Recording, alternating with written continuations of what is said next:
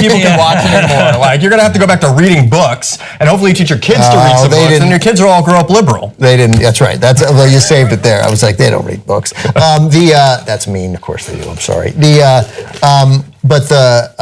Well, for bigots, you're probably right. But 58,000 people signed that, right? That was the number? 58,000. Saying Disney, no gay character, right? Yeah. 127 million people downloaded the trailer. Exactly. And would sign the opposite. Right. So, exactly. I mean, I got it. It's bad. But it's 127 million to 58,000. It is not close. Belle doesn't know that the Beast would turn back into a human ever. Yeah. So what do you got? What's your problem? So when I watch it, I'm like, well, she knows that he was originally a prince who was a human. No, she shows up at a castle and there's a lion dude who kidnaps her. Oh my God! A follow-up question: what's the sexiest non-human Disney character? Non-human, Aladdin. Non-human. Oh, just because he's a rape. Anyways, Herbie, the love bug. No, the answer is the female squirrel from Sword in the Stone. What? Remember that? No, I didn't realize. You obviously prepared your answer. No. I had that. And if you want to see Breaking Paradigms in a movie, go see Get Out, man. That is a great movie. Everybody, I missed it for our review, but Christy and Alonzo, Matt Atchity, I don't know what the flick, they loved it. Everybody loves it. It's getting great praise. It's clearly inventive and cool. Best episode of Black Mirror yet. I was saying that this weekend I would like to see, I'm not going to see either of them, but I would like to see Get Out and John Wick 2, which is apparently oddly great, and again was told, no, you'll have the greatest weekend ever. Both really? Fantastic, yeah. Jordan Peele of Key and Peele directed. That's right, he directed Get Out. Get Out, crazy. You guys don't get out, you stay right there. We have, thank you guys so much. Thank you. Could never have made that transfer. Where can we meet? Where can we see all you guys? BenMank77 on Twitter. Considering we were talking about how we can fight these things, I'm just going to steer you towards my organization, veterans-stand.org, and find out what you can do. Reach out to us, and we'll figure out what those directions are. That direction might be, hey, you're going to have to call Ryan, but we'll figure out what that is. So Michael is taking a stand with other veterans to save indigenous people. I might say something funny this weekend about Kellyanne Conway on Twitter. So we're both doing our part. If you want to get involved in the resistance and help impeach Trump, then go to AmericansTakeAction.com. Sign up there, click on your state, join the Google group there, and we're kicking his ass every day of the week. So we're having a lot of fun doing it too. Awesome. God bless. And you can watch me on Pop Trigger. You can watch a few messages, and then we'll be back with Hannah. Kenny Hamilton will be here. I will be here, and Ben and JR. So whole panel ready for you after the break. See ya.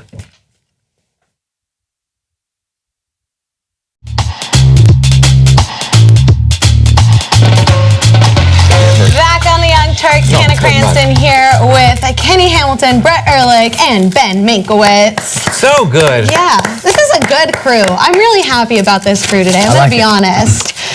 We have a really fun show for you guys today. We have some good news from Yelp and some things that they're doing for bathrooms. I'll tease that way. And then we have a fun story at the end People about go on Yelp for a bathroom? Well, yeah, that's what's going to happen. Yeah. Glad you did the reading. He's very prepared for this hour. And then there's a cool story at the end about how a site is implementing quizzes on their articles so that people can't troll. So there are going to be quizzes? You didn't do the reading. But first we have sort of a serious story, so let's jump right into that. A former Intercept reporter has been arrested after making 8 bomb threats on Jewish institutions. Now, Juan Thompson was arrested in St. Louis on 1 count of cyberstalking since he allegedly made these threats to harass a former girlfriend.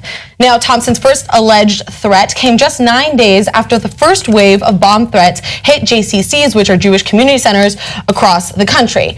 Now, there has been a 95% increase in anti-Semitic threats and crimes this year so far compared to last year, which as of Friday add up to at least 103 at 77 Jewish community centers and 9 Jewish schools.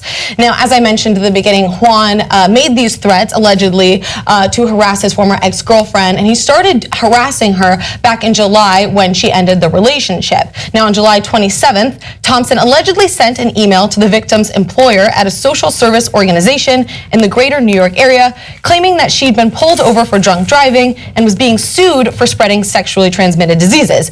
He also sent other emails to her employer saying that she was in possession of child pornography and things like that. But then at the beginning of this year, he started with the bomb threats. He made 8 bomb threats to Jewish institutions over the course of a month. Sometimes he'd make threats in his own name. Other times he'd make them in the victim's name and then claim that she was trying to frame him. Again, these are all the allegations from allegations by the FBI. Yes, Okay. yes, allegations. Now, according to the FBI, like you said, he sent the first threat via email to the Jewish History Museum. He also allegedly threatened a Jewish school in Manhattan, another Jewish school in Farmington Hills, Michigan, a JCC in Manhattan, a JCC in San Diego, and a bunch of other institutions. Now, he is saying that he sent an email to the American Defense League saying that the woman, the victim in this situation, is behind the bomb threats against Jews and that she lives in New York City and is making more bomb threats tomorrow. On February 24th, he also posted a very bizarre Twitter rant about her, and so I want to read you a few excerpts from that. Now, the first one, he says, 2 years ago, after swearing off white women, I started dating one named Francesca. She seemed like a cool Brooklyn white radical. Sure. He then goes on, we broke up after someone showed me the light, and since then, she stalked and harassed me, threatened to have me killed, and said she was going to make me a prison statistic, and looked forward to me being raped in prison. I don't know why rape is in quotes. Yes. She, though I can't prove it, even sent a bomb threat in my name to a Jewish center, which was odd given her anti-Semitic comments. So he sent this on February 24th. He has now been arrested Consistent with this week. anti-Semitic comments. Yeah, so that was a weird sort of contrast there. Now, this is the first arrest made in connection with a lot of the bomb threats that have been put on Jewish institutions around the country.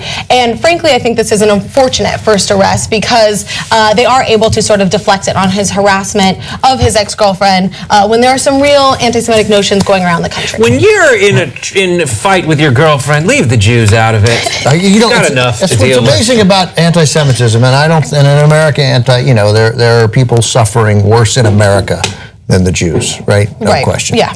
But man, do we get pulled in to every racist crackpot in the world? Like you get you're like, I mean, in prison, you'd be like the Wajenko and I always talk about, the white supremacists. They'll be railing on the black guys in prison and the Muslims in prison and the Latinos in prison. And they'll be like, and of course, don't forget the Jews. But like, why are you against us? Hate the people you hate. There's fewer Jews in prison because we have better lawyers. Yeah, good point.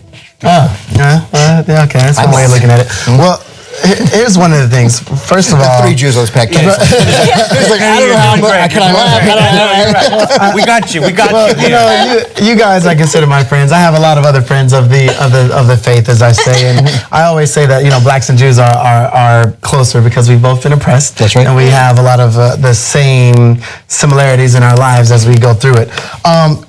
There's two sides to this. One, you got a guy who's an idiot. He went to Williamsburg, thought he could get somebody that's different, and that Williamsburg is a section of Brooklyn, for those who may not know, who there is kind of known for the radicals or whatever he's looking for. He was fired for lying. So his reputation right now is already suspect. In a sense of, I'm not sure if I can believe what you're saying, Juan. First of all, I don't know if he's Spanish or not, so I'm not going to talk about the Juan part in his name. But let's just get down to what the FBI said. And since the FBI has said that they have these that they've proven that stuff has been linked to him. Yeah. On another side, it's not hard for me to frame somebody if I'm smart enough or have the people that can, link the IP addresses to that. But I feel like the FBI would have already found that part out. Yeah. So now he's trying to go back and save himself, saying that, she was doing this, she was sitting in these threats, she was going around, gave me herpes, and although I can't prove it, she's sending a bomb threat to my name. Like, no, there's guys out here that do stupid stuff like that. that stalk their ex-girls, that go through, if I can't have you, nobody can type of deal, and they go, calling her job and stuff. That's a punk way of going out, and I believe that he probably would have done stuff like that.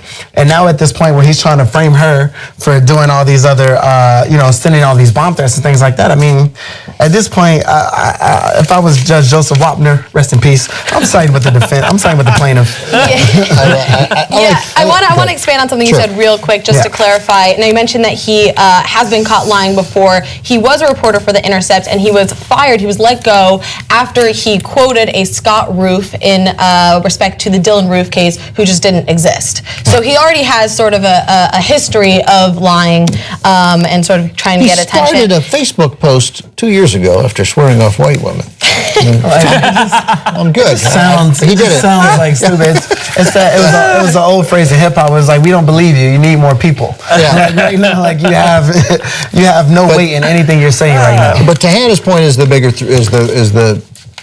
point is that that there will be those people who want to point out that the Trump administration has not sort of unleashed the devil by creating an atmosphere where people who want to single out blacks or Jews or Latinos or Muslims now feel emboldened and free to do it. And we saw that in what has been apparently a significant uptick of bomb threats against Jewish community centers and Jewish places of worship.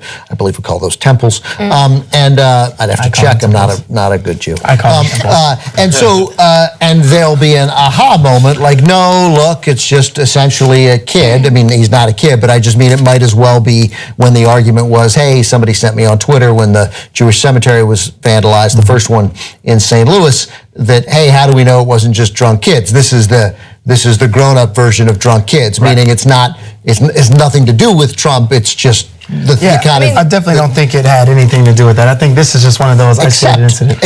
Except for the fact that, again, because there had already been an increase, it started beforehand. So he's like, well, I'll hop on this bandwagon. That's what I think. That's what I think. I mean, I agree with you, right? So I think because there is this uptick in anti-Semitism, because people do feel like they can kind of come out of the woodwork and express these beliefs, we have seen it with these bomb threats. Most recently, we've seen it with swastikas following November 8th and things like that, that people are doing this more and people feel more accepted in doing so. And it's so unfortunate that there were so many bomb threats. Then he felt like he could jump on the bandwagon and blame it on his ex-girlfriend, and that would be a threat or something like that, a way to harass her that would be believable. And so that's like, I think, the real unfortunate part. And a lot of Trump supporters who have already said that these are false statements and it's really just liberals who are, making these to make Trump supporters sound bad and whatever it may be, this sort of gives credence to that, which is really unfortunate. I really think maybe Juan was a part of the Obama administration, and this is a way good of point. coming at the Trump administration. I like the way you're thinking. I like the way you're thinking. Yeah. So anyway, he seems like a catch. Yeah, sounds like a really great couple. Yeah. What time's dinner tonight? Now he's only getting charged on one count of cyber stalking. I feel like if you make a bomb threat, well, those are if they can prove it, those are coming. Yeah, they're coming back. Yeah. But guys, what time's dinner tonight? I don't know, but it's 4:20 right now. Okay. All right, moving on. On Tuesday, ICE arrested Romulo Avilica Gonzalez, an undocumented man with 4 U.S.-born children, while he was on his way to drop his daughters off at school. Now, one of his daughters has reported that her father was very scared when he was being pulled over, so she started filming the event as ICE enforcers arrested the man and took him away. Take a look.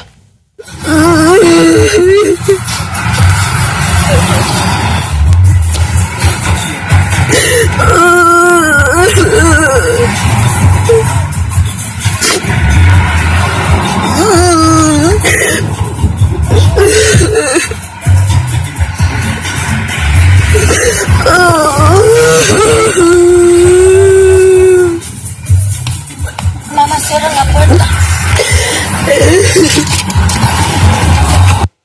So obviously that is an extremely heart-wrenching video to watch. Now, Avalika Gonzalez, who has been in the U.S. for more than 20 years, dropped off his 12-year-old daughter and was on his way to drop off his 13-year-old child when immigration officials detained him a block from his daughter's school in Los Angeles. Avalika said the immigration officers had been following him in a car since he left the house that morning. Now, it's being reported that Avalika Gonzalez has 2 prior convictions, a DUI that is nearly a decade old, and a conviction from 20 years ago when he bought a car that had a registration sticker on it that did not belong to the car. Also, it appears as though he had an outstanding order of removal that dates back to 2014. Now, the National Day Labor Organizing Network mobilized to make calls to ICE officials to halt Avalika Gonzalez's deportation, and according to them, Avalika Gonzalez was granted a temporary stay on Tuesday night, but he remains in detention. So he'd been arrested. Oh, I see it. There it is. So Yes. the DUI, a decade old. Right. And he bought a car with a poor registration sticker, and so they asked for his removal back in 2014.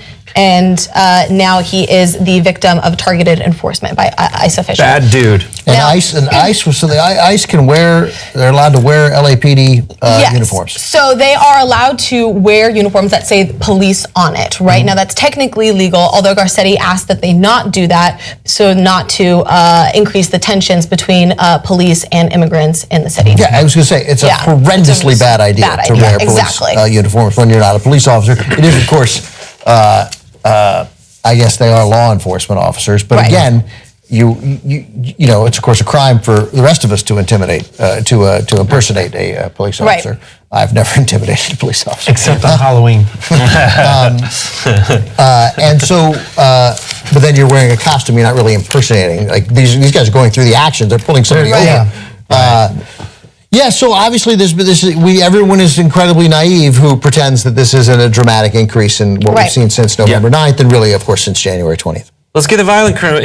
I'm fine with violent criminal arrest and deportation, especially because that's what you said was going to happen. Like this is go after the bad dudes, not the guy who had a DUI and like didn't do his paperwork right on the purchase of his vehicle. Well, we got to get him now. We got to get him quick before he does something really terrible, like tear the tag off a mattress. Yeah, or take his daughters to school on Wednesday also, and then Thursday, and then Friday, That's and the then thing. next Yeah. week. And the more you see individual instances like this, the more you realize what everybody's talking about on the side of let's do this practically and try to, if you're going to go after people who are illegally, go after the people that make sense to target. Don't use this new program that Trump had unveiled during the joint session of Congress, his voice program, where it just seems so obvious to me that he's going to use this to disproportionately use the struggles of people who have actually experienced violence at the hands of undocumented immigrants, to use that to justify arresting grandparents outside hospitals.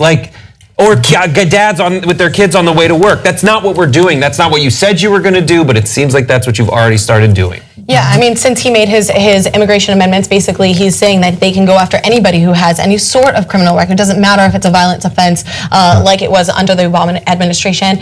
And, as we covered before, it's these cases of these seemingly innocuous people who are just trying to live their life, take their freaking kids to school, and then they're getting arrested in this horrendous and heart-wrenching video that is just going to, I hope it angers people, and I hope it gets people to get active. And so in that way, I think because it is so egregious, hopefully it gets people mobilized. But do you feel like this is a scare tactic of sorts? Yeah. At this point, with what they're doing, they're going to get anybody that they can to say we're cleaning up the streets of all the bad people, of all the rapists, the murderers, the robbers, and the killers. And this is their way of getting the dads dropping their kids off to school and the ones being the example. I don't know, it didn't say his age, but a lot of these convictions. How old? He's 48. Yeah, so these convictions Spent were half his life in the U.S. Exactly, and some of this stuff is when he was younger. I'm pretty sure when he got that car that he didn't know who was selling him the car. He just needed transportation, and as we've all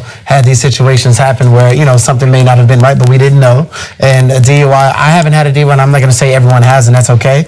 But he's done a lot of things in his past, and his record's been clean. And this is where it's that gray area. But then again, I asked the question, why hasn't he become a citizen since then?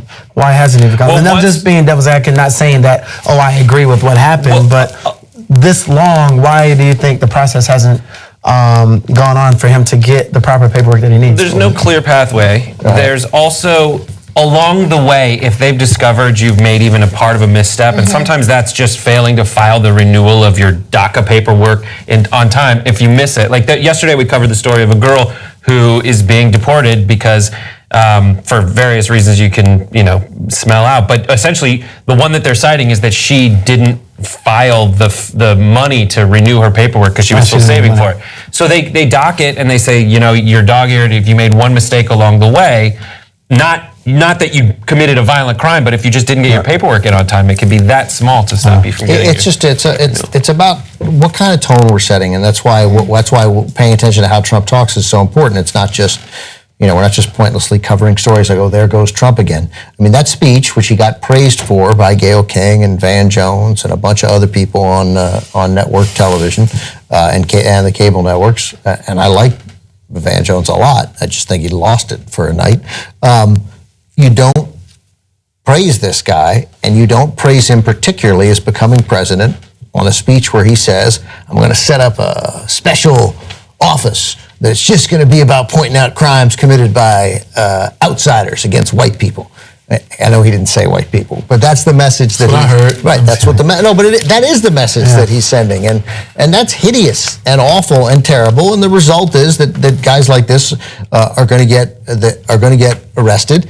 And look, he had a DUI and he's here illegally, so he's not going to win. The odds are he's not going to win. And he's got 4 kids, and he's going to get sent back to Mexico, and he's going to maybe risk it again to try and figure out some dangerous way to come across to be with his children, or them, all those kids who are U.S. citizens, have got to leave the country to go be with their dad. Yeah. And that is not a decision that we ought to be making. I'm sorry, I know I've been going. Can I say one thing? It's sort of a... No, sorry, your time's up. The buzzer sounded. Damn it. Look, I think I said this on Old School. I don't know where. But like, ICE. If you're a law enforcement agency, you don't get to have a cool name. You're not a band, right? You have a serious job to do, and these are people's lives at stake, and you know this is part of it. Like, ICE, man. We did Immigration and Customs Enforcement. How about this? Immigration and Customs Agency. That's the name. ICA, ICM, an ICA agent. That's the name. FBI. That's not. You don't get to be cool and wear cool jackets and then mess people's lives up because you feel emboldened and powerful and jacked up. So I hate it. I hate ICE. I hate their name. I always hated their name. You don't get to be cool, and being a cop is cool enough. You don't also get to have a badass name like you're in a band. Okay. Good point. I think, you know what? I think it is a good point. I think it is a good point. I think it's awesome because they're like, the Iceman coming. Right. Hey, now get on the floor, abuela. All right. Get on the floor. Nice, Abuela. like that. That was good. Okay, moving on. Texas GOP lawmakers have introduced a bill that will effectively grant doctors the right to lie to women about their pregnancies and potentially prevent them from going through an abortion. Now, Texas Senate Bill 25, also known as the Wrongful Births Bill, has made its way to the Texas Senate floor and would prevent lawsuits against doctors if a baby is born with a disability. Now, the Texas Senate Committee on State Affairs passed the bill, which would legislate how much information a woman is allowed to receive about her own pregnancy. Now, I want to just emphasize that. This is going to legislate how much information a woman is allowed to receive about her own pregnancy, okay? Now, the bill's author, Republican Senator Brandon Creighton, argued that wrongful birth lawsuits could motivate doctors to encourage abortion in order to avoid the possibility of legal action. Now, this basically goes to protect doctors so that if a severely disabled child is born, that the parents cannot sue the doctor for not providing enough information about the child's disability so that the parents could potentially end the pregnancy if that's a decision that they decided to make. Now, obviously, according to some lawyers in the Texas area who have been practicing medical malpractice, they say that this sort of case has never really come into courts, but that doesn't stop these sort of lawmakers from trying to enact this anti-abortion legislation. They're such liars. They're such liars. I still don't understand why it matters why other people are so engulfed in thinking or trying to think for a person. Like, that's a woman's body is a woman's body. They make the decisions of what they want for their body. What law, what legality, what, senator, whoever, political pundit, whoever has the audacity to really care or tell a person what they can do for their body. I agree with I still can't fathom. I can't even come to the words to say because it pisses me off so much. Like, that's your decision. No. Like, that's why do I have any say in that? I don't get that. Right, I agree with you, and we see this time and time again with lawmakers who are trying to control women's bodies, trying to control women's choice. I think it even becomes more egregious when you jump into the fact that you're bringing doctors into the situations where you allow doctors who are supposed to be caring for the health of these women and to put them first and make them a priority, and you're saying, okay, now you have, depending on your opinion or your religious beliefs or whatever, you can withhold information from a woman about her own body and about the child she is carrying in her body. I mean, that is absurd, it is disgusting, and it is frightening. Well, first of all, I disagree with Kenny a little bit because I do understand it. Like, I mean, if you think it's murder, then I get it. I get where I disagree with it, and I think that we got to do all we can. We got to fight harder to protect the woman's right to choose the course of treatment for her own body. But if you think it's murder, I get that you'd be opposed to it and you'd fight that law, right? Right. Mm-hmm. But these laws, because the Supreme Court has made it clear that you can't do that, so all of these laws are nitpicking it and making it essentially impossible in some cases for women to have an abortion by requiring the, size of the hallways, by the tree, all these things that make it so there are women all over this country now who have to go hundreds, if not some, I'm sure, maybe even 1,000 miles just to get a legal abortion. But when we were talking about health care in this country, one of the Republican conservatives, those people many of whom are on the anti-choice side, they argued that the health care is between a patient and their doctor. And the government should not get involved in that. And now, it's okay, the government is getting so involved in it, but they're allowing the doctor to simply lie and mislead a patient, which strikes me as something that the AMA, which requires the doctors sign the Hippocratic Oath, first do no harm, well, lying to them, I think, constitutes harm. Not to mention the intense hypocrisy when juxtaposed to the laws about the kind of information that they force on, patients. All those laws that say, I'm not going to tell you what's wrong with your baby or anything, but before you have an abortion, I'm going to make you watch its heartbeat. I'm going to make you do all this stuff that makes it less likely that you'll have an abortion. It's absolutely insane. Yeah, I agree with you, and I want to expand on that. So as of January 1st, 2017, there are a bunch of anti-abortion laws that are in place in Texas. So I want to mention some of them to you. The first one being that if you want to go through an abortion, you have to get a state-directed counselor that is basically designed to discourage you from getting an abortion. And then you have to wait for 24 hours after that counseling session before you can have the procedure. There's also, like you were mentioning about the heartbeat and stuff like that, women are forced to undergo an ultrasound before obtaining an abortion, and the provider must show and describe the image to the woman, which is just like, you got to wait 24 hours. So in that 24 hours, go buy a gun that day. Just take it home with you. Yeah. No waiting period. No, it's a good point. It's so very cut and dry to me that, like, regardless of your point on, I get it. I think people can very easily think that it's murder, but still stop and say, no, the law is that. That's right. And I can't do that. I agree with both. So they're nitpicking little piece by piece by piece by piece of what they think they can get away with. This strikes me as a law that is inconceivable that they can get away with this. But a lot of the conservatives and the GOP that are passing these laws and that want these laws to go to pass are the ones that don't adopt. They're the ones that don't, do the other measures that would help prevent people from having these abortions. Yeah, it's big government. It's forcing government down your throat. It's riddled with hypocrisy. Riddled with hypocrisy on 4 or 5 levels. Yeah, it's ill-conceived. I see what you did there. All right, guys, we're going to take a break, and we'll be back soon. All right, back on the Young Turks. Hannah here with Kenny, Brett, and Ben. Going to go over to some TYT live tweets. Regina Daniels says, the live show makes me forget about the stresses of the day. Love you guys. Oh, love you too. Great, we just talked about abortion. Right. The live show totally stresses me out, Regina. Darkolotomatis, I think I said that right. They say they think it's a scare tactic, but in that they want to scare people to flee the U.S., which is an interesting point. I agree with that too. And then on the abortion aspect, the abortion story, Gabby says this has nothing to do with protecting lives and everything to do with controlling women and coercing us to do everything on men's terms. Yes. Yep. Yes, girl. I think they just think that, I mean, I went to Catholic school and I heard a lot of it, and I think they just think that abortion is murder. I thought you were Jewish. Yeah, but you can still go to whatever school you want. School choice. You're a Jew, right? I'm Jewish. That's great that you had the choice to make a decision over your own body to go to the school that you wanted. But when That's they told amazing, me, Brett. They told me to Wow. choose not to have an abortion.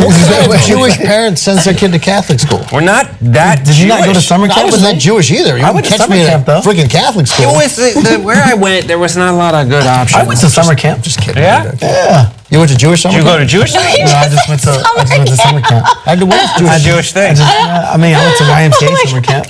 Really? Decatur, Georgia. Yeah. Decatur? Yeah. That's where my dad's from. Really? Yeah, they had. Probably not my side though. They ran. I can They guarantee ran you a that. grocery store, and my grandma always used to tell me it was like they had on the same sign, no blacks, no Jews, no dogs. It was just the sign they had on the outside of wherever you'd go. It was like, keep those people away. So we would, my grandparents would like, it was like the thing that they ran. It was like for the blacks, the Jews, and the Right. Sounds like a party. Yeah. Who's having it's Shabbat tonight, right? Who's having dinner?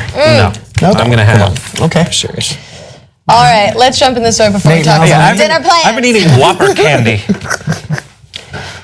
Just 1 week after Trump removed protections for transgender students in public schools, Yelp has announced that they are implementing a new tool on their platform that will allow users to find gender-neutral bathrooms in their area. Now, there are some other third-party apps like Refuge Restrooms that allow transgender members to find bathrooms that are safe and accessible for all genders. But this is the first time that an app that is so widely used like Yelp is implementing such a feature. Now, the company released a statement on their blog saying that Yelp will collect this information from users and business owners in 2 ways. We will begin asking users who check into or review businesses like restaurants and retail shops if those establishments offer restrooms that are gender neutral. Additionally, business owners can edit the gender neutral restrooms attributed for their business user accounts. So this is a really great move, obviously, in the wake of Trump removing those protections for a lot of transgender people who often will not drink water. They will dehydrate themselves on purpose to avoid these sorts of issues, and who will often hold their urine for long periods of times. They have a really high risk of getting UTIs and things like that. So this is a really great move by Yelp that is offering this feature for their members, and I applaud them for doing so. I don't know whether you've noticed, but at least here in LA, just in the last 4 months, I'm making that time period up. It might be 4 weeks, but I mean now 3 of the last 5 restaurants I've gone to have gender neutral bathrooms. Like all of a sudden, just there's 2 bathrooms and they just say restroom. Cleaner? Are they cleaner? Now they're gender neutral? Because women have to go in them? Right. 'cause there's only boys' rooms are gross. Right, there's only an upside for us for them doing this is that the bathrooms will perhaps be cleaner. But I don't know. I'm just that is I have no data to back it up, but observationally, I would say that has started to happen here. That restaurants are just taking away the idea of men and women, and you can go into either bathroom. I think that's the solution. And it's Well, cool. yeah. I You love, can do it at people's houses. I'm not over at your house. Well, if you've never invited me over, but I wouldn't do that. But I mean, I don't think you'd be like, I don't say, "Where's the men's room?" when I'm at your house. Yeah, exactly. Yeah.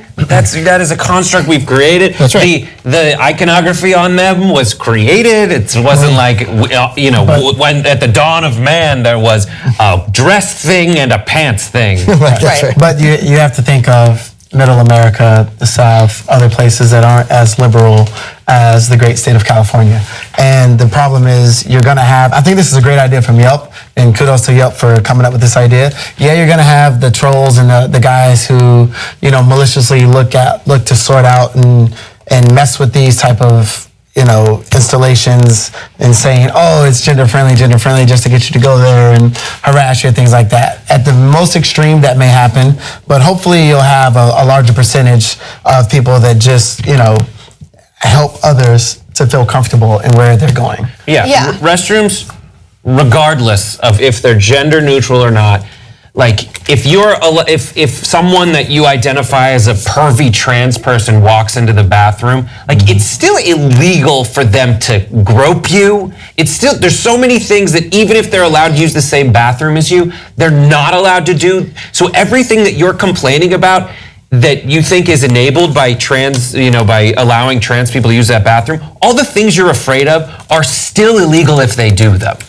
If they touch you. Otherwise, what? I mean, I don't know how many times I'm washing my hands and people are looking at my genitals. Like, that's no, it doesn't happen. And so much of those stories and the fears about that are just made up, right? I think that is fake news, frankly. But I think the bigger issue here is that all of these religious people and Republicans who want to act against these sorts of access for transgender people pretend that they're pro-life. But apparently that doesn't extend to after a child is born. Right. Trans students have a 50% rate of attempted suicide. And that is compared to a 4.6% compared to the general public. That is astonishing. That is terrifying. And that comes from having an increased rate of having anxiety and depressive disorders for not feeling accepted and welcomed in your communities. So doing a bathroom, having a gender neutral bathroom, it could be a single bathroom, it could be whatever bathroom, it doesn't really matter. That saves lives. And so if that's going to be your platform to be pro-life, this is a move that you want to take. Did you guys see the Independent Spirit Awards? The afternoon before the Oscars, the Saturday afternoon. Got a season pass. I always have it recorded. Anyway, it's a good show, and they give it to a bunch of independent movies, of which some are also Oscar nominated. The Manchester by the Sea, independent. But John Mulaney and Nick Kroll hosted it, and their 9.5 minutes to open the show is just simply worth watching. They crushed it. They were fantastic. But among the things that was said about Trump's order was because, as you said, referencing the people who might come in to take advantage of this, the odds of people who get abused in public bathrooms are transgender people. Transgender people aren't doing the abusing. So it's that is fake news. This has been completely turned around by the right. But those guys just pointed out, they're doing their opening, and they're like, Trump issued this executive order, and they were like, thank God. Because transgender children have just had it too good for too long. And it's absurd that we are talking about it in the context of protecting us from dangerous transgender people when it's the other way around. And just go meet one. Just go talk to someone. That's the thing is, yes, it's terrifying because of everything that you're thinking right now. You're trapped in your own mind and in your own preconceived notions, which are wrong. It's okay to admit that you're wrong. Go meet one. Go watch a video that's like trans man uses bathroom. And it's someone who, when you look at them, looks like a dude with a beard. And then you have to reevaluate whether you think that it's inappropriate for that person with a beard to walk into a men's room. Just get over it. Yeah, I mean, I think for a lot of people, they'll be flippant about it and think, oh, it's just a bathroom, it's not a big deal or something like that. But I think a lot of these laws come into play, and I think we need to give them more weight than we do. Like, even with the passing of gay marriage, we've seen a huge reduction in attempted suicide in the LGBTQ community because these people are feeling more accepted and more loved by their communities, and that makes a big difference. And that's a matter of life and death. And I do think that we need to be more aware and more cognizant of this kind of legislation. I wish there was an app where I could go rate Yelp. Interesting. Yeah. 5 and stars. I would give them 5 stars. Oh, yes. That's great. There's I want to enough see for like everything. even there's all these. Then I want to see the day when everything's so equal that everyone is just reviewing these bathrooms on how clean they are, not whether they're That is the America I want to live in. complaining about not enough toilet paper. By the way, I went to there was a Norm's restaurant here in LA. This is important, Hannah. How about Tell me more, Ben. On the west side, and it was the most disgusting bathroom I've ever gone into. I went in. Come on, don't do it to them. That's mean. No, it was 2004. I've never gone to a Norm since then. I mean, it's not fair. It was just one time, one bathroom. It's now the whole restaurant is closed down. Right. And I drove past and I saw it closed down. I was like, victory. It's a small. Way to wait him out. What an unconventional war of attrition between 12 you and Norm. 12 years later, and I'm the big winner. Yeah, all right. Tell me that wasn't worth it. Yeah, big winner. Now we're going to move to Big Bang Theory. So, an incredible gesture of solidarity, the 5 main cast members of The Big Bang Theory have decided to give themselves a pay cut so that their 2 female co-cast members could have a pay increase. Now, Jim Parsons, Johnny Galecki, Kaylee Cuoco, Kanal Nayar, and Simon Helberg all reportedly make about $1 million an episode, and they are now saying that they are going to take a pay cut of about $100,000 so that their cast members, Mayim Bialik and Melissa Rauch, could have a pay increase. Now, both actresses are making about $200,000 per episode right now. The poorhouse. Now, if Bialik and Rauch split the $500,000 from their co-stars, both would rise to nearly $450,000 an episode, or more than $21 million for the 2-year, 48-episode deal. Now, I think this is an incredible move by these cast members. It's similar to the move that the Friends cast members made, where they all stayed in solidarity to make sure that there was parity for equal work and equal pay. But it is kind of, I think there's 2 absurd facts about it. I think the first being that they're making $1 million an episode. I think that's ridiculous. And then I think the second absurd fact about it is that they have to take a pay cut so that their cast members can get a pay increase, right? I understand that Ben, maybe you can do a little bit better job explaining this about like the rules of syndication and the way that the show is still making money now. But it's kind of silly that they don't just increase the other cast members' salaries. You want to go ahead? Well, I mean,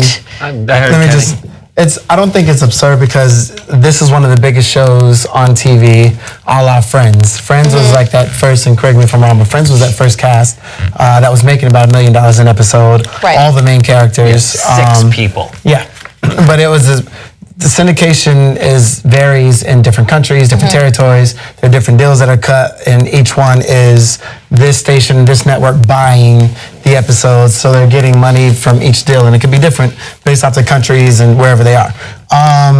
Mayim Bialik, which I still love from Blossom. In my opinion, nation, the zone is gone. And Melissa Rauch, they've been integral parts in the storyline, and I don't even look at them as co-stars. I actually look at them as the main stars. However, they aren't as popular as the main 3. They weren't there. Were they there at the beginning? They weren't the original 5 season 3. cast members. Right, so they came later.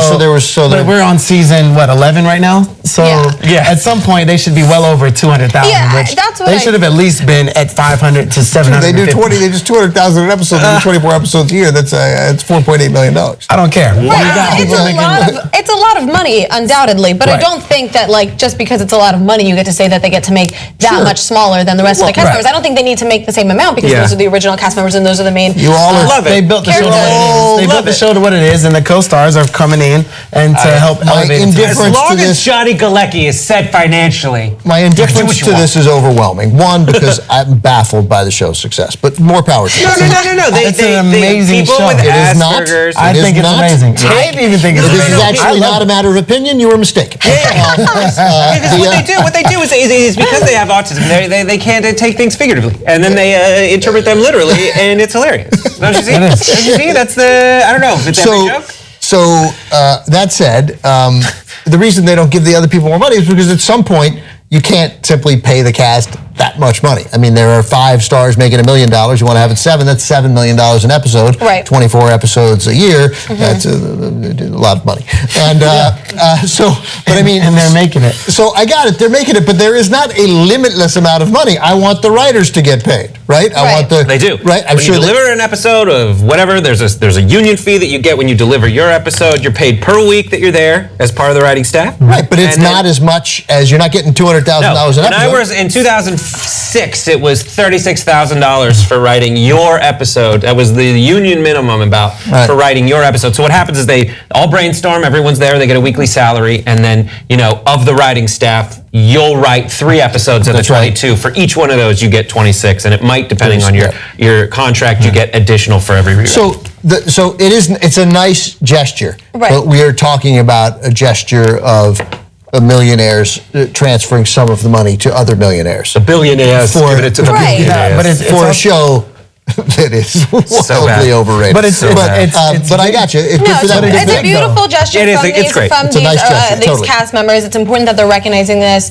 and I think it communicates to whoever's in charge of deciding these salaries that they're willing to do this, and that they're the importance in this. Right. I think it's good because it sets a tone in Hollywood as Right. well to start. Exactly. Yeah, and the dialogue has been there, but now we're starting of a critically acclaimed, very awarded show.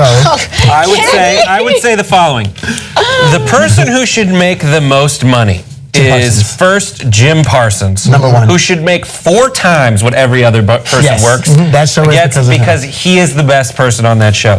Johnny Galecki Bazinga. should be way back in the back just because he's not doing a very good job. I think that Kunal does a great job, and Kaylee does a terrible job, and Simon does a great job. Mayim Bialik, she's Blossom. She's infallible. But I think the truth like is, it. I like it. I like this story because frequently you'll see a bunch of math that says like this person was in the same movie as that person and didn't get paid as much. Right. Well, in Hollywood, there's leading people, and then there's the ones who are the support, and the support people shouldn't get paid as much as the leading folks. I think we should do everything we can to make sure that as many talented actors as possible get a shot at that leading part. But I agree that at this point in the life of The Big Bang Theory, they're all equally responsible, except Johnny Galecki, for the success of that show. I don't know why. I want to like him, but I just don't. Here's the thing. What if it was equated to sports? Jim Parsons is the LeBron James of this team. Yeah. And LeBron is paid the way LeBron is paid. Everyone else is not on LeBron's level, so they're not paid at LeBron's level. So what if we did it that way then? But this is Or do you the hate equivalent. Cleveland too? This is the equivalent of them all taking a pay cut to play together. Okay, So but it's a sign- it yeah, doesn't it matter is, the it is. characters that you like or if you think they're a good actor or not. Like it depends on the contributions that they're making to the show. just and get if a they're vote? making I more really like contributions, Kaylee they should be Cuoco. paid accordingly. I mean, I think it's very simple. I haven't seen. I've only seen the first few seasons, and then again a later season. So I didn't see the whole arc. I know she was misused in the first few seasons, and it was a crime. Yeah. Okay. Can we just agree that Johnny Galecki's terrible on that show? Okay. All right. Hey, We can agree. he dated, what was Roseanne's daughter's name? Sarah. Ready No, for let's do DJ. the DJ. DJ. Oh, Was it no, DJ? it was Darlene. Darlene. Sorry. All right, let's move on to the last story of the night. I felt like that was the last story. You stop it. All right.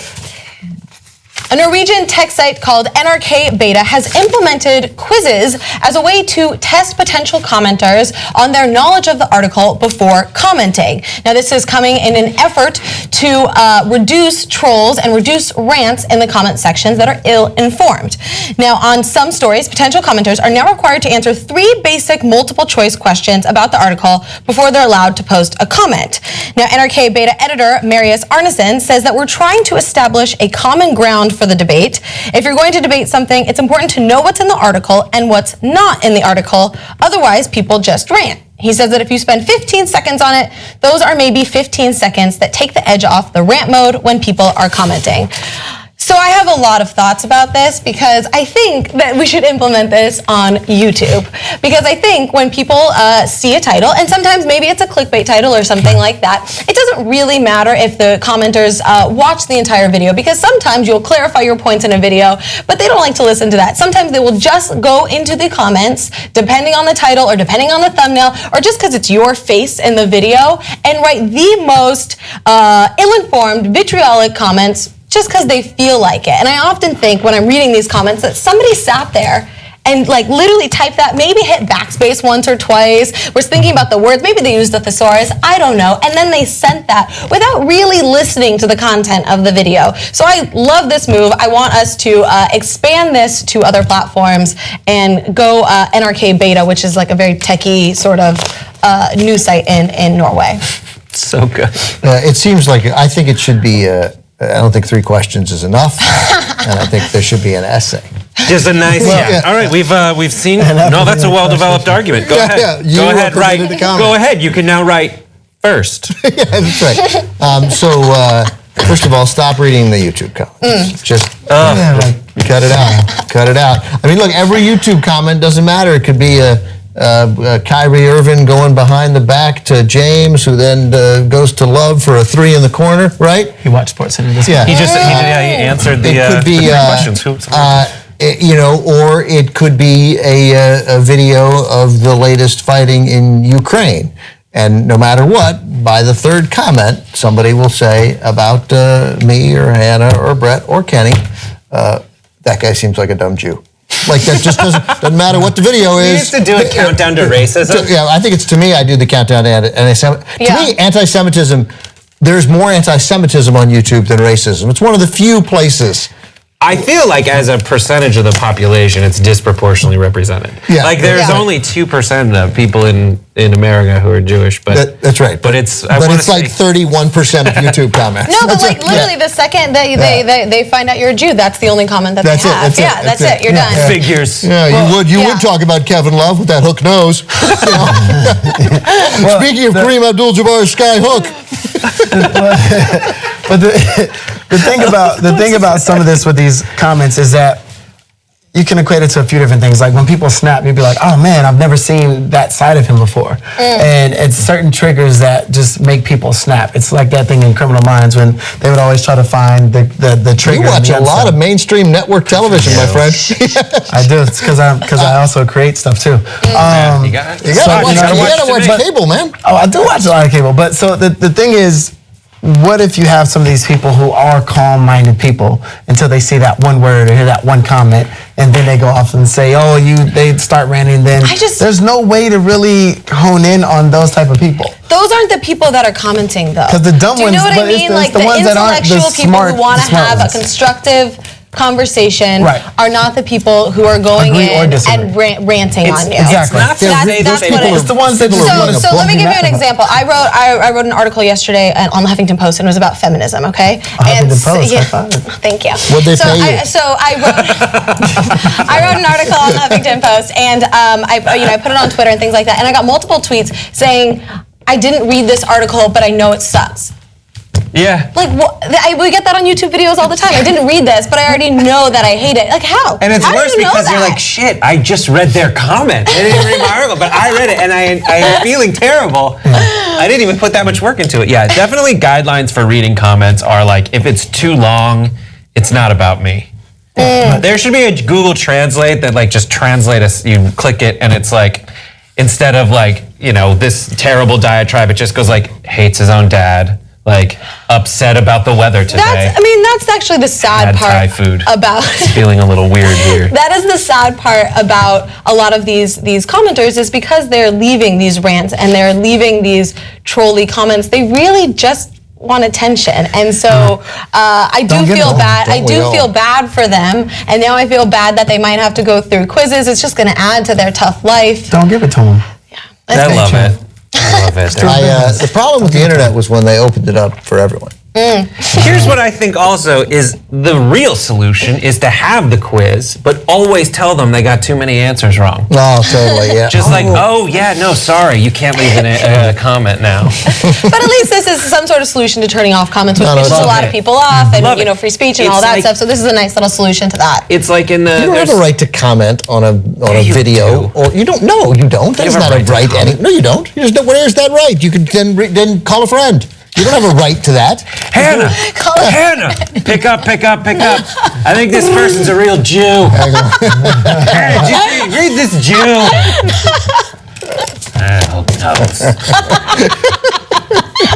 just texting. Oh my God. All right. I think that is all for tonight. Thank you guys for tuning in. Have an awesome weekend, and we'll see you soon. Stay post game. There's yet another Disney live-action movie coming up. Hold your groans, it might be good. Right now they are casting for Aladdin, and who won't be starring in it is Jake Gyllenhaal as the Prince of Persia, because in the casting notice they have made it clear that this is a nationwide search, that they are looking for the lead characters to be Middle Eastern. So I would assume Aladdin and Jasmine, and as an extension, the rest of Agrabah. And the actors need to be 18 to 25, meaning I cannot fan cast this at all. So what we're looking at could be potentially good. This is what happened when they cast Auli'i Cravalho as Moana, and you may remember her stellar performance at the Oscars. If you did not watch Moana yourself, I recommend you watch Moana yourself.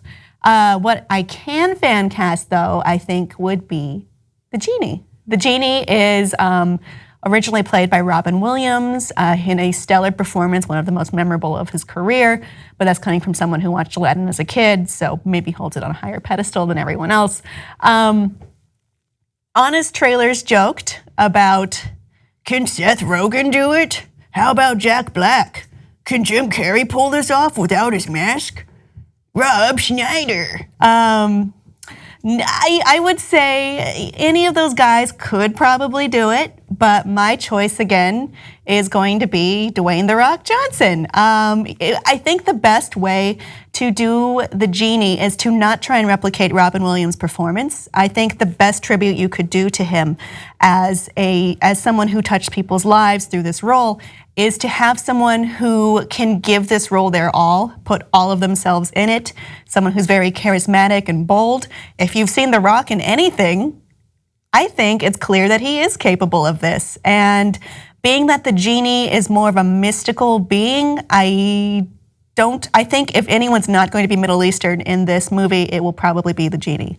However, I don't know how this will go. I do know that when they cast people as the genie in the Aladdin show at Disney's California Adventure and other stage performances, they gave specific instructions not to replicate Robin Williams and to make it your own.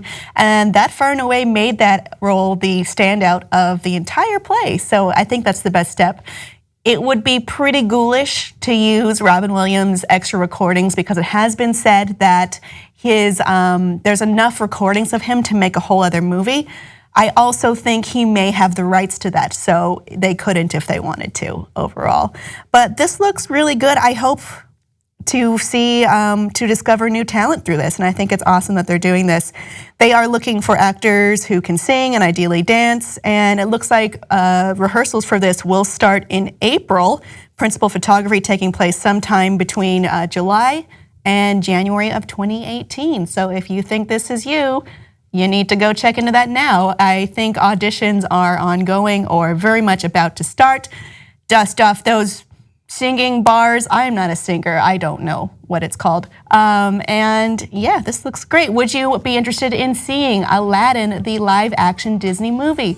Please let us know below in the comments, and please like and subscribe for more. It's spring, so that means it's time for more gross Oreo flavors, but this year's gross Oreo flavor comes with an extra issue that is sticking around for a long time with the people who are eating them. So we've seen other flavors like Swedish Fish, Fruit Punch, Banana Split, Triple Double Neapolitan Crunch. I don't remember the name, but you can look it up. It's close to that. 3 layers, too many flavors. This year we have Peeps Oreos. Peeps being the marshmallow chicks and bunnies that come out every Easter and now also every other holiday for some reason. So people are eating these, but they are posting their issues about them. One in particular, food blogger Junk Food Guy, gave a stern warning saying, "Dude, the cream turned my saliva bright pink. Bright pink! This is sort of horrifying. This is the type of food dye where an hour later, when I went to brush my teeth, it turned my toothbrush pink. What the heck? What the heck?" And then other people were sharing their issues on Twitter. JD says, "The thing that disturbs me most about Peeps Oreos is that I woke up with a tongue the same color as the cream filling. And what's more, it's going beyond the tongue and the toothbrush. It is going to the butts." According to these tweets, Peep Oreos colored their poop pink. Guys, I ate a whole package of Peeps Oreos today and my poop is pink. My roommate ate a whole pack of Oreo Peeps and left a pink stain in the toilet. And at Oreo, the Peeps Oreos made my poop bright pink. And this may remind you of an old Nerd Alert story that happened decades ago when they introduced Frankenberry, in which kids ate the cereal and their poop turned pink and their parents freaked out, brought them to the hospital, and continued to feed them the pink cereal. This is due in part to FD&C Red Number 3. And this is what a communications manager connected to Oreo told BuzzFeed. "Certain foods can temporarily color the tongues and inside of the mouth. This is common with brightly colored products such as ice pops, gelatins, and drink mixes, as well as certain fruits and vegetables. including beets and cranberries. What about poop, Kimberly? And also, no one asked about beets and cranberries. You were just adding that to make it sound like it was more of a natural occurrence to happen. Yeah, it's food dye number 3, which was also related to the pink poop incident of the 1960s and 70s. With the Frankenberry issue, they also had red dyes number 3 and number 2. However, 2 was banned in the US after 1976 because it was tenuously linked to cancer in rats. But number 3, which was in that, is still in use today, and it's still coloring poop pink. So if you have a few hours to kill and don't care about nutrition too much, why don't you try this as an experiment? That sounds like I'm endorsing it. I'm kind of not. Audience, have you ever eaten anything that turned anything on your body a different color than it should be? Let us know below in the comments, and please like and subscribe for more. There's a new trailer for The Little Mermaid, but before you get excited at all, it's not the Disney one with Lin-Manuel Miranda, and it's not the one with Chloe Grace Moretz, which was canceled, or is not happening with her at least. There's another Little Mermaid coming out this summer. Mississippi's always been magic. That part about that mermaid, well, that sure does interest me. There is some magic that is real, and some that is illusion. Let me introduce you to your dreams. The Little Mermaid of the Mississippi! You're the mermaid. I am. How do you have legs? It's a secret. And I hope someone will. Where I come from, we have a fairy tale about a little girl born on land, blessed with the heart of a mermaid. So that was not the Disney version and not really based on the Hans Christian Andersen classic. It seems to be its own thing. Here's the blurb on it. Hailing from Conglomerate Media, it's not a good name, and Kingsway Productions, the film follows a young girl played by Loreto Peralta and her reporter brother, William Mosley, as they travel to a small Mississippi town to meet a woman believed to be a mermaid, Poppy Drayton. This looks not good. I want to give it a chance, but it looks kind of like a combination of Stardust and a Disney Channel original movie from the 90s. And I think it's going to suffer because its name is The Little Mermaid, and it's not what people are hoping or expecting at all when they see something called The Little Mermaid, because it doesn't seem to follow the plot even loosely. And it seems to take its own route that is not something people might be interested in. I wonder if they called it The Little Mermaid hoping people would get confused, like that brand of kids movies that seems to make most of its money. Its business plan is based on confusing people into thinking it was the DreamWorks or Disney version that is very similar to what it is. It is slated for release this summer, and it also stars some real pedigreed actors like Shirley MacLaine and Gina Gershon in the cast as well. You can check it out this summer. Or not. Audience, would you want to check out this movie? And do you think calling it Little Mermaid was a good idea? Let us know below in the comments. And we will come back to you eventually with the Little Mermaid movie news that you probably would rather look at. Aloha! That is from the Tiki Room, not Moana. So, Moana just came out on Blu-ray, DVD, digital home, and I am going to review it for you. It is, I don't really want to review the movie itself because, one, I think I already did that, and two, this is more about whether or not the home edition is worth your trouble/money.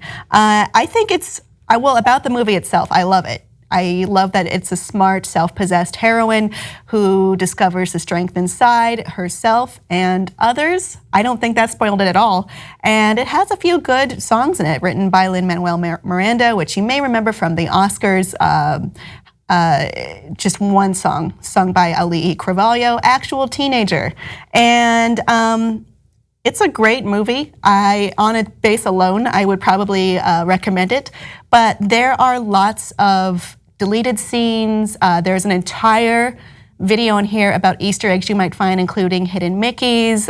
There's many things hidden in there, including the lamp from Aladdin, the carpet from Aladdin, Marshmallow from Frozen, Sven from Frozen, Olaf from Frozen, Flounder from The Little Mermaid. There's a lot of hidden things in here that you might find if you are a Disney fan, such as myself. And there also includes the short film Inner Workings that appeared in the theatrical release, and a new mini movie called Gone Fishing. They call it a mini Maui mini movie. It's about Maui and Moana. It's only a few minutes long. It was probably more fun for kids, personally. But I really liked the the deleted scenes and the deleted songs. There's one called Warrior Face that was intended for Maui and Moana to sing together. It's about putting on like a tough face and scaring people on the outside, which is kind of opposite of the role of the movie or the lesson of the movie. So that song is introed by Lin-Manuel Miranda and sung by one of the stars of Hamilton on this release itself. It's only an animatic, so it's probably not going to be seen anywhere else. There's also an entire plot that you can find in the deleted scenes from early on in the movie that I think would have changed it a lot. And it involves Moana having several brothers and going on a race around a boating race with them in order to accompany their father away from the island. Moana wins, but then it turns out he won't take her and he takes the second place brother. It comes off as really sexist, and I'm glad they took that out of the movie because I think that undermines the lesson in the movie itself about finding your own strength and finding kindness and truth inside. But it's interesting to see how that played out, at least. There's also some deleted scenes from the underworld in which Maui meets a character that he killed in real life and is now there and wants to kill him. So I can see why they got rid of a lot of these scenes. There's also a dropped plot about Moana already starting off as a skilled navigator from her grandmother. But I think that took away from the mysticism of her grandmother and the strength she finds later in the movie and her bond with Maui and their friendship. So overall, the choices they made were the right choices. Sometimes I do say through the deleted scenes in these Disney reviews that they should have kept something. But the only thing I would say they should have kept was no, not even Warrior Face, because the point of it undermines the plot. So good job, Disney, in making all the right choices. There's also a lot of featurettes talking to Dwayne Johnson and Lee Carvalho, how they were both cast. There's early images of what the characters look like. Maui used to be bald and kind of more overweight. I would say right now, people had a problem with the way he looked, saying he looked overweight, but I think he has a flat stomach. He's just a large bodybuilder type guy. So I guess that would have caused more controversy with people not liking the way Maui looks. Overall, it's really fun. I would recommend it if you've already seen Moana in theaters and you liked it a lot. I would recommend it if you have kids and maybe showing someone who hasn't seen it for the first time, but though I think this is really intended for people who are already fans of the movie. And I'm in that subsection, so good for me, I guess. Audience, did you like Moana, and did you want to see more on it based on what you saw at the Oscars? Please let us know below in the comments, and please like and subscribe for more. More celebrity photos. These are private photos that are leaked. This took place on the anniversary of the fappening hacker charges. This time, the victims include Emma Watson and Amanda Seyfried. Seyfried. Now, let me read a couple of responses from Emma Watson as well as Amanda Seyfried's. I think I'm just going to stick to mine. When she in 2008, I had to say Seyfried. Okay, Seyfried. So I have responses from both of their camps. Let's start with Emma Watson. And I apologize for my voice. I lost my voice, okay? So Emma Watson confirmed to the Telegraph, quote, that yes, pictures were stolen, but her rep also clarified that they were not nudes because the rumor initially, right when it came out, was that they had hacked her nudes. So they go on to say the pictures in question are from a clothes fitting Emma had with a stylist a couple of years ago, and that their lawyers are going to take care of it, that this is still an invasion of privacy, whether they're nudes or not. And then also we have from Amanda Seyfried, Now, the website Celeb, I don't even want to say the website's name just in case anybody goes on it, but there's a website out there that posted the photos, and now Amanda Seyfried and her camp are really pissed off and they are suing. So let me read from her lawyer. It says here on gossipcop.com, quote, shortly after the images were released, the site was sent a cease and desist letter from Seyfried's lawyer, who acknowledged in the legal document that several very private photographs of Ms. Seyfried, either in various states of nudity or in intimate moments with her former boyfriend, have been reproduced and posted. And then it continues, these photographs are believed to have been leaked, wrongfully obtained by a third party or parties without Ms. Seyfried's knowledge or consent. And then they go on to say that they're going to sue for a number of different things. Constitute at a minimum copyright infringement, violation of Ms. Seyfried's right of privacy under applicable law, and tortious conduct under state and common law, which Brett educated me earlier means to collect money. Yeah. Tortious, right? So very sad. Before we really quickly go into thoughts, I want to read a piece from Glamour magazine, because we've had the conversations in the past, like, are you complicit if you were to look at these photos? And Glamour says this, quote, this is a good time to remind everyone that private photos should never see the light of day no matter what is captured in it. Even looking at leaked pictures is never okay. It doesn't matter that you didn't do the hacking yourself, and it doesn't matter that you're not paying for the pictures. You have no right to view these images. And then they go on to explain how every click and every download creates a demand for more leaks. We've had this conversation before. We talked about the last hacking. What did you guys, and right now, nobody's claimed responsibility, is that right? As of when we did the show, I checked, and there's not like a specific group, and the last person that claimed responsibility or was caught is in jail. So that's perhaps why you may not hear of anybody claiming responsibility, but hopefully they're caught. Yeah, for the Emma Watson one, it's non-nude, it's fittings. It's just like really boring photos of. Oh, you looked. I looked. I'm glad that you're honest. I looked. Not cool, Brett, but I'm glad you're honest. It's not cool, but they're not like, they're just a sad Emma Watson like wearing a one piece and then wearing like a cute outfit and then turning, and it's just like non-flattering photos, but like she doesn't look bad, but they're not like artistically well done photos. It's just, you literally see in the reflection like the like fitting person being like, all right, next, all right, next.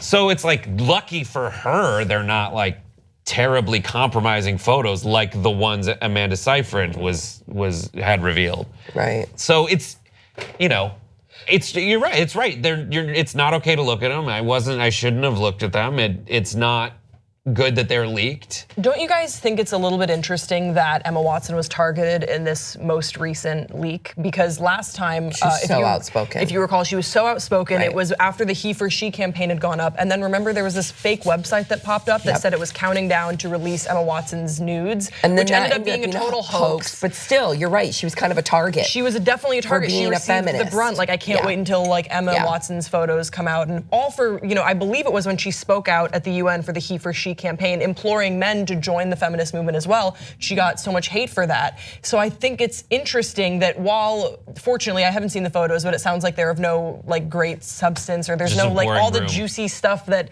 these perverts would want isn't there, that she was still targeted. They still wanted to leak some of her personal information. I wonder, do you think that was a choice or just sort of a consequence of they leaked whoever? I agree with you. I think it was intentional because, like you said, they weren't really compromising photos. It's still an invasion of privacy. But for them to leak those photos, to me, is just making a point. Especially if Beauty and the Beast is coming out. Yeah. Right. I think, with the Glamour's article, sorry guys, where they say, you shouldn't look at the photos. Let's just keep it real. We as a society, when it comes to celebrities, we want every part of them. We don't. So if it's a naked photo, that's like, for a lot of people, the icing on the cake. Like, oh my God, my favorite celebrity, Emma Watson's naked. I do think that it comes down to the responsibility of the star to knowing, like back when Paris Hilton stuff got leaked, and to know that if you have this content on a phone, like an iPhone or an Android phone, or with all these people that are able to hack, to remove it off the phone, because again, it's wrong. It's an invasion of privacy, absolutely. That goes without saying. But how do we combat that? How you got to protect yourself. And thank God. It sucks that we have to be in that position where we can't make those choices on our own to like send your husband or your girlfriend or your partner a sexy photo, or do what you want to do because you're afraid that someone's going to hack it from you. I agree with you that, yeah, I guess in this day and age, like I even posted on my computer camera because God forbid I don't want anyone to look at me, and that sucks that I have to live that way. But it doesn't. What I hate is when people victim blame those people and say, "Well, you shouldn't have taken that picture." Right. And I know that's not what you're saying. It just sucks. It sucks that people go and hack your shit. That's your own shit. I would love. Oh, I'm sorry. Go ahead. It didn't even hack Emma Watson shit. Hacked the phone of the person who took fitting photos. That's crazy. Like that's not on her phone. And then it's like putting the burden of censorship on the celebrities where it's like, because you have a certain sort of fame or you have a certain sort of public persona, then you can't do things that normal people do, which is like sometimes I mean, not everyone, but it's really common that if you're in a long distance relationship or you wanna send a photo to someone, like that's your own business. Like I get it though. I mean, I understand that, like, yes, then your life changes. You are a celebrity, you're in the public eye, you gotta be careful, but it still sucks that they have to be careful now for the reason of hacking, whereas before it's like just be careful, be smart, like keep right. your Well, private stuff to yourself. You look at something as I want to live either how things are or how things should be. If you want to live how you think things should be, you will take that sexy photo and you will send it to someone. But things are such that someone is probably going to be looking for that, especially if you're Amanda Seyfried or Emma Watson. So it is, in a certain definition, foolish to take those photos, not the Emma Watson ones, but the Amanda Seyfried ones. It is foolish to take those, but you can still sue the shit out of whoever took those photos from you. Like Hulk Hogan did the Gawker. And I guess that's good, and that's Hulk where Hogan and Gawker. Yeah, well, for sure. Hogan didn't. I mean, Theo did it. But you know, the thing is, it wrong that I have thought about this many a time because there has been not compromising pictures of me online, but edited pictures. I've had friends I work with that have had full on shots out there, and I thought, okay, if that was to happen to me, or if I was that big of a celebrity, how would I get in front of this? Because a lot of celebrities take the route of, you know, I've been victimized, which they have been. Their people, their counsel goes and says, you know, we're going to take legal action against the people who have invaded the privacy of our client. But I would love for a celebrity to, for my own shits and giggles, to get in front of them and be like, yeah, that's me naked. I look amazing. You know, and it is what it is. You know, the whole circumstance sucks, but it's still not their choice. They should say, you know what, I'm proud of that photo and I sent it, but it wasn't my choice to blast it. Like if I did a nude photo shoot for Elle magazine or for whatever magazine, that's my choice. And I'm proud of my body or whatever. And then I took those same photos and sent it to someone and I'm still proud of my body, but that's not my choice to go and blast it on 4chan or whatever, you know, website. I'm not even going to name this website. That's not fair because then you're not choosing it, whether you're proud of your body or not. Someone doesn't get to make that choice for you. You're absolutely right, Sam. I think for me, it would do my heart well to have a celebrity who has had this happen to them in spite of the circumstances. Own it. And then champion from that, you know, it's just, you never hear that. It's always like, I'm gonna sue, I'm gonna have this removed, which they should be. It's just, it would be interesting if that was the road they took and to see the outcome after that, you know? But you're all right, it's unfair, it's against their will, they had no say in the matter. So that's a very good point. So if I'm Amanda Seyfried, I've been naked in movies before, right? People, you can go find. You've been naked in movies before? No, if I'm Amanda Seyfried has been naked, home movies, I guess, but only analog. Analogs. Yeah. VHS tapes. But no, she's been naked in movies before. So maybe her rule is, if you're gonna take topless photos, make them no racier than stuff you've done in movies that you've voluntarily shown around. Because like, why the hell would you need to go see the photo of her or whatever the topless one is that's leaked when like, she voluntarily was in charge of the way she was presented before? I don't know, I mean, that's one of those things. I think the reason I'm bringing that up is it's like you're kind of defanging the person who, like the pervert who's like, I need to see Amanda Seyfried naked in a way I've never seen her before. It's like, she did a movie and she was tastefully nude and looked really good. I don't know. But I hear that, but I think that part of the appeal and why there is a demand is you want like a peek behind the curtain. You want like, but what do they really look like without the movie? Like, who are they really like? Which is gross. Like, I don't know why you want that. So invasive. Yeah. It's terrible. It's absolutely terrible. And why do we have this double standard when it comes to Justin Bieber, Orlando Bloom? I know that they were frolicking in public nude, but we do have a double, so maybe that's not a good example, but we do have this double standard where if it was a male's Well, if you look at there's a pitcher and Kate Hudson who took photos together, naked. Who and Kate Hudson? Who? He's a pitcher, a major league pitcher. I forget his name, but it's both of them together. A pitcher. Yeah. Okay. You know, major league baseball player and Kate Hudson together. Not Kate Hudson. What the fuck is her name? Kate Upton. Kate Upton. Okay. Kate Upton. Sorry, it's Kate Upton and a Major League Baseball player together, and no one talks about the Major League Baseball player. They only talk about her because guys don't care about, the straight guys who want to see her naked are the ones who don't care about seeing. So do you think people it's because they're not interested in seeing those photos, or is because they think that men won't care? I mean, would you guys care? I don't. If a naked, like a full-on frontal photo of me, or any intimate photos, you're an intimate moment with your. Honestly, Sam, that's a great question, Sam. I would care. I would absolutely would care, because if it featured me, I'd be more concerned for my partner and their privacy, because I don't know. I don't think it, depending on what the picture was, would elicit my response. But your question about the double standard, though, do you really think that there's a double standard with men and women with naked photos online? There's just way more photos of women because the guys and are people the ones react differently, like, oh my God, poor her. And then if it's like Justin Bieber, I think people are like, ooh, look at him. Right, I think there's a difference between the Bieber and the Bloom, because Orlando's Bloom is front and center out paddleboarding, and Justin Bieber's going from the bathroom to the. So it's the context of the picture. Yeah, but I also want to know, what would you feel if you're, generally speaking, like if all of a sudden you woke up and you found out that you had nude photos out there? I would be without your consent. It was like Justin Bieber said, and we share the same birthday, so we have a lot in common.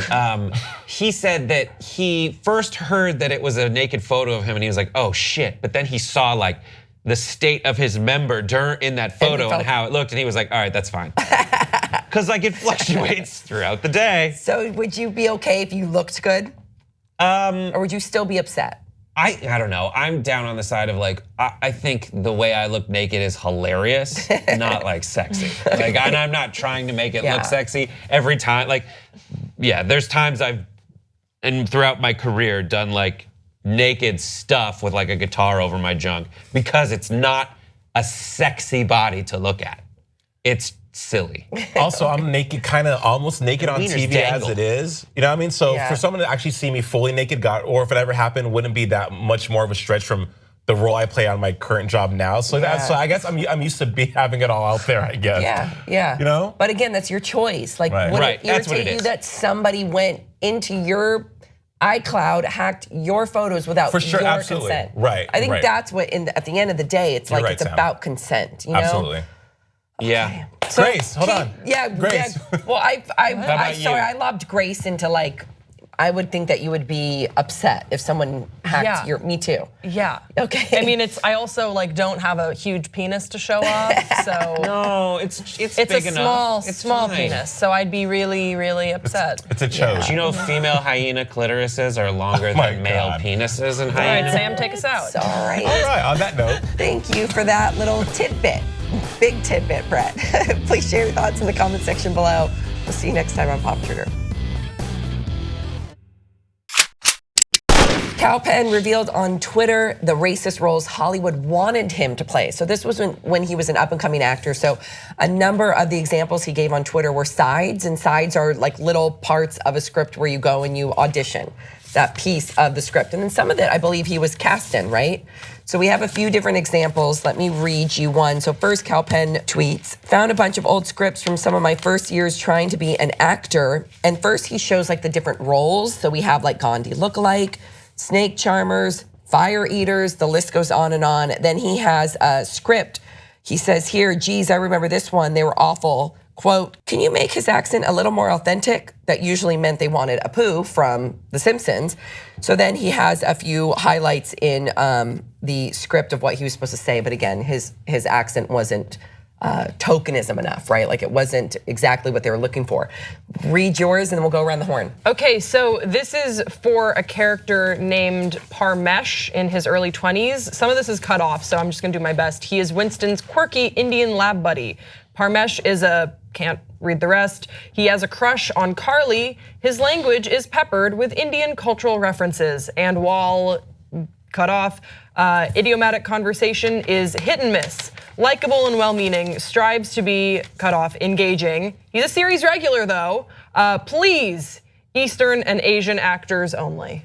Wow. This one's from Cal Penn when he was auditioning for King of Queens, and his tweet, he says, "Freaking King of Queens, man, I used to love that show until I got the audition for it." And then the copy goes on to say, "What's your name?" Cal Penn's character name was Sanjeev. The guy goes, "Sinbad?" He says Sanjeev, and the other guy goes, "Sanjob?" So really messed up, yeah. Which is like, it's not like it's a long name with a lot of syllables. Right. Anyhow. This is another one. He said this was from some project called the Marriage Clause, I guess. Jackie says, "So, Mr. Rajid, about your name, is that a common practice in India?" Tom then says, "As a matter of fact, yes. There's so many people, they're running out of names." "Isn't that right, Rajid?" To which Rajid responds, "Absolutely. We are propagating like flies on elephant dung." Wow. And there's another one too that he mentioned. I think it was in Sabrina the Teenage Witch where they put Vaseline all over him to make it look like he's sweaty. Ain't no greasy. Yes, maybe it was a different one. Also mentioned that he was sweaty. Yeah. Thoughts, 5 words or less. Writers should pen better roles. Yeah. Wait, I'm not black enough? Kumar goes through white hassle. Hollywood, you stop, please. Now he did mention that it's gotten better. He also mentioned that there was a few shows that he really wanted to celebrate. I believe he said back in the day, Steve Harvey.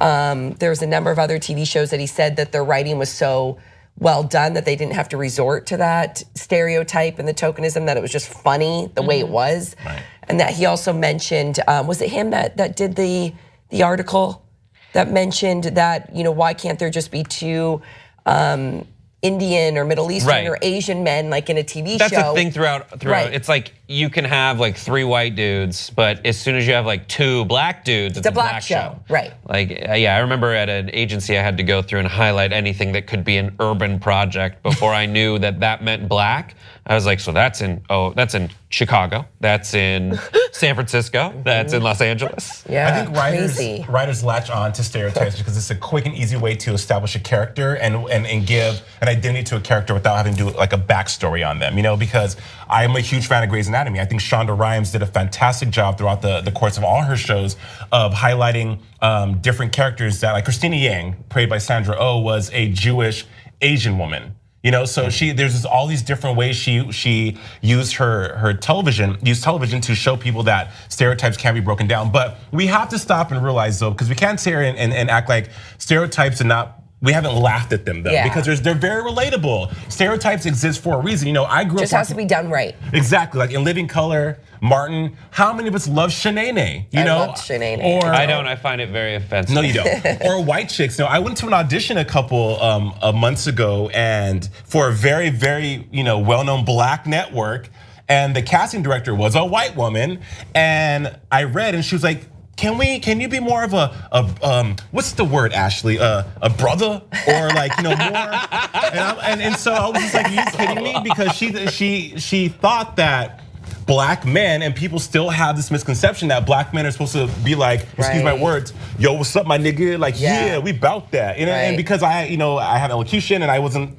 It blew her mind, and it's sad because not all people are like that, but millions of dollars have been made for movies like White Chicks and Friday, which love Friday. Me too, so it's just, I mean, I think that like you said, there is a lot of great people in Hollywood that have the foresight to know that stereotypes are stupid and that we don't need to resort to them. Friday was like going after, like that's Ice Cube writing about like his life and what he finds hilarious about it. And I think that's different than a lazy casting or writing of like, all right, we need this stereotype to appeal. Yeah. And sometimes they do it because they think they're just, roping demographics into those who might watch their show. That's exactly what I think the problem is with this story, is that stereotypes are, sometimes they can have been done well and they've explored like a unique perspective of someone who matches that stereotype, the sensitive butch, right? But like, they're also incredibly easy. And I think that's why we get sick and tired of them, because Hollywood was built on stereotypes. It's like you're either the girl next door or you're the, spinster. You're either a Marilyn Monroe or you're you're old when you reach a certain age, and we don't have any interest in your parts anymore. So I think that we want more, and I think that that's what Cal Penn is saying, is like, we deserve more. There have been roles that have been, some people might characterize them as a stereotype, but they're just personifying a unique person's experience that we don't hear about that often. Yeah, they just want to be the ordinary person that they are, playing an ordinary role. But just don't be lazy with the writing. That's when we see these really overt stereotypes. Like, you haven't actually thought about this character. You've thought about an accent that you heard. A super well done version of the South Asian experience is you got to watch the Masters of None episode about like his family, because you do hear like thick accents, and you also see like an entire family deal with something specific. And in comedy, like the specificity makes it better. The generic stuff is lazy and easy. Well, yeah, it's not, and sometimes it's specifically, as you saw in his tweets, it's just to be the brunt of the joke. Now, and that's the problem with a lot of stereotypes. Is that, I mean, across whether you're talking about like race, ethnicity, or sexuality, or gender expression, and identity, like you usually, a lot of times, you will become the brunt of the joke for the more conventional leads, and that sucks. And I think that's what we need to move away from. And Masters of None is a great example of a show where you see breaking down those stereotypes and what we thought of as like, who is the protagonist. Aziz Ansari made a great point at the roast of Justin Bieber, where he was getting heat for the roast, and all is fair in a roast because you only roast the ones you love. He was getting roasted a lot on, I guess, like Eastern Asian stereotypes. And then when it was his time up on the dais, he said, I don't know what you guys have been watching, but like the last characters that I played are like named Tom and Brad and like Jared. Like, we're stealing your fucking roles. Like, these 7-Eleven jokes are tired and they don't exist anymore. Like, they shouldn't exist anymore. They're stupid. Or the vernacular that we use too when it comes to wait, what, Griff? My mic died? What happened? Oh, where'd it go? You know what? I thought you were gonna do like a chest hair joke. What I was gonna say, ladies and gentlemen, is the vernacular we use, or the parlance we use when people say, oh my God, Tracy, that's so ghetto. Like, I have never ever stepped foot in a ghetto. Yeah, that's super anti-Semitic, actually. And people are just, or they use these words to say something's bad. Like, okay, when someone says no homo, like it's just like if you can't share that experience if you've never had that experience. And when you say you got gypped, that's bad against gypsies. Oh. It is. It is. Oh, you son of a bitch! Of course it is. It is, and it's like, oh, I'm not gonna say. People say like, I'm gonna stop saying Jude. I'm gonna start saying gypped because it's like, no, they're both. Yeah, Jude them down. Oh my God, people say that? Yes. Just watch School Ties. Oh my gosh, yes. Yeah, but I love the last scene where you have what's his name? Matt Damon. Matt Damon and Brendan Fraser. Brendan Fraser's in the car. His windows like barely rolled down, and what does Matt Damon say? At the end of this, you're still gonna be a Jew. And then Brendan Fraser says, and you'll always be a prick. Right? Yeah. Oh, it's a good movie. It pissed me off. Here's the thing. Here's something. So I'm watching Big Little Lies on HBO. Oh, is it good? I want to see it. It's great. It's getting really good. But like, there are the dads who are all played by like these handsome. They're all white in the show. All these handsome white guys. But then there's like these. The principal is played by this actor who always plays the same like weaselly little like guy. So typecasting happens throughout. Now, yes, it's very obvious that the like, I'm a guy who works at 7-Eleven, slurpy derpy, like all the stuff that Michael Scott has done throughout Office calls out how terrible that is. But like, that happens a lot in Hollywood, like outside of race too. And that has a legacy all the way back to like the origins of performance with like Commedia dell'arte. There was always the fat, agile guy. Right. There was always like the skinny weirdo that sneaks around. There's always like the tricky like underling who's weird. Like, so that stuff are things that I think as writers you can tap into. But if you realize you're taking it to an extreme because you can't think of anything better, that's a problem. Yeah. Well, SNL does. But, final thought. Okay, sorry. SNL, you're very right. But shows like SNL, if you watched last Saturday when Lord was the musical guest and ScarJo, they had an Olive Garden commercial where Leslie Scott was always like the Popeye chicken chick. That's my great home cooking chicken. And that to me and my older brother, we always are so irritated by that because if you go to New Orleans or anywhere around the country, black people aren't always smacking their gums, popping. You know, they're not always doing that, but. Saturday Night Live is always racially charged to me, I seem. So it's not going away anytime soon. Anytime soon. Yeah. Interesting. Please keep the conversation going. We'll see you next time. Nordstrom is selling an interesting pair of jeans. Brett, sorry, I lost my voice, but Brett emailed us the story. And I don't know if I should describe the jeans or just show you the jeans. What should I do first? Show them the jeans. Okay.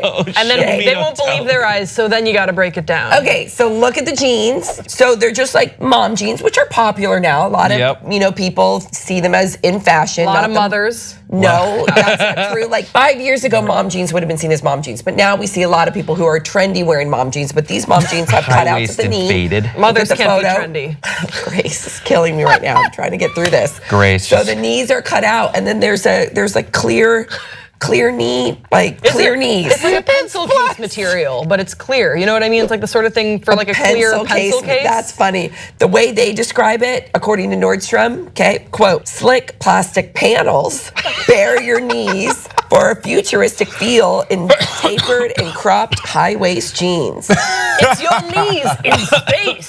Sounds what we did. Oh my gosh. Okay, so let me read a couple tweets and then we'll do our 5 words because Twitter went off. That's like what kind of made this story viral is everyone's reaction, not so much the jeans, but the reaction. First of all, they're 95 bones. So good. Oh, God. Bones. Oh, dollars. Oh, dollars. Sorry. Sam's a trendy mom. Oh, I'm a mom. Okay. From Anxiety Girl, next time you think you're failing, remember that someone thought mom jeans with clear knees. And then someone else wrote, from Abigail, when you've got fashion at 6 and potential rainfall on only your mid-leg at 7.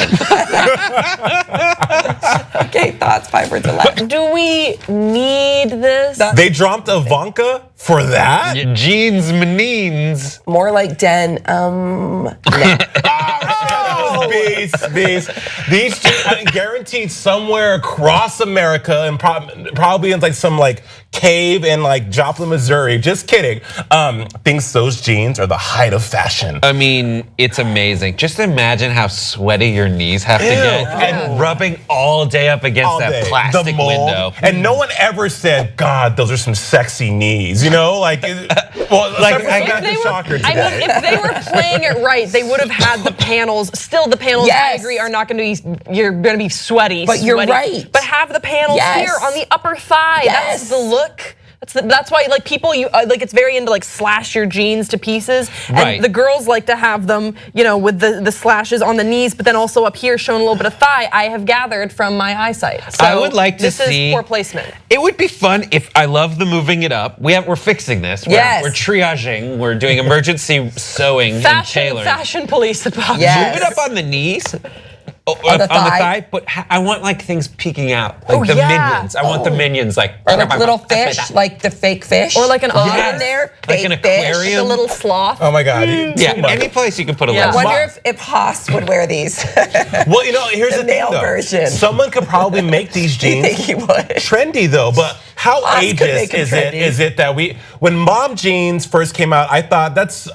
You know, I know moms that would wear these jeans in the commercial with the woman, like they're dancing in their mom jeans, and then you have not your daughter's jeans, and then remember jeggings? Yeah, love jeggings, but I do. Right, I get the jeggings because they like add a comfort level. They were a great hybrid. When jeggings are done right, they are the perfect hybrid between like stretchy and form. Do you have a pair? I have multiple pairs, jeggings, but I get them in like a weird size. So, and I also get men's. So like you won't know that I'm wearing jeggings. These are not jeggings, but I have a pair. My other pair of black pants are. So full disclosure, there's a brand called Sweat Tailor that makes something like jeggings for men. They're amazing. I always go commando in them because they're so Brett, comfy. I bet you'd like those. Yeah, you're speaking my language. You're a big fan of comfy pants. They're great to travel in. But these pants, I'm telling you, if the right celebrity jumps on board and says, "Oh my gosh, these pants are like everything," if Kris Jenner wore these pants. Kris Jenner. Me Kris too. Jenner. Kim Kardashian. If Kris Jenner wore these, it would solidify them as mom jeans or mothers over Right, a maybe certain it's age. still trendy. I mean, No, Kylie could do Kylie it. walks out in these. And here's what I think. Because we're all talking about it, because it's a buzz and people are like, no one could pull these off. These pants are heinous. Someone will prove that wrong. It's sort of a dare. Like, I bet you won't wear these pants. Yeah. And Kylie is going to roll up wearing them and like a little crop top. And we're going to be like, geez, my knees. I need these knees on my knees. They're so hot. Let me ask you what you guys think, because I've always mom jeans, I think, look great on a lot of people. I put them on and they don't look as good on me. You're full of shit. They don't. I They just do. Can you they not do. know? Hold I on, can see guys. that. Tell our audience, Sam. Tell the viewing audience what constitutes a mom jean. A mom jean is, well, so like 10 years ago, you would have immediately seen them in Gap or Levi's or whatever and been like, oh, mom jeans. And they really did fit more of like the mom demo. High waist. I'd say it's a high-waisted, very faded, thick jean. And almost like a saggy bum, right? Like the actual denim isn't like super tight around the bum. It's a little bit of a saggy And then bum. tapered at the bottom. And then tapered at the bottom. But my point is like those jeans, young people wear those jeans now. So you have like the Kylie Jenners wearing them. Mine are, look at this. Those aren't mom jeans. They're not? Those are high-waisted jeans. Oh, this is a very unflattering angle. Let's just conceal that real Those are quick. there's a difference between high-waisted jeans and mom jeans. I just hike them up too. So I don't know. I was just curious what your thoughts are on them because I love them and I keep trying them and they're just not working. They're just not for you. But Keep trying. Brett, do you remember the trend with guys like wearing like Charlotte Russe women's pants, like the skinny jeans? I remember. Yeah. I know skinny jeans were a thing, and I couldn't handle it. I can't look at that. Brett's like, where do you put your junk? You know, like it's ridiculous. And the answer is, if it's like, have you ever? I don't know. It's like this. It's like here's the like the seam goes up here. And one ball goes on this side and one goes on this side. Wait, I'm just lulzing that Jason, who works on Drag Race, asked, where do you put your junk in skinny jeans? Like, I'm sure you have some ideas about where junk can go. No, but in listen. Speedos, your weenus goes right, up. like either it goes down to one side, depending on your endowment. When you're in underwear on TV, there's a pouch that holds the goodie bits, right? Yeah. But Brett hit the nail on the head. Your ball, the penis head. Oh my God, Samantha, glands. the coronal ridge. We're so gross right now. But like either it goes down one leg or the other, and then you have like this hike, but it's just very uncomfortable. I always wonder, like these dudes, like, are you okay? Will you be able to reproduce later in life? Is it? I obviously I'm not a doctor, but does it hurt your sperm count? Yeah, well, because you're supposed it could because they say you wear boxers because your testicles are supposed to hang when they're in temperature, according to temperature. They go up when it's cold. They hang when it's hot. Weird. Yeah. Right. So like right now, I don't want to know anything about your balls. It's a good temp. Don't even want to know. This was always used to freak me out. Okay. That's why they're not up inside. Oh, God. Commando Do you ever for go life. up inside? If you get kicked and then They you have will to go inside? on basketball If you tuck, courts? yeah. Are they No, organisms he said when that he gets can kicked, move on their they go own? when they're inside. Do they have legs? Like, where are they going? So How do they they are. get up there? So you can go like I can pull them up. Well, Like when right now, drag right? queens You can kinda tuck their pull 'em up. balls, they put them in the cavern that they go into. Can you squeeze them Does so it they become hurt? flat? No. Oh, okay. It's like a grape. It's like a grape. Like if you can, it's not. You can kind of squeeze it, but if you do too hard, Oh, really? It's the worst pain ever. It's been kicked in the tit. when you're in a, I feel like in hurts worse basketball, than when being I'd kicked get in the hurt tit. in basketball, if someone got kicked in the balls in basketball, and your balls would sometimes go up in like under Inside a of flap, you? the flap of skin. Your coach would make you sit there on the ground and just bounce, No. just bounce them That's down, weird. bounce them down. Bounce them down. At Chaminade College Preparatory, where Griffin and I both went, and Ron and Sana from some business Just channel. everyone's on blast. Wow. Okay. Yay. Take us out. Take us out. I'm Mom gonna clap. jeans to testicles. Another great day here at Pop Trivia. We'll see you next time, you guys. There's a lot of new emoji sets that come out every now and then. We've seen Kim Kardashian, we've seen others. But there's a new one from Grindr that they're calling gay emojis. And it was in the New York Times today, so I know about it. And they're amazing. Everything from just a yas to a kiki to a booty call that's a phone resting on top of a peach. I love it. And they have a basic, it just says basic, but it looks like the Gap logo. And we'll discuss more. Can I see really quick? Thoughts, 5 words or less. Yes, this is so gay. Gay! Emojis, I need this. Emojis, knees. I think this is great because, gay lingo. When I first started coming on Pop Trigger, I remember one of the first videos, someone was like, thank God Jason's there to bring the gayness to Pop Trigger. I'm like, well, Grace is here, but like the lingo, yeah, which I don't use a lot, but. All I bring are camping tips. So it's good that we have you here. But gay lingo has definitely permeated the pop culture blogosphere, atmosphere, because I have a lot of straight friends that'll say yes, and it's like the more A's you put in it, the gayer it becomes. But also, Grindr. I haven't been on Grindr in a long time because I'm in a committed relationship and I don't need to do that anymore. But they have really revamped the site from when I was on it like almost 10 years ago. And so we're so lazy when we talk through text. We try to abbreviate and get our point across so much quickly. And the shade of the basic one, I would use that so much because it's just like, boom, an emoji, you're basic. Yeah. It's amazing. Yeah, and also to your point, Jason, queer culture does become pop culture. Right. Because we're just really cool and we're tastemakers in our own right. Yes, you are, If girl. you have any questions about a lot of the vernacular that has become so sort of popular. Just watch RuPaul's Drag Race. Or I was going to say Paris is Burning. If you want to see the origins. Tell 'em, if you want to see the origins of where a lot Didn't of I this say came that here from. too? Absolutely. Well, yeah, you were the one that recommended the movie for me. I was like, I've never heard of this before. I've never heard of it. But you're right, Grace. Go ahead, continue. Well, no, that's all I'm saying is that I think that yes, this is a gay emoji app from Grindr, but I can see a lot of straight people being interested in it as well because, like I said, queer culture has become pop culture as well. So I think it's great. And the more that we sort of normalize and familiarize the heterosexual community and all you heteros out there, I think the better for acceptance and just compassion and empathy because everyone just these are fun emojis and queer people just want to have a fun time. So I think it's a great representation of what we want. So I just downloaded the whole thing. Yes. You're on Grindr now, Brett? No, it's just an emoji keyboard, so you can do it. They said 20% of all Grindr communications used emojis anyway, which sounds like a pretty conservative number given that it's any communication done on phones now. I imagine like way more to be using emojis, but there's you can do anything from like there's a bunch of animals that represent different, there's an otter, a cub, a bear, a wolf, a bull. I don't know what all that means. I know those are all types. I know that I don't know what they all each are specifically. The wolf, I was like the cub, the bear, the otter. So wait, I know what the bear is. What's the wolf? Well, someone told me that I was a wolf once upon a time, even though I'm not hairy, but it's like it's a more muscular, hairy man. So an otter is a slender. So a bear is like a bigger guy, right? And then a wolf is like a Slender. little silver. Would Hassan be a wolf if he was? Yeah, he's closer to like a wolf than a bear. Yeah. It's so good. An I otter, love what would every Brett bit be? of it. What would Brett be? Yeah, what would I be?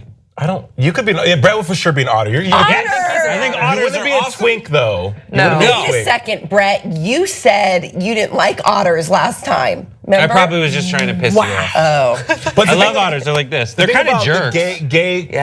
First of all, Grace. Oh, I love you so much. Paris is Burning opened my eyes to see it. Sam, it's on Netflix. It's on Netflix, You can yeah. definitely see it. Done. Shade, the tea. Can't wait. All these Yas. things. But yeah. Yas. But the thing about Is it outdated Turks, now? lit. No, not at all. Okay. No, All right. no. The thing about the LGBT vernacular and vocabulary is that it's so sassy and it's so, for not to stereotype gay men, but historically they're known for having a lot of sass and being very pointed with their words. So it's cool how this is now there because if you ever want to cuss somebody out, not using any words, just emojis, you can use this and be thoroughly effective. Yeah. Thoroughly effective. So as queer people or the LGBT plus community, we were forced to live our lives in the closet for so long. And in that closet, we formed a little party where we became this bold population. And so it only serves that we would have a very bold line of emojis. So when we say like sassy or shady, what I hear is that we're just an emboldened population, that we're so marginalized for so long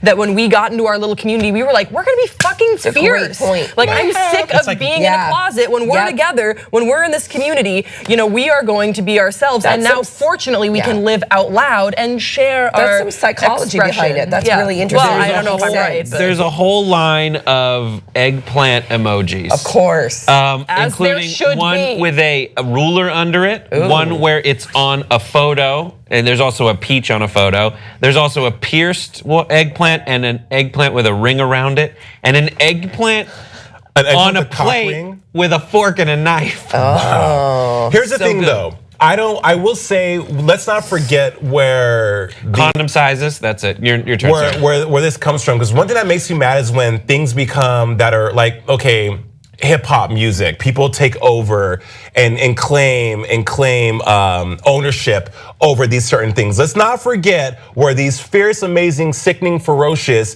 emojis originated from. And do your homework. Watch Paris is Burning. Really delve into it because it's fascinating. Even for me, as someone who's been a gay man my whole life, it wasn't until I saw Paris is Burning that it really opened my eyes to what you said. This emboldened language and culture that is so unique and so different from anything else. Paris is Burning. Check it out. You will not be disappointed. And download this because it's so good. There's a top bunk and there's a bottom bunk. Oh my God. There was some controversy because there was a capital T that got taken down. They were like, oh, people thought this was for Tina, which is crystal meth. But it was because they also had a D right before it, so you were able to go DT and then whatever emoji you're down to. Whatever. Question though, so you downloaded it, you have it. $3.99 I've spent so far. Oh my God. If I don't have it, will I not see it? You'll see it because the way it works. Why do I get a question mark sometimes? So that's the new emojis that exist on the keyboard in an iOS that someone else has that you don't. Okay. These are a keyboard that you can download, so and everyone then will see them. So when you set up the keyboard to work, you click the emoji, it's copied to your clipboard, you paste it in, Yeah, and kind it of uploads it like a GIF. Okay, cool. Yeah. I always forget GIF or GIF. We may never know. It's a soft G. Yeah, he knows because you know the person. I don't know the person, but I know that the person has a soft G. Jason's soft right. G. 500 points. It's like jogging. Wow, you're winning 500 points. Finally, I matter here. Finally. All right, please share your thoughts in the comment section below, and we'll see you next time on Pop Trigger. We all know at the end of Rogue One, there's a special surprise from a familiar character. Spoilers ahead, it's Princess Leia. But her face had a lot of CGI help from Industrial Light and Magic, and it took a lot of tooling to get her and Peter Cushing's image into Tarkin himself. Before she looked like young Carrie Fisher, she looked more like an actress named Invil Delia. Let's take a look. So during the process, yes, that is what her face looked like before they CGI imposed Carrie Fisher's visage. And she actually, dots aside, I think she looks pretty close to Leia. More on that later. She talks about it on the digital release for Rogue One about her experience overall, saying this is one of the smallest acting roles she's ever received. However, it has a very high profile. It's very important to a huge movie series, or a huge movie series canon, rather. And she called it a great honor to have become that character, and also dropped that she had to have a large chunk of hair added in order to become the final version of Leia. So that's her on set. I think you can see the dots and the huge amount of hair, and I think that's the final product, which looks pretty good. However, you may remember there was kind of a divide between people on the final product or the final image, being that people felt that it was a little too uncanny valley to have seen a CGI representation of Carrie Fisher in her 20s and Peter Cushing when he was alive as Tarkin, and perhaps would have liked to have seen the roles recast a la Mon Mothma, who was recast with an actor who looks a lot like the original actor. And maybe you wouldn't get as lucky with Tarkin and Leia. However, I probably would have preferred it the other way with recasting. Released along the making of Princess Leia's face were some other special features, some of which featuring Jiang Wen as Baze Malbus, talking about how he got into the role and what really contributed to this, surprisingly, was his son. So English was not Zhang Wen's first language, so he revealed in the special features that his English was pretty spotty and he wasn't sure about taking on the film. But his son read it and said it was great and said he was totally fine with his dad leaving for 5 months to do this. He could be a great hero, and he helped him a lot with the process itself and ultimately led to him being in this role. Donnie Yen, also talking about his kids in the special features, was saying that he was finally cool in the eyes of his children. And that means that they have not seen Triple X, The Return of Xander Cage, in which Donnie Yen is, in my opinion, the best part of the movie. Maybe you disagree. Overall, a lot of cool details being released on the digital edition of Rogue One. My preference probably would have been, as much as I love any time I see Carrie Fisher, would have been to just recast the roles of Princess Leia and Grand Moff Tarkin. I think Yinville would have been wonderful as the role. She doesn't have exactly the same face, but she looks very good, at least. What would you like to have seen, audience? Do you agree with me? You probably don't. Please let me know below in the comments, and please like and subscribe for more. Game of Thrones Season 7 is rapidly coming our way, and with that comes some accidental dropped spoilers. Someone has a new love interest, perhaps. If you don't like spoilers, stop watching. It seems to have been dropped during an interview with Nikolai Coster-Waldau, who of course plays Jaime Lannister, saying, "For Jaime, there is no other way." Talking about him and Cersei. "Whatever his life is, it starts and ends with Cersei. He's done it his whole life, and he's reached a moment now where he suddenly has to address it. Plus, there are no other suitors. Well, that's not true, but he has to step up and take his father's place." Wow, I was about to reveal something from Season 7, and I thought, what am I doing? Glad we wrote that down in the quote. So it seems like Cersei might have other suitors this season, which is a shock to those of you who are supporting couples, including twincest. Who could she be with besides her own flesh and blood twin brother?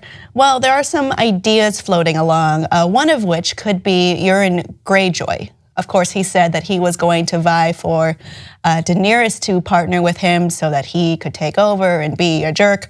But it looks like after meeting with Yara and Theon, Daenerys would probably turn him down flat, which leaves Cersei to be his silver medal in this. It's also possible that maybe Yara herself would offer herself as a marriage. No, I don't think it seems unlikely, but she could try. I mean, suitor doesn't necessarily mean successful at this. And then there's other ideas that are gross, including the corpseified mountain. He's always protected her and been there for her, except that time that someone jumped out a window and no one stopped him. I think I'm leaning toward Euron Greyjoy because that makes the most sense plot-wise. And it fits pretty well that Dany probably wouldn't agree to help him after already solidifying a bond with Yara and Theon to support them. But what if it's someone who's a surprise, though? Who could that person be? Let me know your ideas below, and please like and subscribe for more Twincest news. Hello, America. Your online privacy has been bought and sold, at least according to 50 Republican senators who have voted to give ISPs their power to collect money over your power to have privacy on the internet. This is regarding the vote for SJ Resolution 34, which gives the power to ISPs to sell your online data, and I will get into exactly what that means in a little bit, without asking you in order to profit. And it seems crazy, doesn't it, that these senators would vote to do this. I mean, it seems like a clear and blatant ploy to protect profit gaining over privacy, over constituents, over the people whose job it is to represent and to look for the best interest of. And the answer to what they're getting out of it is, of course, money. This infographic from Vocative shows exactly which ISPs paid which senators in order to get their vote to pass this. And in one case, you may see, as little as $11,000 was what Dan Sullivan of Alaska has decided his constituents are worth less than. This is what he was paid. So sorry to those of you in Alaska, your representative thinks you are worth less than $11,000. It was a 50-48 vote. Every single yes vote, by the way, was a Republican senator.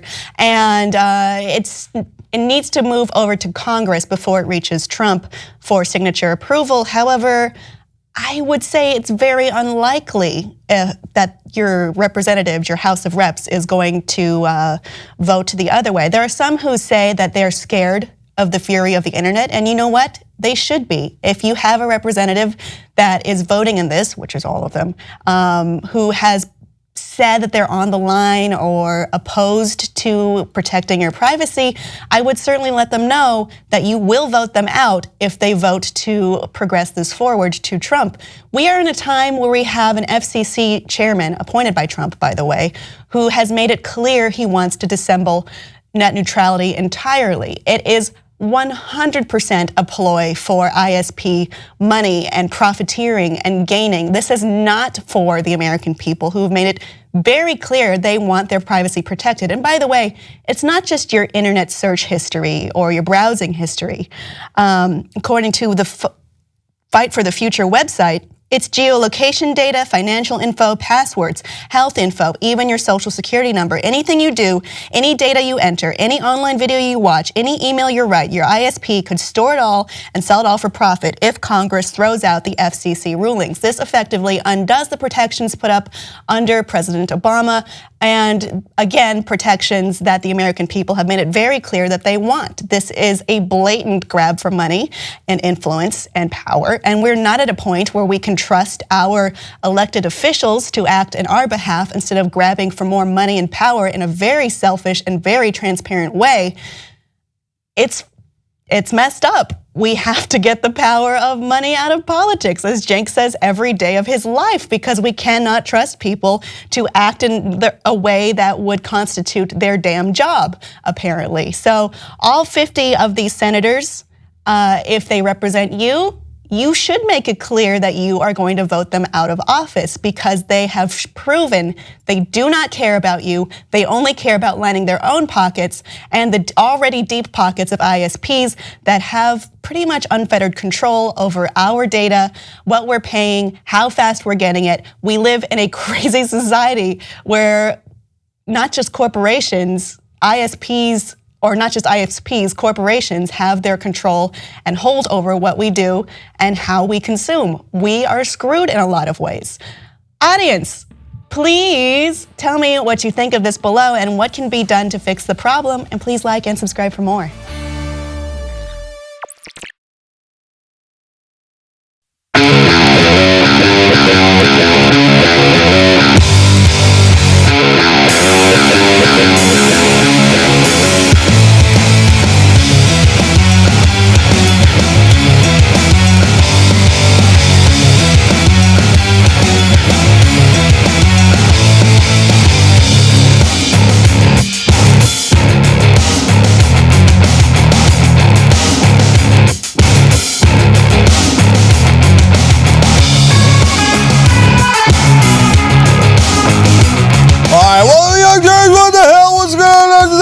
Show, I'm excited.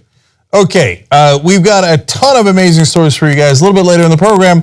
Of course, Donald Trump accuses President Obama of wiretapping him. I have plenty of thoughts on that, and so do apparently his own advisors, who don't seem to believe him. Those clips are awesome. His charges are awesome. They're not wholly without merit, as I explained in a video I did over the weekend. Oh, a little bit of drums there. Then I've got great news out of New Mexico, where we're going to need your help again in terms of fighting back against the power and the establishment. This time we win. Oh, yeah, Rebel Alliance. Okay, so those victories a little bit later in the program. And then finally, the scandal that has rocked the nation, the underboob of Emma Watson. It will be discussed in the second hour. And apparently, Beyonce fans are mad at her underboob. So why is that drama going on? I don't know about you guys, but I love those stories. They're my faves. Okay, but that's not going to be your favorite.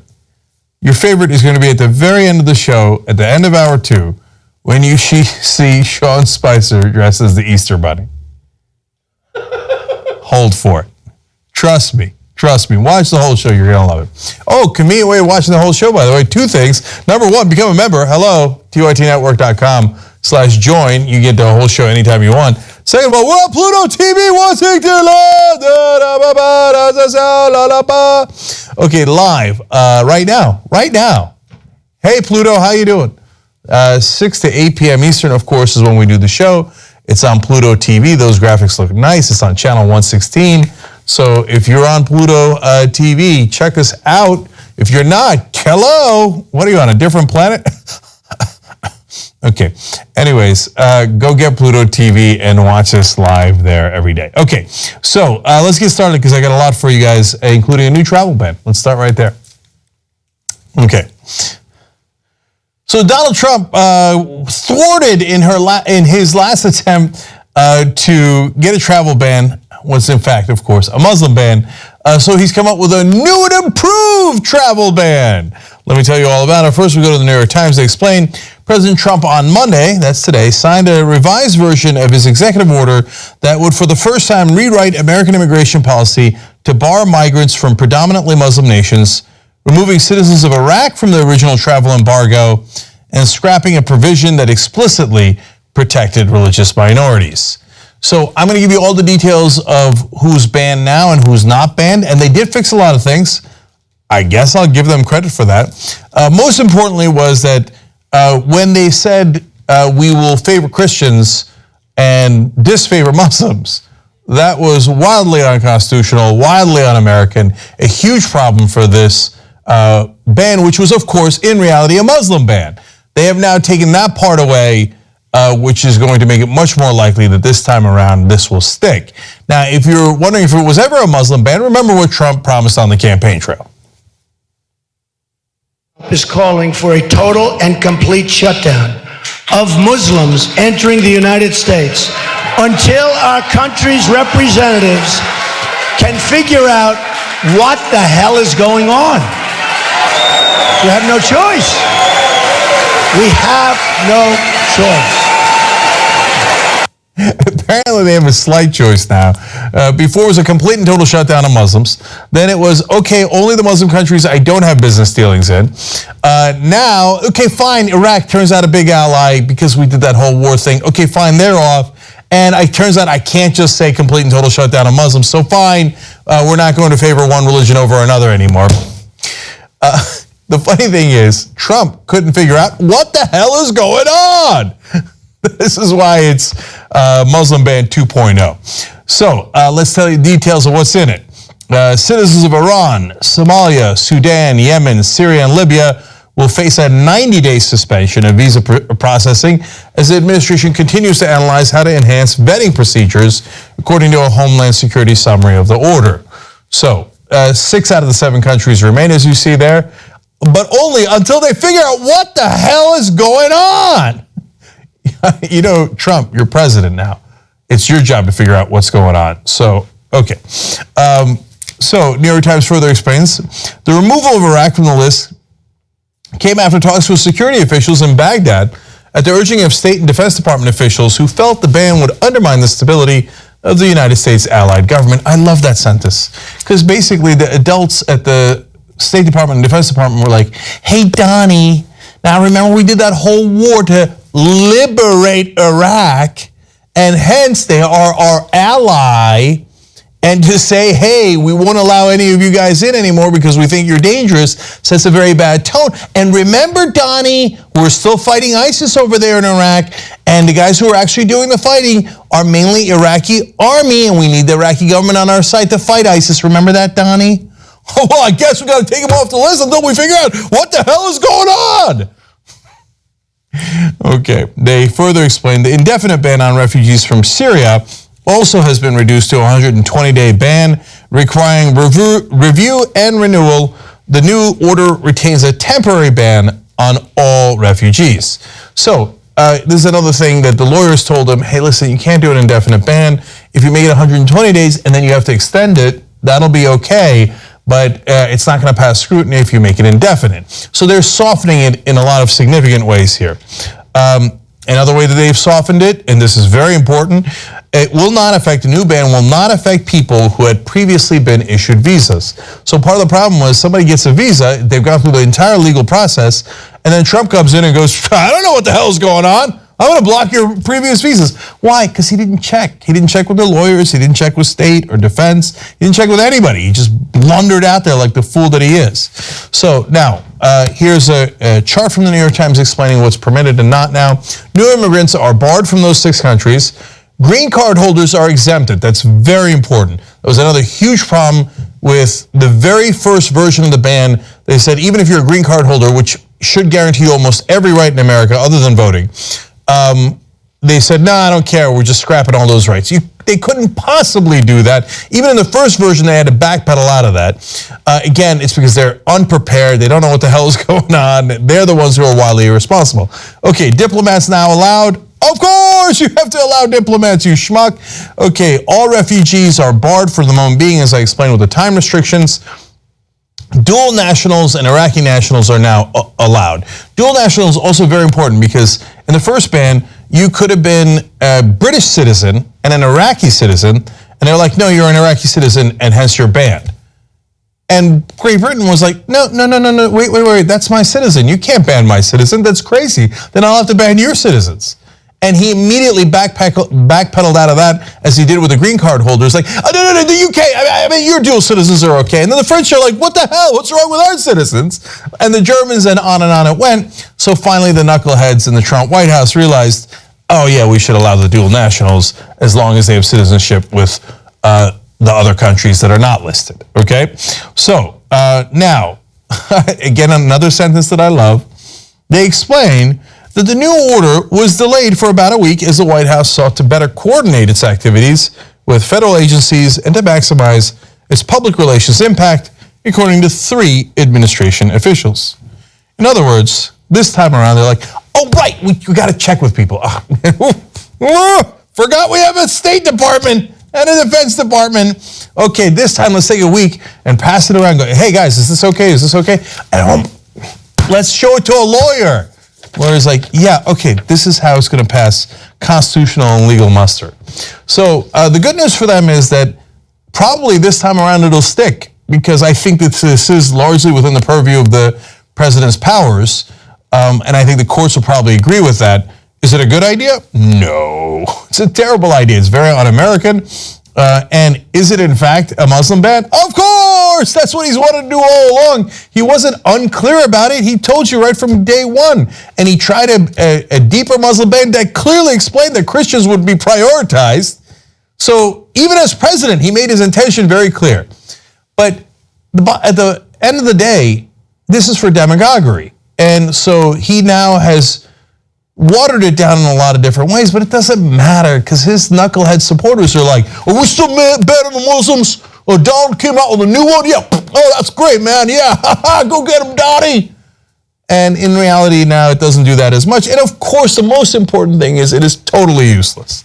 As the New York Times refers to here in an AP story, last week the Associated Press reported that it had obtained a draft Department of Homeland Security assessment concluding that citizenship was, quote, an unlikely indicator of a threat.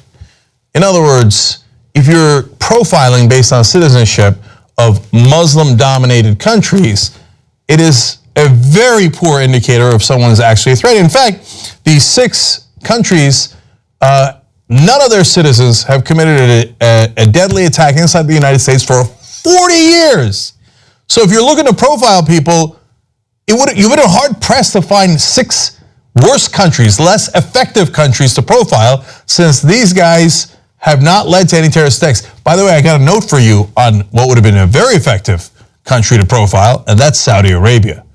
15 out of 19 of the hijackers on 9/11 came from Saudi Arabia, but the Saudis do give us cheap oil, and Donnie does have contracts with them, so they couldn't really get on the list at all. So this has nothing to do with terrorism. It has everything to do with political demagoguery, and it is super obvious. But now this ban will likely stand.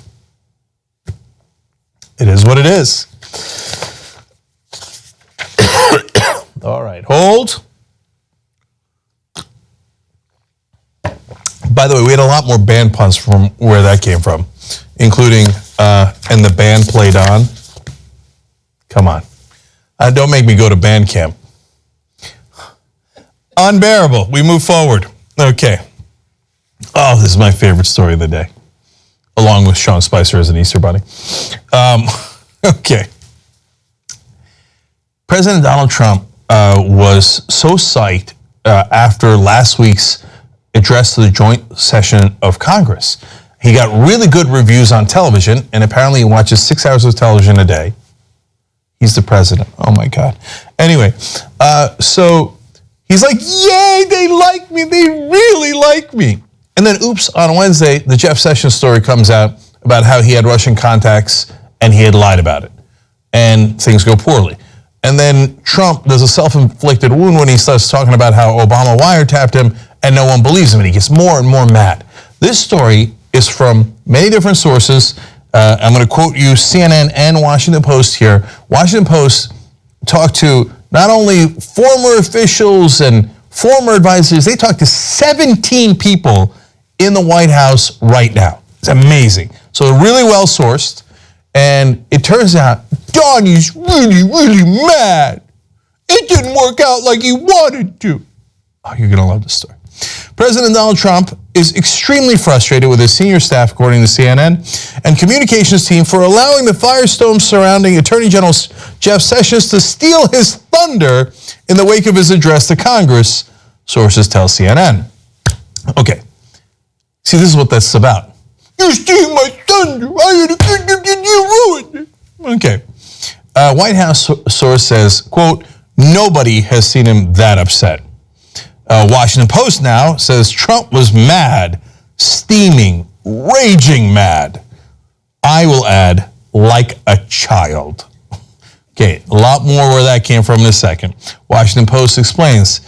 The next morning, and this is in relationship to the Jeff Sessions news, so it comes out on Wednesday. The next morning, Trump exploded, according to White House officials. He headed to Newport News, Virginia on Thursday for a splashy commander-in-chief moment. The president would trumpet his plan to grow military spending abroad, the Navy's sophisticated new aircraft carrier. But as Trump, supporting a bomber jacket and a Navy cap, rallied sailors and shipbuilders, his message was overshadowed by Sessions. Ooh, there's two things that the child does not like there. One, I got all dressed up and I was in my best outfit and I would look like a cool bomber or something. And then I was overshadowed. Not fair, Mommy, not fair. God help us all. Okay, when the president returned to the White House Thursday evening from a day trip to Virginia, there were a lot of expletives. So, I don't know if you saw that clip, but he's going around the Navy ship, they're asking him about it, and he says, oh, Sessions, he's fine, he's fine. If he says so, then he didn't talk to the Russians, then he doesn't have to step aside, right? A couple hours later, Sessions actually recused himself. And apparently he was super mad too, because he thought Sessions could have written it out. And as usual with the Trump White House, total bungling, miscommunication. So the president defends him, and then he goes out and basically contradicts the president by recusing himself. So another reason why Donnie was quite upset. Now back to CNN. The source said for more than a week, Trump had been lamenting that his senior staff just keep getting in their own way. I wonder whose fault that is, Donnie. I thought you were a brilliant manager. I thought you knew how to make deals and you knew how to manage buildings and giant enterprises. Seems like you can't manage your way out of a paper bag. What did I tell you guys? The number one thing about Donald Trump is gross incompetence. And what kind of a manager goes around going like, oh my God, I didn't plan anything and neither did you guys. Why didn't you plan it? No. You're in charge, dude. I don't know if you get it yet. You're the president of the United States. It's your job to manage them. And just throwing a temper tantrum after everything's already been bungled is not proper management. He's only run a family business before. He just got daddy's money and largely ran it into the ground. He has no idea how to manage a business. That's why he went bankrupt 6 times, let alone a very complex bureaucracy like the United States government. Okay. Now we go back to the Washington Post and the description of what happened on Friday.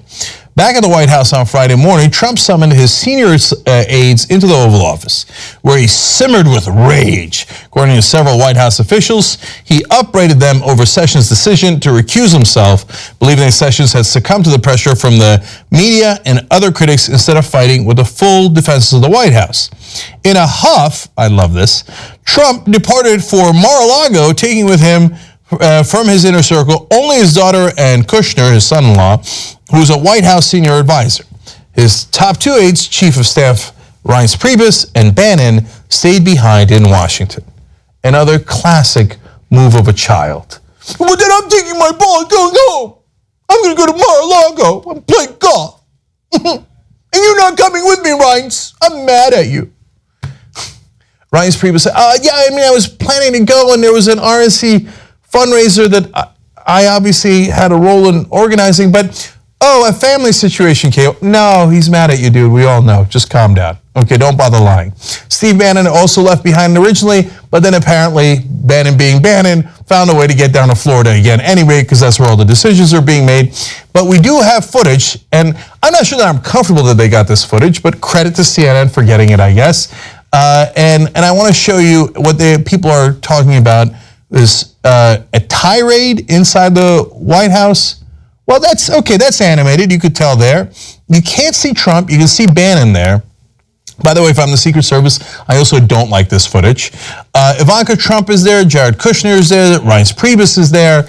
And they're clearly having an animated conversation, but we don't know if Bannon is yelling at Trump. I think that takes it too far. Nobody knows, of course, what was actually said in that room, although, like I told you, there's 17 people inside the White House who have leaked what happened inside the room.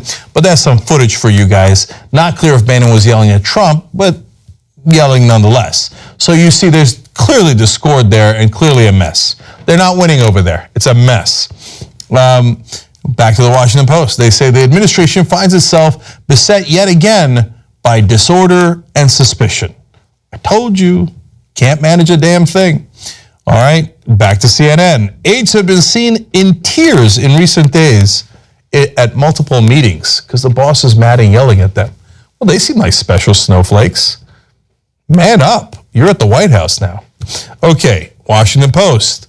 White House legislative staffers concluded late last week that the administration was spinning in circles on the health care plan amid mounting criticism from conservatives that the administration was fumbling. Won't be the first, won't be the last, because that's what they are. They're fumblers, they're bumblers. So they didn't know that you had to get, in their words, get rid of the Affordable Care Act, Obamacare, before you could do the tax cuts. Now Trump realized it. He talked about it last week. He's like, it turns out healthcare is complicated. I wish somebody had told me. We got to figure out what the hell's going on. And then I could do the rest of my agenda. But he keeps saying that they have a great secret plan. But of course they don't. Of course they don't.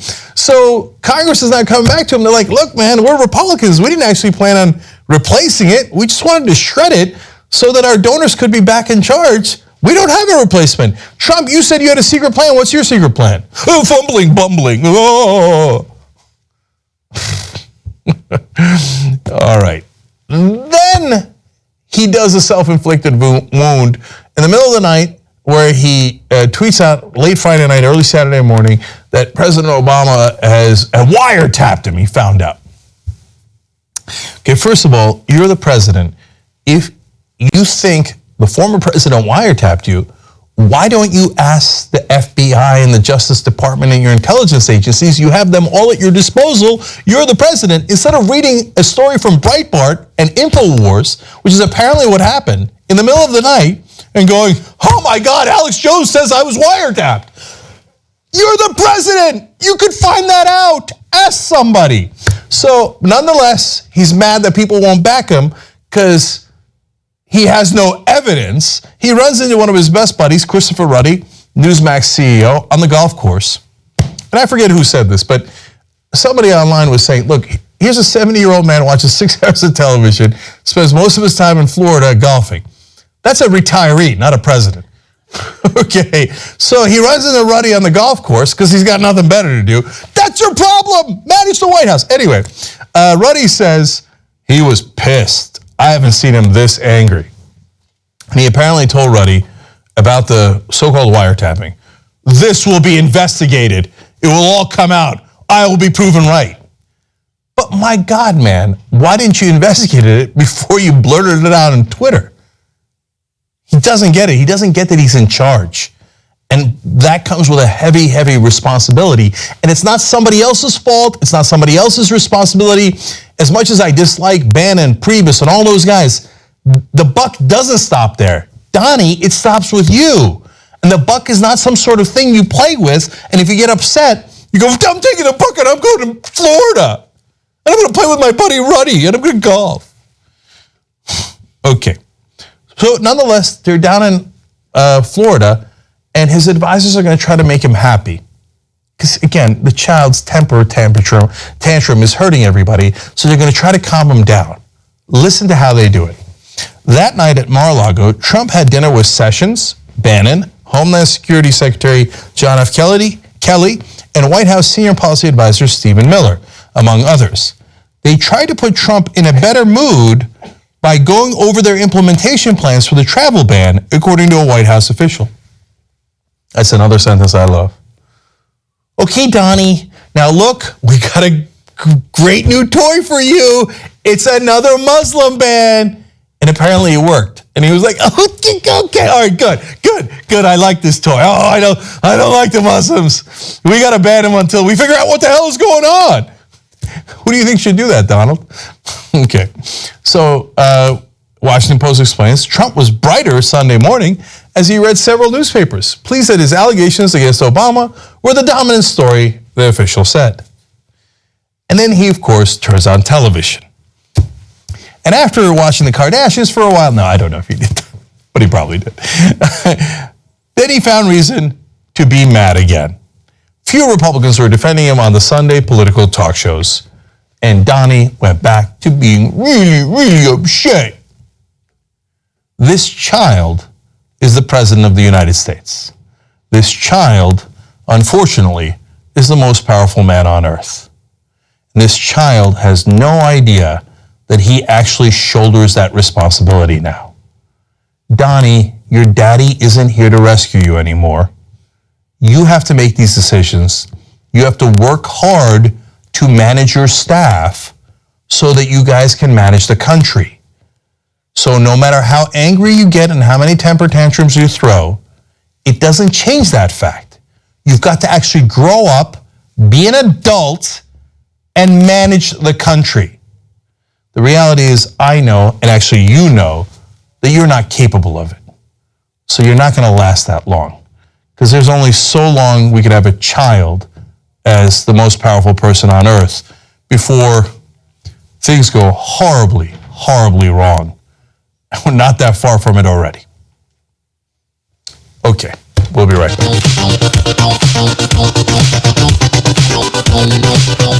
All right, I just got breaking news that Kaiser Khan is now being investigated.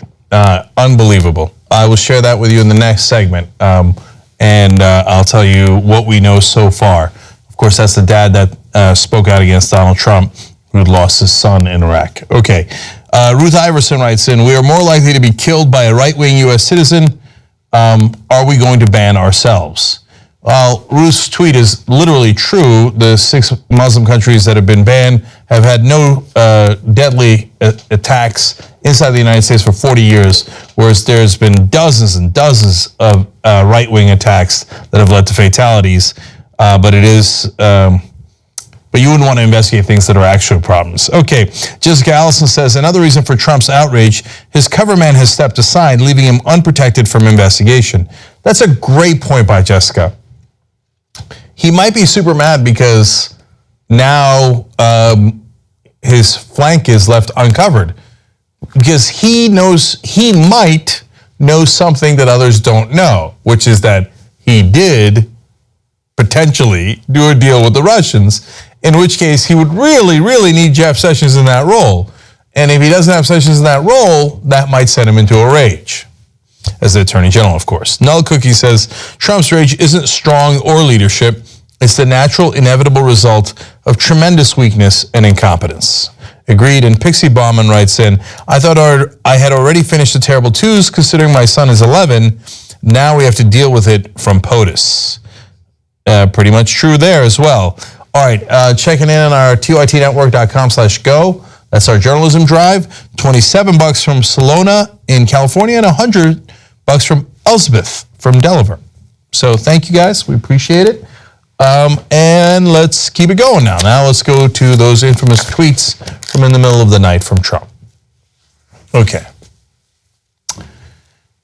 So it's late Friday night, early Saturday morning, and Donald Trump gets animated. Now, it hasn't been a good week. He did the joint Sessions address. That went well, and he was very excited about that. But then Jeff Sessions' news came out, and he had to recuse himself from the investigations into Russia. That made Trump very mad. And then apparently he read something on right-wing news sites that made him even more angry. So he tweeted in the middle of the night. Here's what he said. Terrible. Just found out that Obama had my wires tapped, that's in quotes, in Trump Tower just before the victory. Nothing found. This is McCarthyism. Now, wait a minute. You found out in the middle of the night? Because he's the president. It's entirely possible that he'd get an intelligence briefing.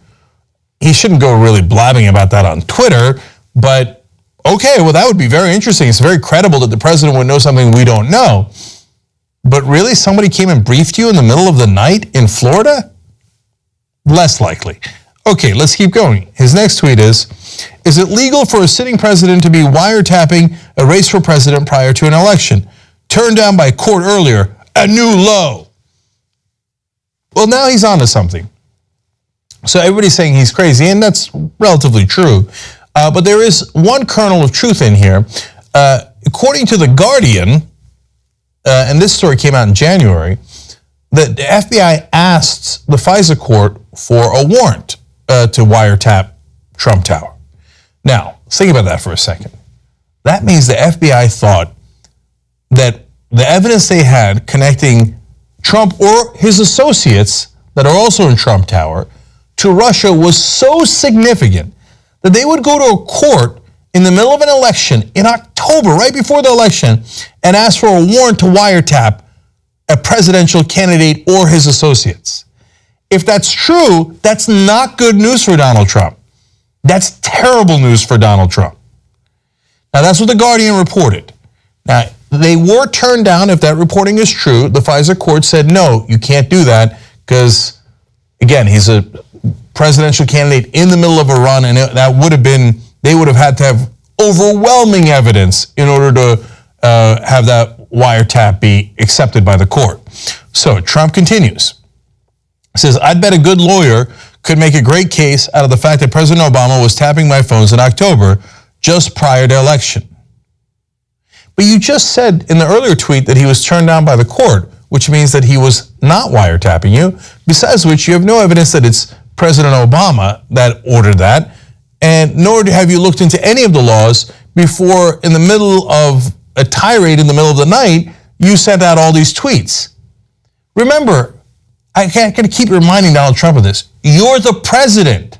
You know what you could do is you could ask your intelligence officials. They now work for you. You could ask the FBI. You could ask the CIA. You could ask anyone you like.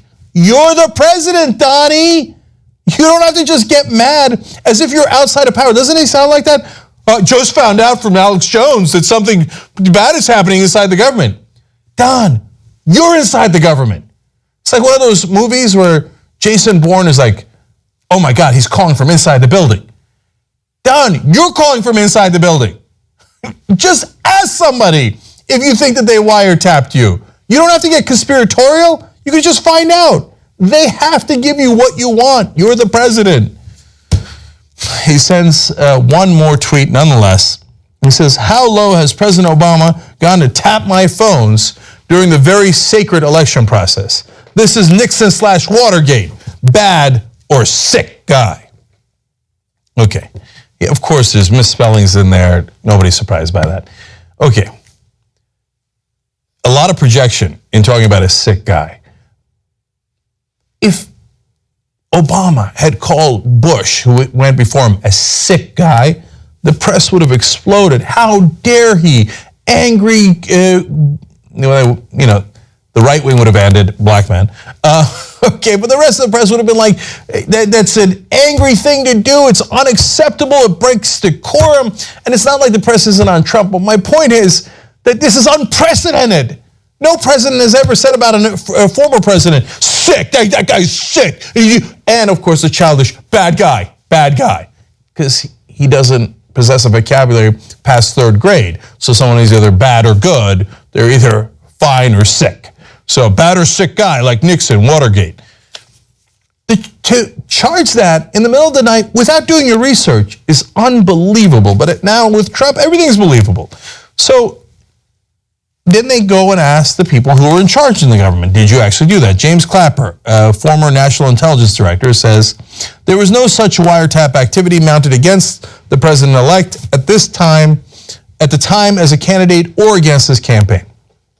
Now, look, I'm the only one that is not treating this as purely insane because, again, The Guardian did report that they did ask for a wiretap. And if you notice Clapper's wording, they're saying it wasn't against his campaign and we didn't have one at the time. Well, if it was turned down by the court, it's true, they wouldn't have one. He didn't say they didn't ask for one.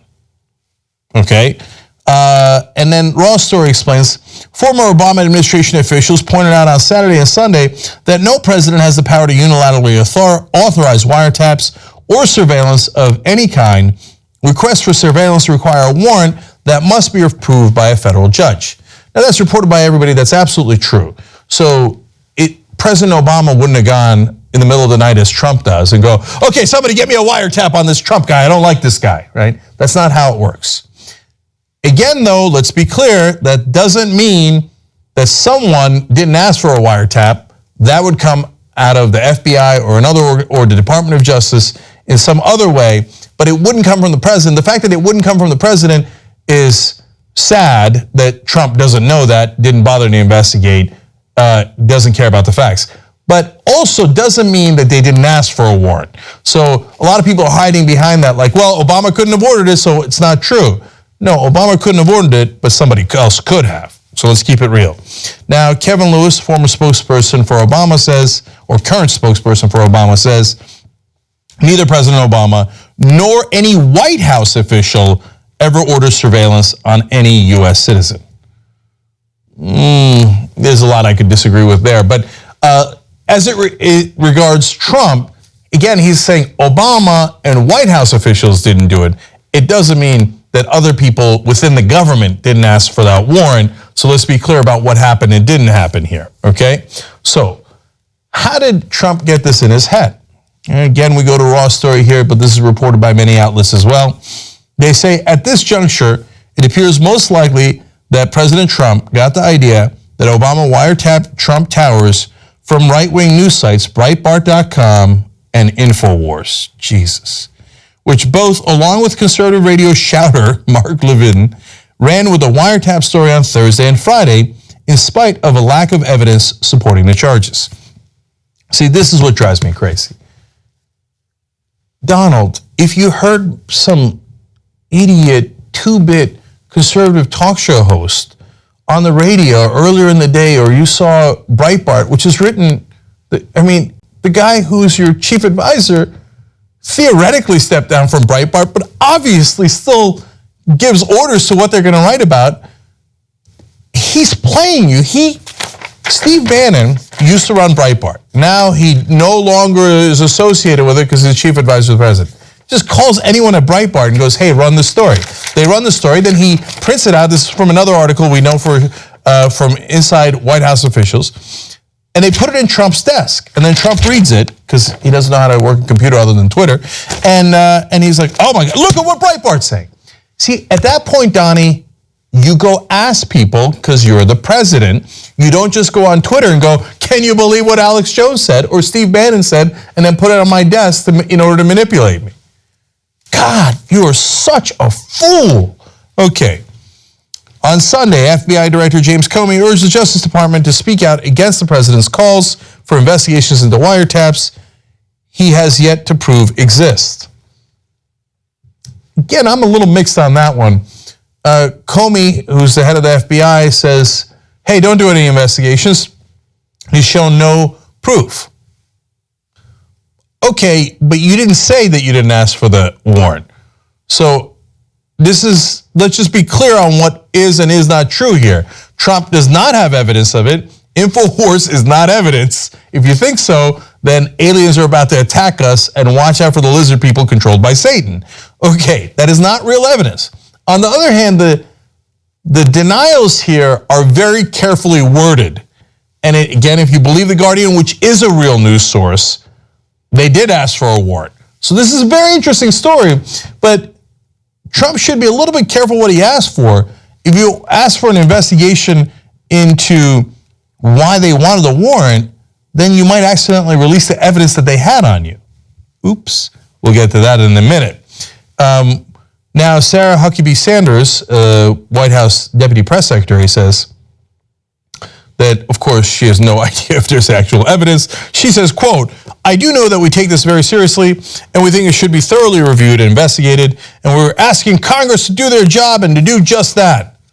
Well, then they go to the House Intelligence Committee Chair, Representative Devin Nunes from California, he's a Republican, and he said on Sunday that the committee will make inquiries into whether President Barack Obama's administration eavesdropped on campaign officials before the 2016 election. Then you go to Sean Spicer, who is, of course, the White House press secretary, and in a series of tweets, he ends it by saying, neither the White House nor the president will comment further until such oversight is conducted. Well, first of all, I wouldn't bet on it. Unless you actually physically took Trump's phone away from him, he will probably comment on it again. But it is interesting that at the end, the White House is like, no further comments, no further comments. Wait, if they investigate this, then they get to find out what the warrant was based on? No further comments. We won't be talking about this at all anymore. Oh, interesting. If you think, hey, if Trump did something wrong with the Russians, would he really be stupid enough to ask for an investigation of it? And my answer to that is, of course he would. The single biggest mistake the media continues to make about Trump is not that he's unstable, they got that right. It's not that he's done all these things wrong, they've got that right. It's that they are underestimating how painfully stupid he is. So yes, it is entirely possible that he opens up an investigation which winds up doing him in. Hear me now, quote me later. Okay, now, quick second story related to this. Okay. Now, Donald Trump tweets in the middle of the night that Obama's wiretapping him. He has no evidence of it, even though he's the president and could just ask people and then present evidence, but he doesn't do any of that because he doesn't have it. You don't have to rely on Breitbart anymore. You could rely on a giant intelligence or many different intelligence agencies to actually give you real evidence. Anyway, so he has to send his minions out there to try to defend it, but they have no evidence to defend it with. So this is going to be funny. First, let's watch Kellyanne Conway try to fumble and bumble and try to figure out a way to support the president when they ain't got no evidence. You said if we don't know at this point, so that's why you're calling for the investigation. But it sounds like, based on the tweets over the weekend, that the president does know that this happened to him. At least that's what he's claiming. How does he know that his phone was actually tapped? Let me answer that globally. He's the president of the United States. He has information and intelligence that the rest of us do not. And that's the way it should be for presidents. So there's two funny parts of that. First of all, let me answer that globally. Now, when I have no specific answer from now on, that's how I'm going to start a sentence. Well, let me answer that globally. Second of all, you're speaking for the president. That's why you're on television. So if the president knows something, why don't you go ask him? If you're not going to ask him and you're not going to provide any more information or even some vague assurance that he can give you, then why are you on TV? You went on TV to say that globally you have no idea what you're talking about. Interesting. But it gets better. Now we're going to go to the Deputy Press Secretary, Sarah Huckabee Sanders. You want to talk about fumbling and bumbling? This is fun. Let's watch. Where is he getting this information? Look, I think there have been quite a few reports. I know that Jonathan and others earlier in the program mentioned that it was all conservative media, but that's frankly not true. The New York Times, BBC have also talked about and reported on the potential of this having had happened. I think the bigger thing is, let's find out. There is nothing equivocating about what he says. I just found out that Obama had my wires tapped. That's not looking into something. You guys are always telling us to take the media seriously. Well, we are today. All we're saying is let's take a closer look. Let's look into this. If this happened, if this is accurate, this is the biggest overreach and the biggest scandal. The President of the United States is accusing the former president of wiretapping him. If this happened, Martha, if the American people have a right to know if this took place. He's asking that we get down to the bottom of this. Let's get the truth here. Let's find out. But is it true? And I think the American people have a right to know if this happened, because if it did, all we're asking is that we have the same level of look into the potential that the Obama administration wiretapped Trump Tower. I don't think he's tweeting out classified information. He's talking about, could this have happened? Did this happen? Everybody acts like President Trump is the one that came up with this idea and just threw it out there. I just want to say Donald Trump started this on Saturday morning. My ending was my favorite part. Everybody's pretending like Donald Trump started this. That's because Donald Trump started this. His tweets are what started it. What else started it? They're like, well, if it happened. What do you mean if it happened? That was the best job that Martha Raddatz did, was like, if. What do you mean if? You guys have all the intelligence. You're inside the White House. What do you mean if? You're supposed to tell us what happened. You don't have to rely on conspiracy websites anymore. You have the actual intelligence. You're the president of the United States. What do you mean if? That makes no sense at all. She's like, we got to get to the bottom of this. Maybe you should have gotten to the bottom of this before you blurted it out in public and tweeted in the middle of the night. Maybe you should have done an internal investigation if you thought there was wiretapping of Trump during the campaign. And then if you had evidence, you could come out publicly. What kind of an irresponsible jackass tweets in the middle of the night with no evidence and says, even though I have at my disposal all the evidence in the world, I won't bother to investigate it. Instead, I'll throw it out on Twitter and go, well, if it happened, that would be a doozy. Amazing. So then they're going to kick it over to Jason Chaffetz. He would be responsible for investigating this. By the way, this guy, this Republican hypocrite, is still in the middle of investigating Hillary Clinton's emails. I'm not kidding. But when it comes to Trump, he doesn't want to investigate a damn thing. The Russian thing, Russia? What's Russia? I never heard of Russia. Sarah Palin can't even see it from her house anymore. Chaffetz doesn't want anything to do with it. But in regards to this, now Trump wants him to investigate further. He still doesn't want anything to do with it. Again, I love his answers. Let's watch. Your colleague Marco Rubio said he had not heard of any evidence of this. Have you heard of any evidence of this? Well, I learned a long time ago, I'm going to keep my eyes wide open. You never know when you turn a corner what you may or may not see. But thus far, I have not seen anything directly that would support what the president has said. The paper trail should be there. It's going to take a while for the House Intel Committee, Devin Nunes, they will lead out on that. We will play a supporting role as the Oversight Committee. Look, it's a very serious allegation. The president has at his fingertips tens of billions of dollars in an intelligence apparatus. I got to believe, I think he might have something there, but if not, we're going to find out. I think it's premature to say there's no backing evidence. But if you're going to make that accusation, don't you present the evidence? Well, I think if he goes out there and he's challenging Congress and suggesting that we should help lead out in that investigation, we're going to go through that process. My favorite part was in the middle where he's like, my committee. Nunes, go talk to Nunes over there. He's got it on lockdown, man, and I got nothing to do with me. I mean, if there's evidence, there's got to be a paper trail, right? I mean, I haven't seen it, but what am I going to do? He's the president.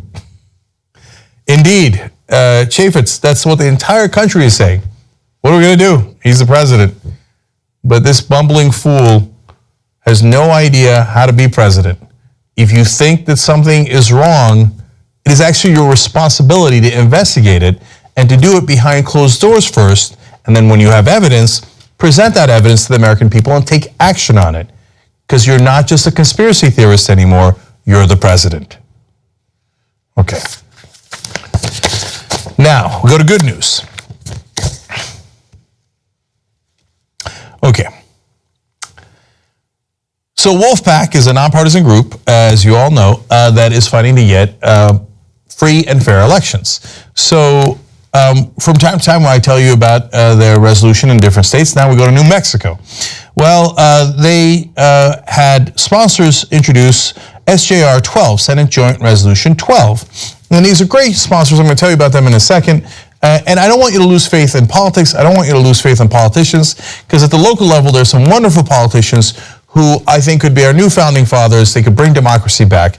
And yes, from time to time, there are setbacks in that. And from time to time, as in this case, there was significant lobbying against this resolution from the left and from the right, and extreme parts of both ends of the spectrum don't want any of this to happen, because they think, oh, no, money in politics is awesome. And election reform, we don't need any election reform. This thing's working out perfectly. Really? Does anyone else believe that? No actual citizen believes that. So whenever these votes happen, citizens actually show up and are almost unanimously on our side. And they did in this case, and the way that it works is in both the Senate and the House, depending on which state you're in, you have to get out of committee, and then you have floor votes. So we're going to need your help on in some of those cases in a second, but let me tell you what happened in the first step in New Mexico. So Wolfpack is opposed by these lobbyists, and they fight tooth and nail against Wolfpack's resolution, and it goes to a Senate Rules Committee vote, and the result is unanimous. 10 representatives, senators in this case, vote yes, none vote no. They all vote for free and fair elections. 7 Democrats, 3 Republicans. When we say nonpartisan, we mean it. There's some great Democrats, great Republicans at the state level. Let me show you some of those guys. Our sponsor in this case is Senator Gerald Ortiz y Pino, and I love some of what he said. He said that some of the testimony that he heard that day from real citizens in New Mexico actually brought a tear to his eye. He said it was the best hearing he'd ever seen, and among the people that were there to support this piece of legislation from Wolfpack was a mother, a research scientist, a small business owner, an economics major in college, a CFO, a chief financial officer of a private corporation, an artist, a veteran of the U.S. Army. You know what that is, by the way? That's America. America showed up at that Senate committee hearing. The guy in college drove from 5 hours one way to make sure that he was at the hearing and his voice was heard. That's called democracy, okay? Now, I'm going to get to some video from some of these great senators in a second, too. And then I want to tell you about Senator Mark Moores. He is a Republican from New Mexico, also voted yes on this legislation because Republicans also care about democracy and they also care about free and fair elections. And then Senator Daniel Ivy Soto, I'm going to show you a clip from him in a second, made a great speech in regards to this as well. Now, just because you made it out of one committee doesn't mean that you made it. So we've got the Judiciary Committee in New Mexico, then you got a floor vote in the Senate, you've got committee hearings in the House, you've got floor votes in the House. I know that no other news organization talks about these things, but they are the nitty-gritty and the heart of our political system. And if you want to get change, this is how you get change. You have to actually show up, you have to fight for it, because those lobbyists are there every single day. So in this case, again, email Allison at wolf-pack.com. If you're a citizen of New Mexico, get in this battle, show up, they need you. That's Allison with one L, Allison at wolf-pack.com. This is about half the group that showed up to the committee hearing. The other half had to rush to work because they're real American citizens. And so are these guys, and some of them took off from work, some of them took off from school. But you got to do whatever you can. And they're right there. You're looking at America. And they fought hard for this, and they have begun to win in New Mexico. I believe we can go all the way in New Mexico and make it state number 6 to ask for free and fair elections and to get an amendment in that regard. So now let me show you some of those senators. Here's Ivy Soto. and why he voted yes for this resolution.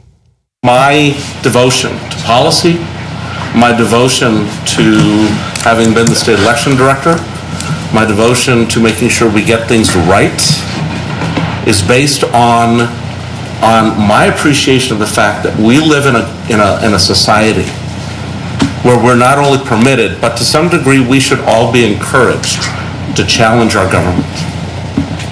We should be encouraged to stand up and say we disagree. And we should never be fearful of doing that. You know, at the national level, when you hear from Republicans and Democrats that protesting them is a terrible idea, and they don't even really believe you if you show up at a town hall event. To see at the state level, politicians that actually represent their voters is amazing and wonderful. So now let's go to a Republican who does likewise. Cliff Purtle, he voted yes as well. Let's watch. To me, that's how they envisioned our government, bottom up. And unfortunately, we've become top down. And the gentleman in the back, I think his testimony was great, along with the young man in the front here. That's where a lot of the people are feeling disconnected, that the elections are being bought as opposed to free and fair. Couldn't agree more. And then finally, Senator Jacob Candelaria, and basically saying, if you don't think special interests are a problem, you ain't paying attention. Watch. Anyone who thinks that big money does not have a corrosive and threatening effect on our government is either not paying attention or is willfully ignorant. Throughout my first term, I sponsored a few pieces of legislation that I felt very strongly about that were good for this state, for businesses in this state, for our state's economy, and a very powerful special interest group on my side of the aisle tried to find a primary opponent against me and tried to fund them and tried to take me out of my seat. And that's just reality, because they disagreed with the stance I took, and I don't know if that's a good representation of what democracy should look like. That if you have a big enough checkbook, you can bully and threaten elected representatives into voting a certain way. No, I love it.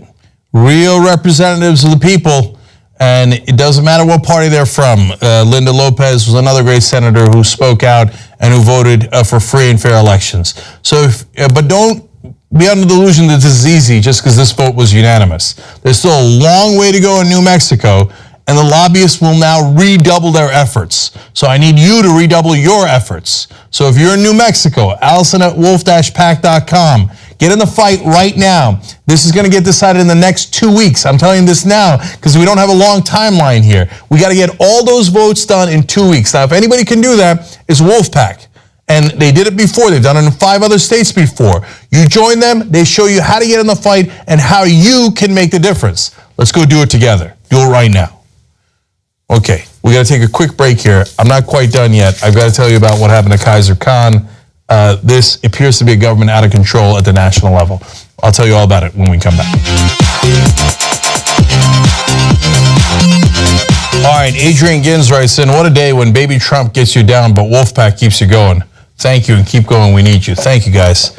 Check out however you can help Wolfpack, man. Donate, volunteer. Mainly we're asking for volunteers now because we're in the heart of running these actual races. And for those, you need actually citizens of those states. So wolf-pack.com. Okay, now let me tell you about what's going on with Kaiser Khan. So right before we went live today, a story broke about Kaiser Khan. Let me tell you about it. As Reuters explains here, the father of an American soldier killed in Iraq who came out of criticism last year from then candidate Donald Trump said he has canceled a speaking engagement in Toronto after being notified that his U.S. travel privileges were under review.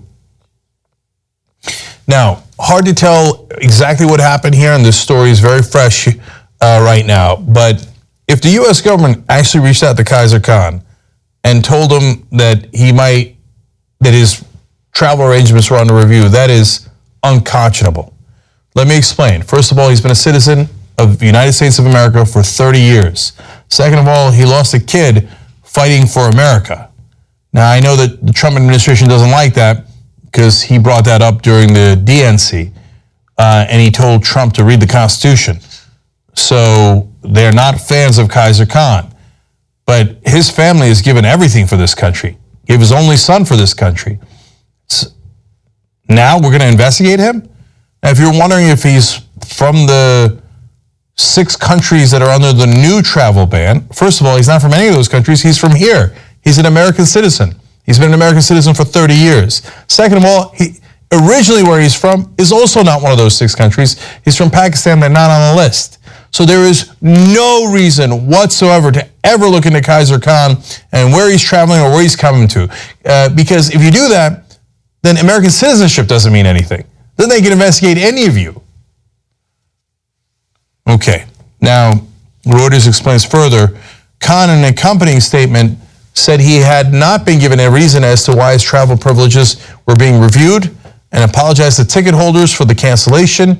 He declined to comment further in an email exchange with Reuters. I'm very curious as to what happened here. Now, Customs denies it. They say U.S. Customs and Border Protection said it does not contact travelers in advance of their travel out of the United States, according to an official who said any U.S. citizen with a passport may travel out of the country. CBP would not comment specifically on the Khan case, citing privacy protections. So I have no idea, of course, if it was Customs and Border Protection that reached out to him or what government official did or did not reach out to him. But it definitely should be investigated, because if we have any government official reaching out to U.S. citizens and warning them that they will not be allowed back in the country, well, that affects us all. And certainly if someone within the Trump administration is doing that to a political opponent, boy, that affects a lot of folks too, and that is not what we do in America. And remember, just last week, we gave you the story of a young dreamer, a woman who was brought here when she was 7 years old from Argentina, and her parents were detained. She gave a political speech supporting her parents and was detained by ICE immediately thereafter. And then ICE said it was not random, that they do not act indiscriminately, and that they, in fact, had targeted her right after she gave a political speech against the Trump administration and their policies. Now, I don't know if Kaiser Khan falls into that category yet, because the story is just happening right now. But if what he says is true, and anyone from the government reached out to him and said that, well, it has begun. Last week and now this week. Political opponents, beware, you will be targeted. If that's the case, that is exactly why people talk about resistance. Because that is not America. That is not how the American government is supposed to function. That is not how a democracy is supposed to function. So yes, that is what you should resist at all costs and in every way. We'll have more for this on this story as it develops. Okay. Now, let's go to last story for the day, at least in the first hour. Roger Stone is an advisor to Donald Trump. He brags about it all the time. He bragged about it to Nomi Konst during the inauguration ball that he attended. She's one of our reporters, and he talked about how he met Trump when he was a young man, and he's the one who urged him to run for president in the first place. And just like Donald Trump, he sends crazy tweets in the middle of the night. And he did that recently, and it got him in a little bit of trouble, so he then deleted the tweets. Now, Roger, you ought to know better than that. There ain't no deleting tweets on Twitter. In fact, that then is a giant red flag to everybody. Oh, look at what those tweets said. They apparently were very interesting. And yes, this does get into policy ramifications in a second.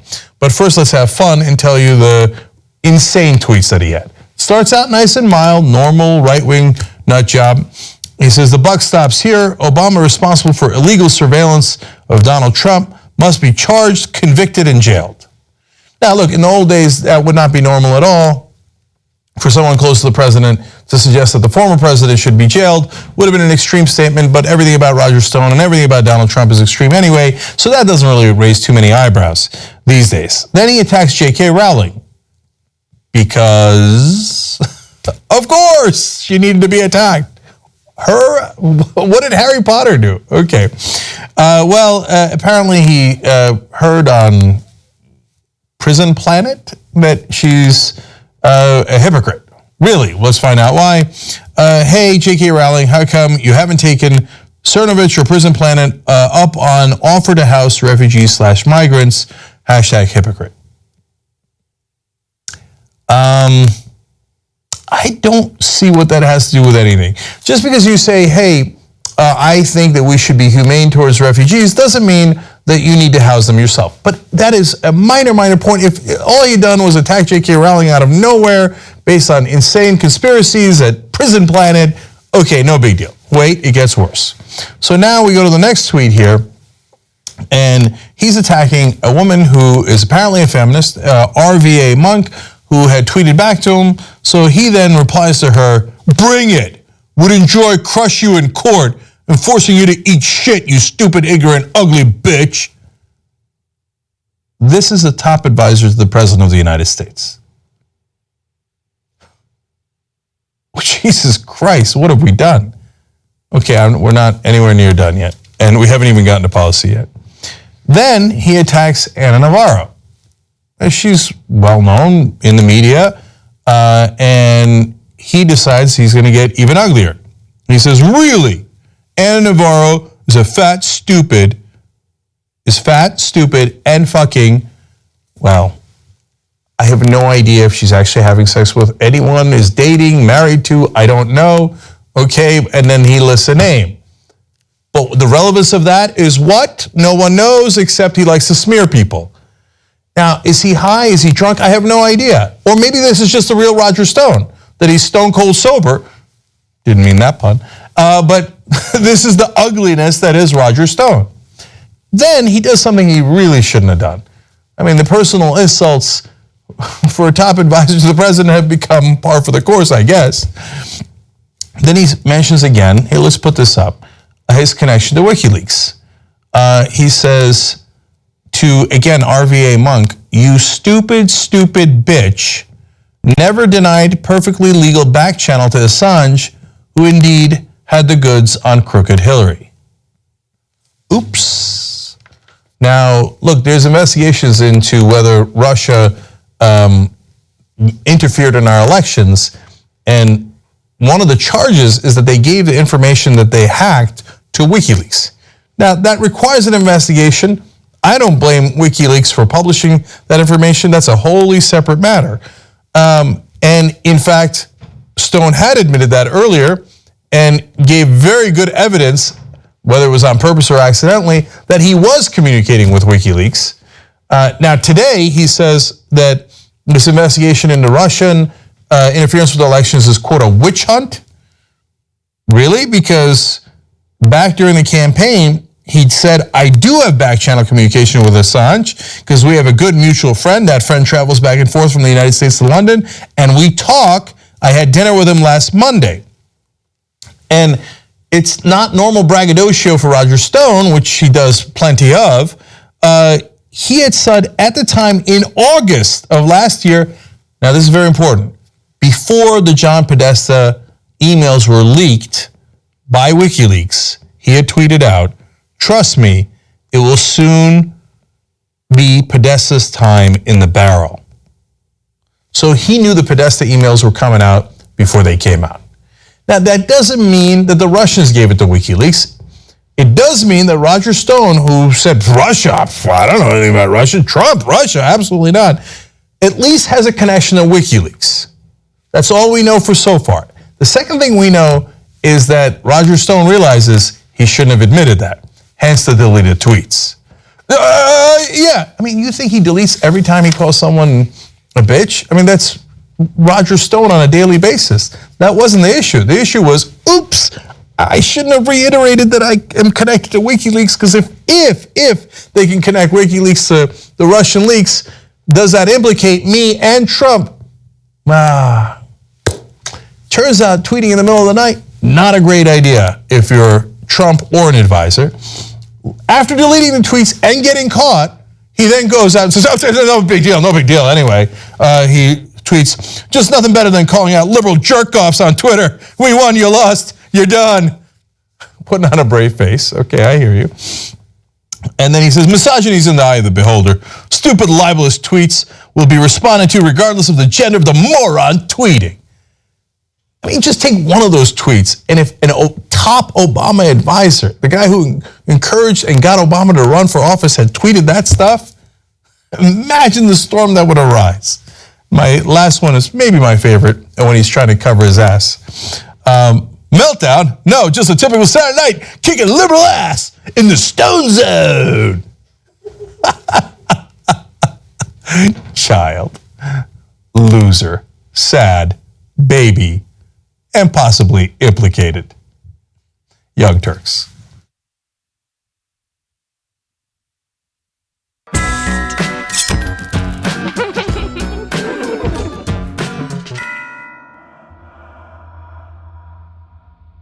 Hello and welcome to another episode of Murder with Friends, the show where two friends get together and talk about the darker sides of history.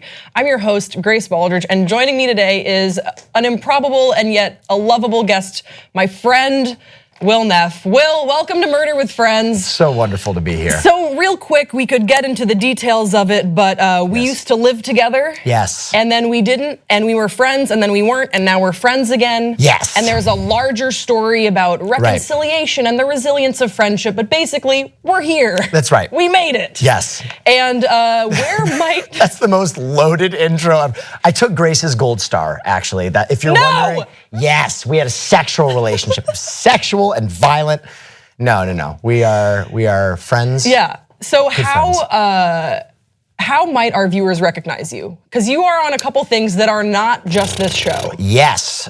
Your viewers might recognize me from when I wear women's underpants on BuzzFeed from time to time, or Full Screen, if you are familiar with the Full Screen programming and app. Right. And today we're going to be talking about Jack Unterweger, who was a serial killer that I learned about from you years ago. Yep.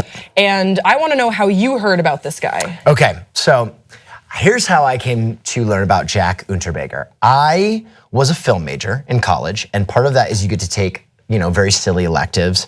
And so I saw criminal psych as one of these electives that I could take in school. And I had always kind of had this very morbid fascination with serial killers, so I was like, let's do it, let's go. So I sign up, and we are going through this criminal psych course, and we get to the serial killer portion of the class, and I start perking up big time.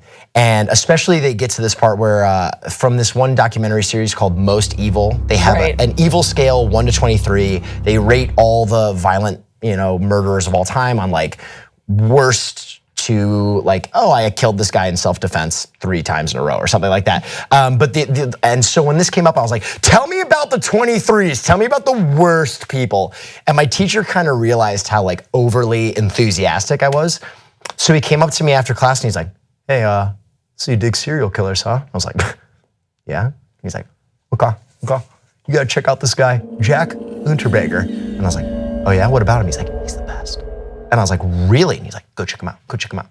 So I checked him out, and he was I was reading, and I was like, no way. And I came back, and I was like, unreal. And he's like, I know. And we kind of like nerded out over being serial killer fans, which is kind of a strange thing to be a fan of. You're in good company on this show. Right. And so then after that conversation, my professor and I were boys, but I kind of always remember this serial killer as being like almost a vignette of like how to serial kill, like the style. What we think of. Right, like what gives us nightmares. This guy he hits all the big marks. Like he's pretty dope. So with that teaser in mind, let's go to our first clip that will give you an idea about who we're gonna be discussing on today's show.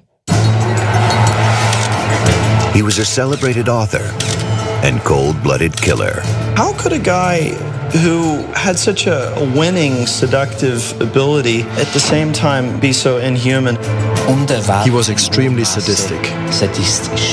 A convicted murderer set free, only to kill again. Jack had not been redeemed at all. Jack was still this psychopathic killer. In the end, what mattered to him was just to control people and kill them. So let's dive in a little bit into this guy's childhood. Jack is born August 16th, 1950, and he is raised fatherless by a woman who is at odds with the law. Some reports have said that she was a prostitute. And most of his time was actually spent with his grandfather, who he says was an alcoholic, who introduced him to alcohol and schnapps at a very early age. And early on, he's exploring sexually deviant and violent urges. Right, and introduced is a very kind way of saying that. By Jack's own account, he said that his grandfather used to make him hold a bottle of schnapps and just chug it till he was crying and shaking. Oh my God. Like this was like a violent introduction to binge drinking and to being an adult, as his grandfather saw, and making him a man, very young, very violent, very abusive. And also early on, he's aware of what prostitution is, and he becomes a pimp at an early age. Right. All of this happens, when he's a teenager in his formative years. So it begs the question: nature versus nurture. Where do you stand with this guy? I think this is a perfect storm. I think this is a little bit of column A. I think this is a little bit of column B. I think this is a person probably born with some sociopathic tendencies, maybe some kind of mental deficiency as far as his ability to empathize with other living things. This is probably a guy that was abusing, kittens and bullshit when he was a young kid. But then on top of that, you have this legacy of abuse. Mm-hmm. You have him introduced to women kind of at a almost inhuman place in society. Well, women are introduced to him in the sexually objective form. He doesn't. His own mother is objectified by men, and that's her form of income. It's very normalized. And that's compounded by the fact that she kind of abandons him, right? Like she doesn't really like this kid. She doesn't really care for this kid. And he grows up uneducated, unloved, and abused. And I think when you combine that with a sociopathic person, a person by nature, there's your violent killer right there. Right. A guy who by nature has no empathy and has a history of abuse and violence, and you pair those together, you got yourself a violent So killer. this perfect storm reaches its climax in 1974 because he is convicted, arrested, all that stuff. Of murder! Of murder. Of murder! He kills an 18-year-old girl, Margaret Schaefer, and I'm gonna toss to a clip right now outlining what was leading up to his very first kill. Yes. He was accused of rape, abducting a minor, and assault with a steel rod. Then, in the winter of 1974, Unterweger's criminal activities took an even darker turn when he met 18-year-old Margaret Schaefer. Margaret was a friend of Jack Unterweger's girlfriend at the time. As was usually the case, Jack was broke and looking for an easy mark. Jack and his German girlfriend arrive in this town where she is from, and they see her school friend Margaret walking down the sidewalk. And Jack suggests that she get into the car. Margaret gets into the car, and Jack, it seems very impulsively, decides, well, we'll rob her and we'll rob her parents' house. But that's not what ends up happening. Not only does he rob her, he then kills her. Yes. Strangling her with, what does he use, Will? The bra strap, I believe, in this murder. Right, and the coolest thing about this guy is, just like your movie serial killers, he has like a nom de plume, a weapon of choice, which is a very unique slip knot that he ties in the underpants or the bra of his victim and slides it down their neck, crushing the trachea and strangling these women. So, I mean, this is like your Michael Myers butcher knife. This is like your, Leatherface chainsaw. This is a guy, like a boogeyman, who has a very real weapon of choice. And this is his first time executing on that. It seems very impulsive. His girlfriend was in the car the whole time. Yes. He is sentenced in 1976. His girlfriend's testimony was instrumental in getting him behind bars. Oh, yeah. And he is sent to prison.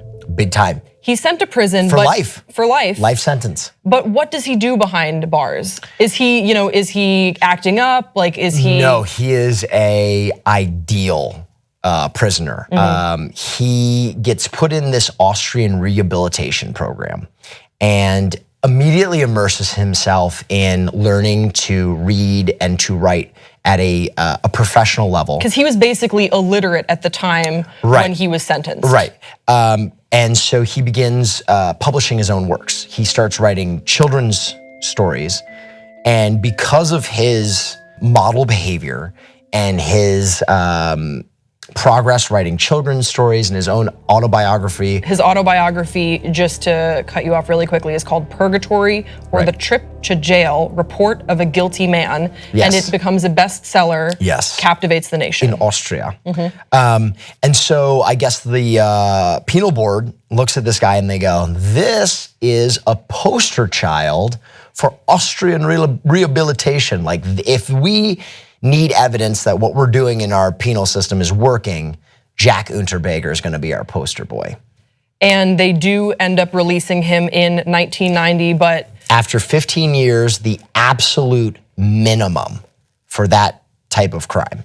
And what would eventually kick off the crimes that would make him a serial killer. And when we come back in part 2, we're going to tell you all about how Jack Unterweger became the killer that we know today.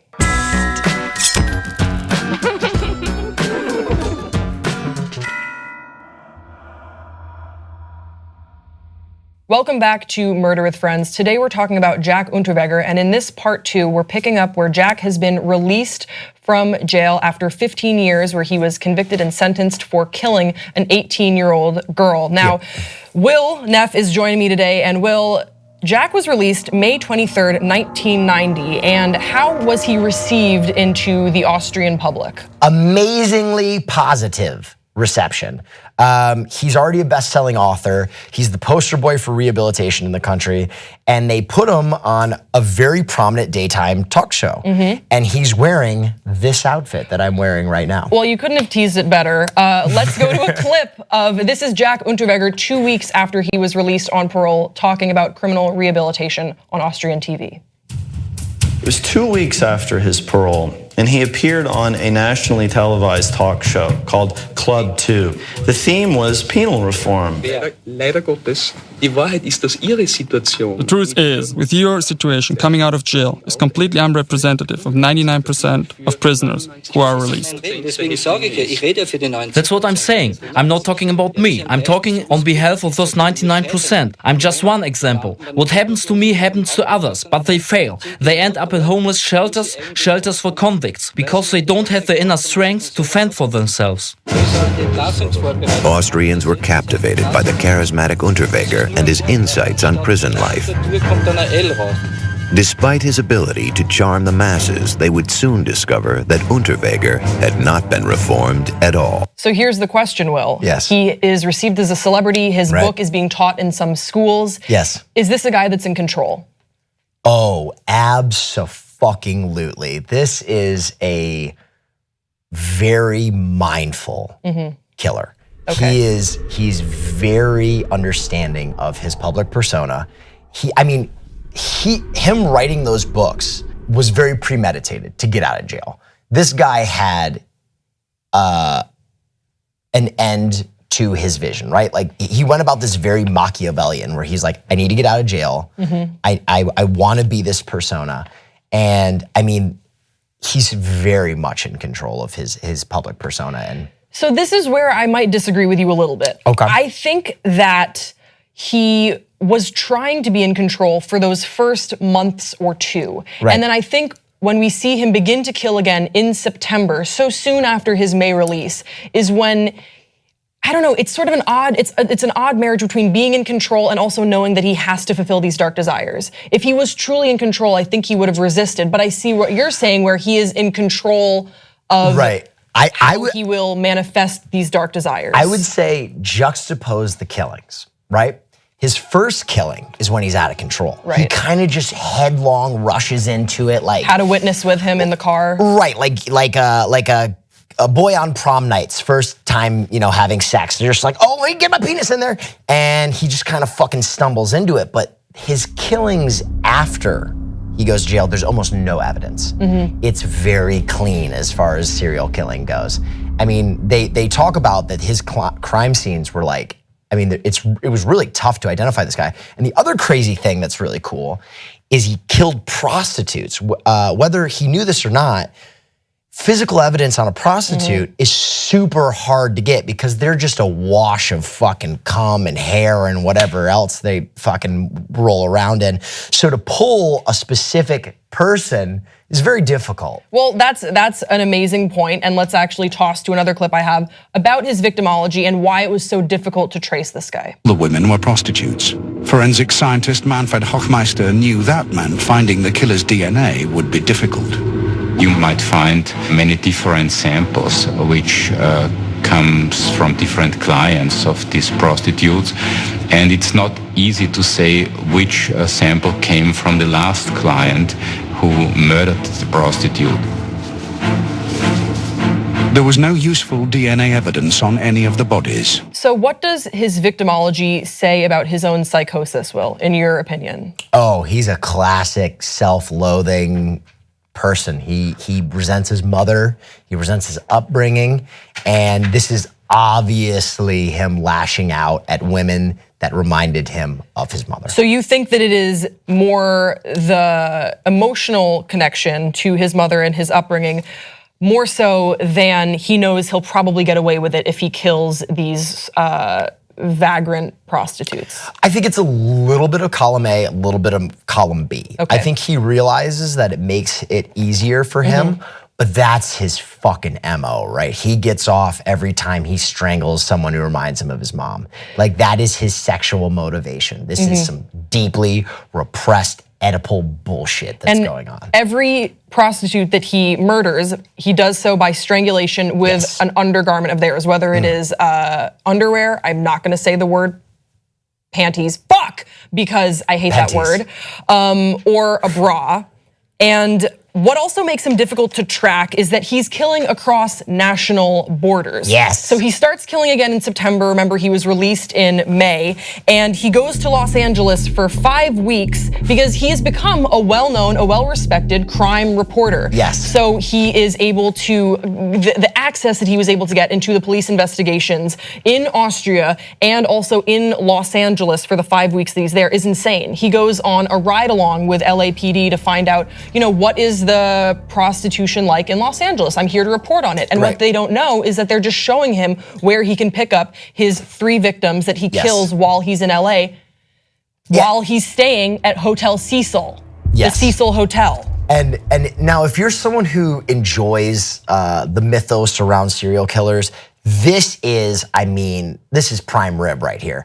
This guy is literally doing ride-alongs with the police officers that are investigating him.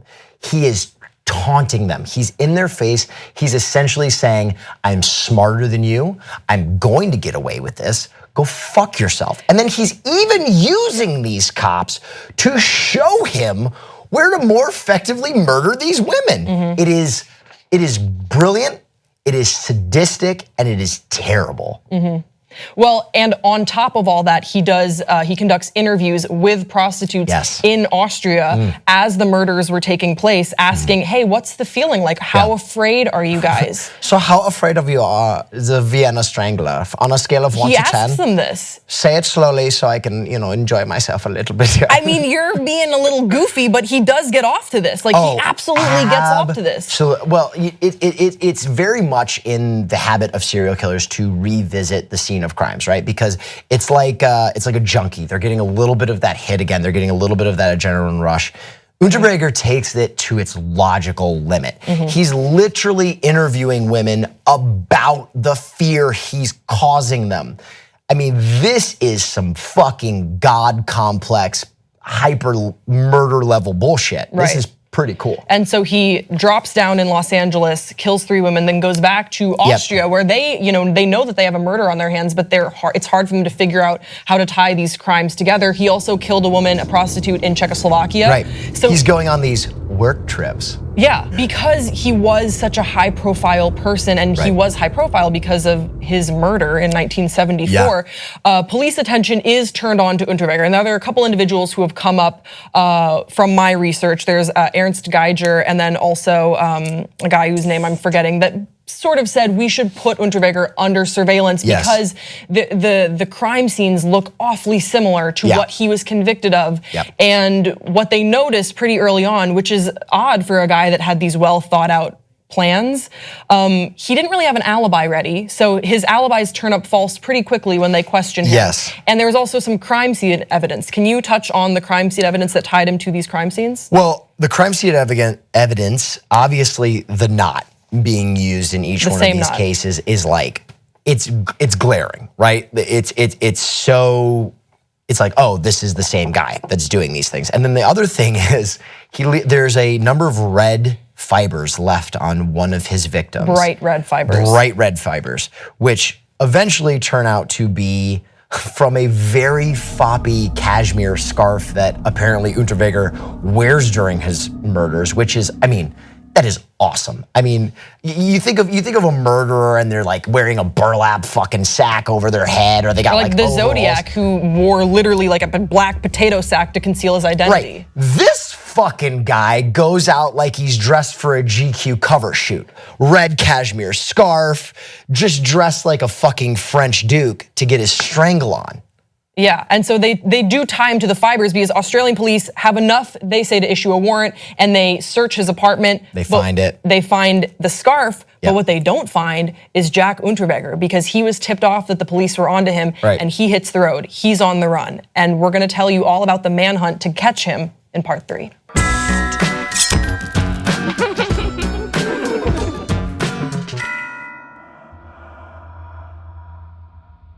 Welcome back to Murder with Friends. Today we're talking about Jack Unterweger, and in part 3 we're picking up where Jack has hit the road. He's on the run with his then girlfriend. I'm joined by my guest, Will Neff. Will, Jack hits the road. He does. He's nowhere to be found. Austrian police are looking for him. They've tipped off the United States authorities, who now know who the culprit is for their Los Angeles triple murders. And he flees, and he thinks at this point that he can still get the sympathy of the Austrian people. He doesn't really know that this is it for him, and I have a clip right now of his girlfriend explaining what the mindset was when they went on the run. He broke down and told me that he was wanted for the murder of 10 prostitutes. He kept saying it wasn't me, it wasn't me. How could they think it was me? I was pretty shocked, but I wanted to believe him at the same time. Aber gleichzeitig glauben, ich wusste im Moment gar nicht einmal, was zu tun ist. I didn't know what to do. I only knew that I didn't want to go through it on my own, because I was afraid of what would happen to me. I told him we should either drive back to Vienna together, or I would go with him wherever he wanted to go. Egal wohin fährt, ne? So this is really a girl that stands by her man, because something that we haven't talked about yet, but I think we should discuss, is that she was 18 when she was dating Jack, who was significantly older than her. Yes. And he had already tried to prostitute her out, use her as an escort, and he'd also submitted her as an exotic dancer to a bunch of different clubs. This was a difficult relationship. This was an abusive relationship, but it doesn't really sound like she realized that it was abusive. I think that she was also caught up in his charm that so many people said was infectious. Right, and I think this is why Unterweger makes his way into the higher tiers of violent criminal, insane sociopath, is because he's not just a guy that's going out and clubbing people on the head or strangling them. There's so much more. He almost has this Manson-like element where he's mind controlling women into paying for his lifestyle, so much so that he takes his girlfriend and essentially puts her into prostitution to pay for his lifestyle on the run. I mean, the amount of mind fucking you need to do for a girl to be like, oh, my boyfriend's a murderer and I gotta fuck dudes to pay for him, all in a woman's work. You know, he's like, that's some deep level mind control bullshit. And well, he takes her from Austria, they go to Paris, Paris to Canada, New York to Miami, which is where they end up. And along the way, they are in touch with some of their friends back in Austria, because he was a beloved character in Austria. He calls into the Austrian media to plead for his innocence after the warrant is out. People know that this guy is tied to, at this point, I believe it was 9 murders that they had tied him to. It would eventually come up to about 11. And he creates a very Trump-esque defense, right? He's like, Obviously, the media is just trying to pin this on me. This is lazy police work. They're just trying to frame me. Ignore the evidence. Ignore the piles of evidence. But Will, how did the Austrian people respond to that? A lot of people bought it. They bought it. They were about half in, half out. They knew a lot. Some people were rooting for him to keep running. Yes. Some people were saying, yeah, obviously the police didn't have any leads in the case and they're just tying it to the easiest guy. This very, I would say infamous or famous at that time celebrity who was famous for being a rehabilitated criminal. It's so easy. Like, I can't believe the media is doing this to him. Right. How could this charming guy in a white suit who's have calling, ever killed pleading anybody? his case? Yes. And he even says, if I could just, if they would drop the charges and if I was allowed, then I would come back and I would explain everything. Right. You know, these sort of odd, they're not really threats, but they're not really promises either. Yes. But he is apprehended February 27th, 1992 in Miami when they're going to accept a wire transfer from his girlfriend's from an mother. ex-girlfriend. Oh, from an ex-girlfriend. From an ex-girlfriend. He's with his girlfriend, calls an ex. He's like, I need some money to live my life, my lavish lifestyle. And because that's apparently the story, is that he had become accustomed to living a very lavish lifestyle and they were basically out of money. And so he hit up an ex and was like, can you wire transfer me some money? So they were waiting for him at the, Yeah, it wasn't, I mean, for a guy with such a crazy story, it comes to an end pretty rapidly, kind of comes to a standstill because the FBI is right there. Right. And they are ready to apprehend him. And then he decides that he wants to be extradited to Austria because he could be tried in Los Angeles and he could be tried in Austria. Yes. And he knows that the death penalty is on the table if he stays in LA, which is kind of strange that he elects that he would rather go back to Austria, maybe plead his case there. He thinks maybe he could even get off. Yes. Because he has the public admiration there still. So June 28th, 1994, he is sentenced to life without parole. But this is a guy who is found guilty of 9 murders, likely 11, who has sworn that he will never spend another day behind bars because he already did 15 years. Right. So, well, let's take a look right now at Jack's final act of evil or death or murder, all of them. Take a look. A jury in Graz, Austria, found Johann Jack Unterweger guilty of 9 of the murders. The remaining victims were found too badly decomposed to convict Unterweger beyond a reasonable doubt. The verdict meant life in prison to a man who swore he would never spend another day behind bars. And he never did. Unterweger strangled himself with a nylon cord stripped from his uniform. We normally think of suicide as coming from depression or someone who feels shame or guilt or remorseful in some way. This is not at all what was going on when Jack committed suicide. More psychopathic offenders like Jack do it to exert control. And it's the last great defiant act that he exercised to wrest control of this situation away from the government, away from the authorities. So, Will, tell me a little bit about why Jack hanging himself was so remarkable. What was noticeable about this scene that he left? Okay, here you go. If you don't think that this man belongs with the greats, the Gacy's, the Bundys, the Mansons of the world, this is one of the best sign-offs, arguably the best sign-off of any serial killer ever. This guy hangs himself, but uses the fucking knot that he's used to strangle all these women on himself. What an unbelievable nom de plume final chapter. Yes, I did it. Fuck you all. See you in the next life moment. I mean, unbelievable, crazy, psychopathic, and kind of fucking elegant. It makes me so fucking mad that in his final act, he did take control. He never was able to be held responsible truly for what he did because he took his own life in his own hands in his own way. Yeah. And that's what's so frustrating because he never paid for what he did. No. And now I think we should talk a little bit about the themes that Jack's story brings up. And I think a major theme is, does Jack's story influence your opinion on criminal rehabilitation and reform? Because he was held up as a beacon of what the system could do, what he could become. He was lauded as an intellectual, as a brilliant, poetic writer.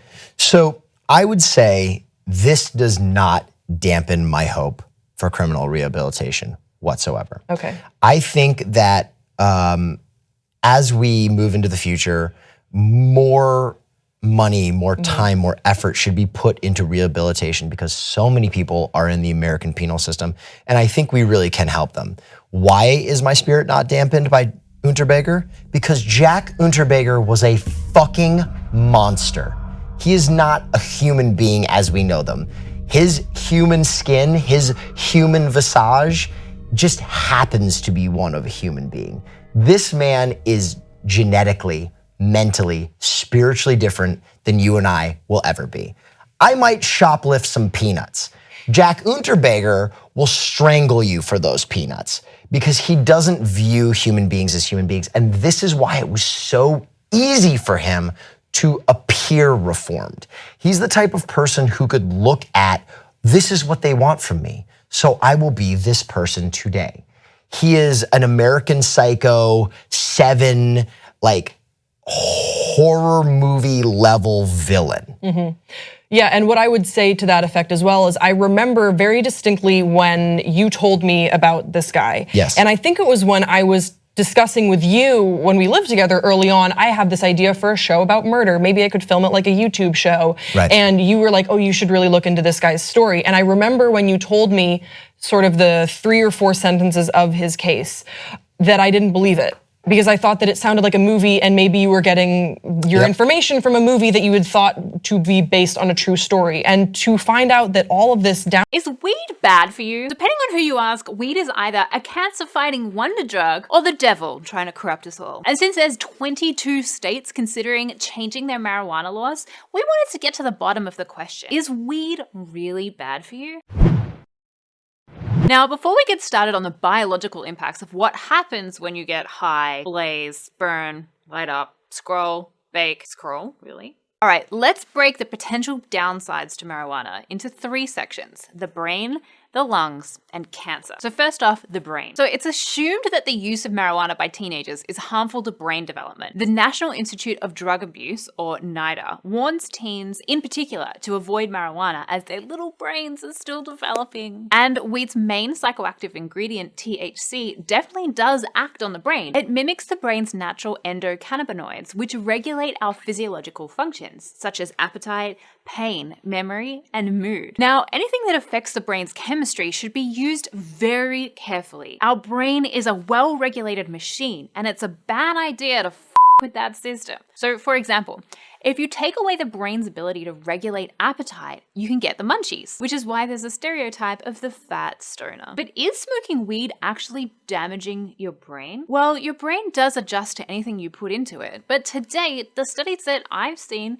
haven't really been able to prove any serious long-term effects on the brain itself. Now, that's for moderate marijuana consumption. So on a danger spectrum with fatty foods here and heroin here, I'd say weed is definitely somewhere in this category. Okay, so the lungs. If you take a look at lung health, there's a huge disagreement about whether or not marijuana smoke is harmful to the lungs. For example, according to a 2014 study, there's no difference in breathing for those who don't smoke at all and those who smoke marijuana regularly. But lung.org says that all smoke is harmful to the lungs. Basically, there's no clear, demonstrable evidence that potheads have any more difficulty breathing than the average non-user. Interestingly, there may be a reason to believe that marijuana smoke actually has a positive effect on lung health. I'm not joking. Although the causes are kind of unclear, there's research from a national partner journal to suggest that forced vital capacity, or the amount of air that you can force yourself to hold, sees an overall increase in recreational marijuana smokers, assuming that they don't smoke tobacco products as well. Though the American Lung Association continues to push for more research into this, and so they should, the data suggests that there isn't too much harm for the lungs as far as marijuana smoke goes. And now cancer. So you know that tobacco smoking can give you cancer. So is weed smoking also going to give you cancer? If you look at the research so far, it looks like it's actually the opposite. Marijuana can save lives by helping cancer patients eat and sleep and recover quicker from the effects of cancer treatments. There's also some evidence that suggests that marijuana may actually kill cancer cells. As this article on cancer.gov states, cannabinoids may inhibit tumor growth by causing cell death blocking cell growth, and blocking the development of blood vessels needed by tumors to grow. But as they say, more research is needed. So wait, weed doesn't seem that bad after all. Well, now that we've got the biological facts out there, it's time for me to get up on my political soapbox for just a second. There's a lot of misinformation out there on this topic, and I would speculate there's one big reason for this: corruption. There's pharmaceutical companies who, of course, don't want cannabis taking over their painkillers and other drugs, and the private prison industry, who benefit from thousands of people who are locked up for marijuana-related crimes every year. So for example, look no further than former presidential candidate Marco Rubio. Remember him? He accepted $40,000 worth of campaign donations from GEO, a private correctional corporation. But he didn't get this money for nothing. As House leader, his economic consultant, who was a former trustee of GEO, advised Rubio to award a government prison contract for $110 million to GEO. This is how the private prison lobby works, and they benefit greatly from marijuana still being illegal. This is why many people seem to assume that the potential dangers of marijuana are worse than they actually are, because I've been bombarded with these politically charged misinformation campaigns for a century now. Just look at the ridiculous movie Reefer Madness from the 1930s. It's a fascinating and startling look into American history on this subject. The very name marijuana has a political edge. Cannabis, to the best of our knowledge, actually originates from Central Asia. Yet in the past century, we've come to use the term that the Mexican revolutionaries used, marijuana. Not only did this connect the drug to the Mexican Revolution, which was causing illegal immigration and was not very popular, it's also psychologically connected with communism because the revolutionaries were communists. So our fear of cannabis has been rooted in political propaganda for decades. So I'm just here to bring the science. I'll let you guys make a decision. And by the way, there's way more information on this topic in the description below that you should totally read. And new research is coming out all the time. But what do you guys think? Do you use marijuana for its positive health effects? Our producer, you can't see this, but he's nodding yes. Have you had a bad reaction to weed? Let us know in the comments below. Hi everyone, I'm Jade Lovell, resident science nerd on the Young Turks network. You're watching SciQ and we know you don't want to miss an episode, so please click the subscribe button down below. So you have a kid and you love your little bundle of joy, but then you remember, oh my god, the world is a scary place. How can I protect my child? Naturally, you avoid all dangers like the plague. You introduce new foods to your child very slowly. You only buy the freshest organic produce so your little munchkin never ever has to ingest any nasty chemicals. And you always, always insist that your kid avoids peanuts. You know that kids can go into anaphylactic shock and die from peanuts. Your kid doesn't come within 10 feet of those evil little suckers. But this is actually a big mistake. By protecting your kids from peanuts, you might actually be giving them a peanut allergy. Let me explain. Peanut allergy has been skyrocketing, quicker than Pokemon-induced traffic accidents. The number of kids allergic to peanuts tripled in the years between 1997 and 2008. Peanut allergies are also super duper intense. Many people have to carry around an EpiPen and can stop breathing if they even come into contact with peanuts, which explains why we now have a no peanut butter table at most kindergartens and a whole bunch of paranoid parents desperately trying to keep their kids away from peanuts just in case. But research shows that avoiding peanuts in childhood could be the reason you're allergic to peanuts in the first place. Huh? How does that work? Basically, it works like this. If you totally avoid something during childhood, when your body is building up its immunity, then your body doesn't have an opportunity to build immunity against that thing. So for example, just say you get your first exposure to peanuts when you're a little baby. Your body can't have a crazy immune reaction because it's still learning how to react to stuff, but it does remember what a peanut protein looks like. And so next time peanuts come into your life, then your body is like, chill out guys, no panic, we've seen this before, it's just peanuts, stay cool. But then imagine that your kid never got exposed to peanuts until their 12th birthday, when peanut flour accidentally gets slipped into their birthday cake. Your kid's body is gonna be like, what the f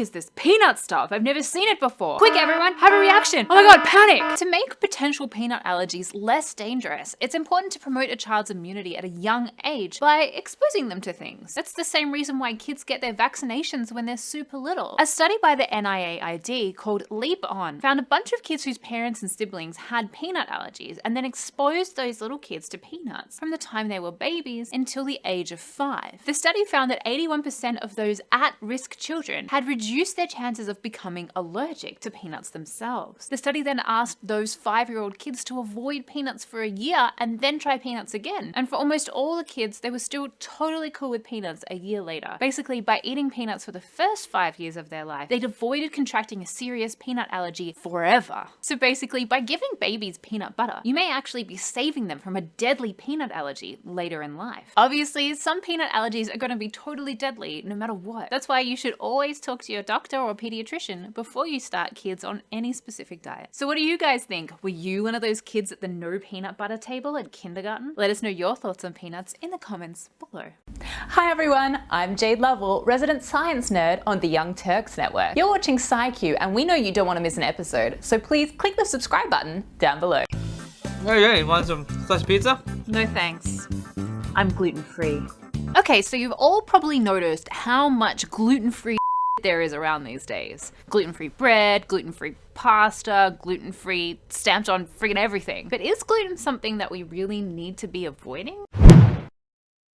Well, back in the 1990s, scientists uncovered the genetic markers for a disease called celiac disease. Celiac disease is a serious autoimmune disorder, meaning that the immune system of the body is so overpowerful that it begins to attack itself. So in the case of celiac disease, the immune system will begin to attack the body's small intestines, which can cause horrible symptoms like stabbing pain and bloody diarrhea and an inability to absorb essential nutrients and therefore death. The only known treatment for celiac disease is to avoid things that cause the sensitivity. Gluten. Now, at roughly the same time as we were beginning to understand this thing called celiac disease, Dr. Robert Atkins came out with his book, The New Diet Revolution, leading to the famous term, the Atkins diet. Now, as you may know, the Atkins diet is very strict in avoiding carbohydrates. And since carbohydrates and gluten are found in most of the same food groups, pasta, bread, wheat grains, those carb-hating folks on the Atkins diet saw avoiding gluten as a more socially acceptable way of saying, Hey Jade, you want some pizza? no thanks, I'm on the low-carb Atkins diet, you know, because I'm fat and I want to look better. I mean, it makes sense, right? Carbs are bad.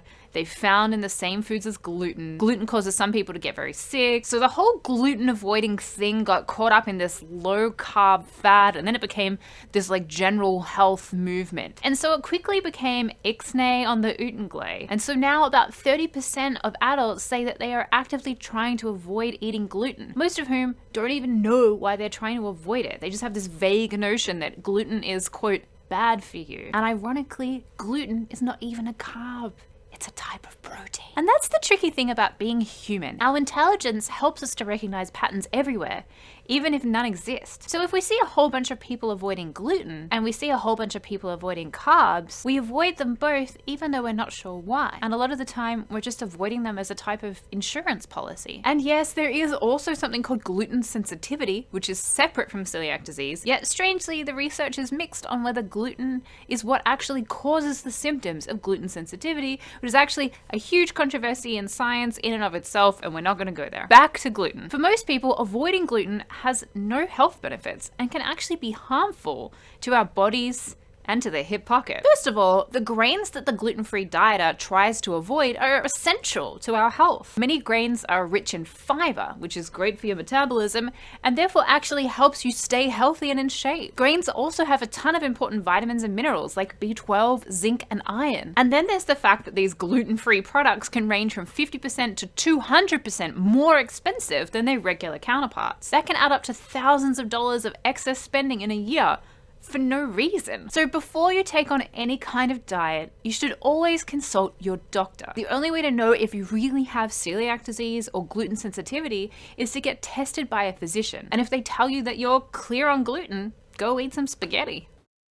Hi everyone, I'm Jade Lovell, resident science nerd on the Young Turks network. You're watching SciQ and we know you don't want to miss an episode, so please click the subscribe button down below. Performance enhancing drugs. If you're trying to get an edge in the gym or in sport, you might consider taking them. I'm sure you've heard about the risks, but are these drugs really as bad as they seem? Let's have a look at some of the different kinds of performance enhancing drugs.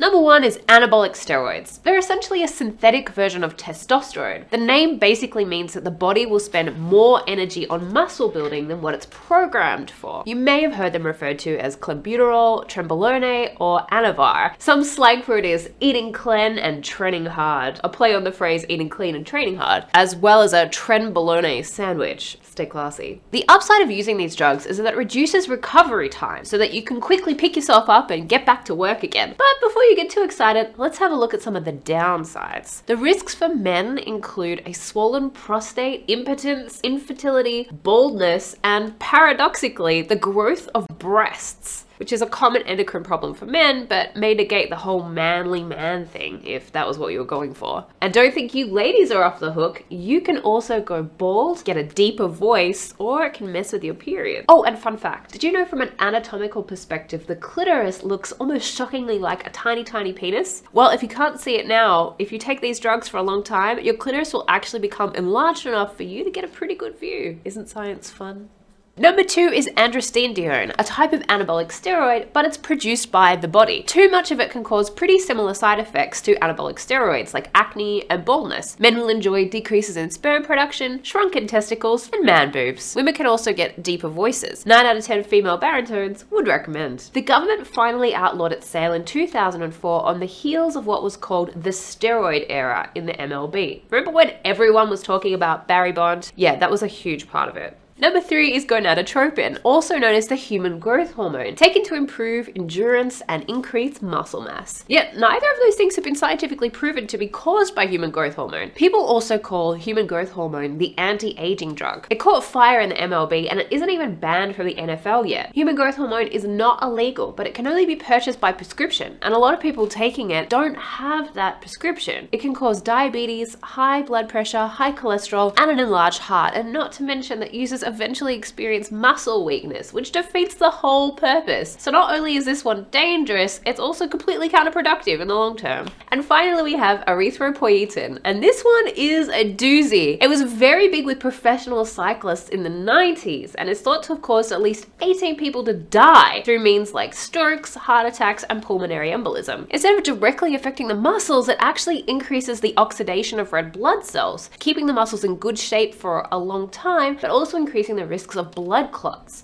The first 3 types of drugs I mentioned do have some really bad downsides. This one in particular is super scary because we know it has actually killed people. It doesn't just present the possibility of danger. We know for a fact that it can be deadly. So what do you guys think? Have you used these sort of performance enhancing drugs in the past, or do you intend to? Let us know your experiences in the comments below. Hi everyone, I'm Jade Lovell, resident science nerd on the Young Turks network. You're watching SciQ and we know you don't want to miss an episode, so please click the subscribe button down below. Boners. So there really one time and place where they're appropriate. But men sometimes get a boner when they really don't want one.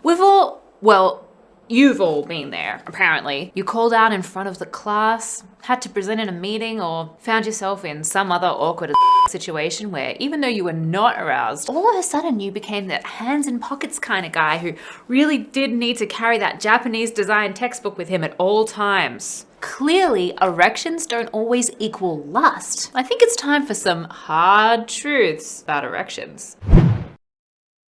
I'll admit, I've woken up next to a hard penis or two in my time, but sometimes they were asleep.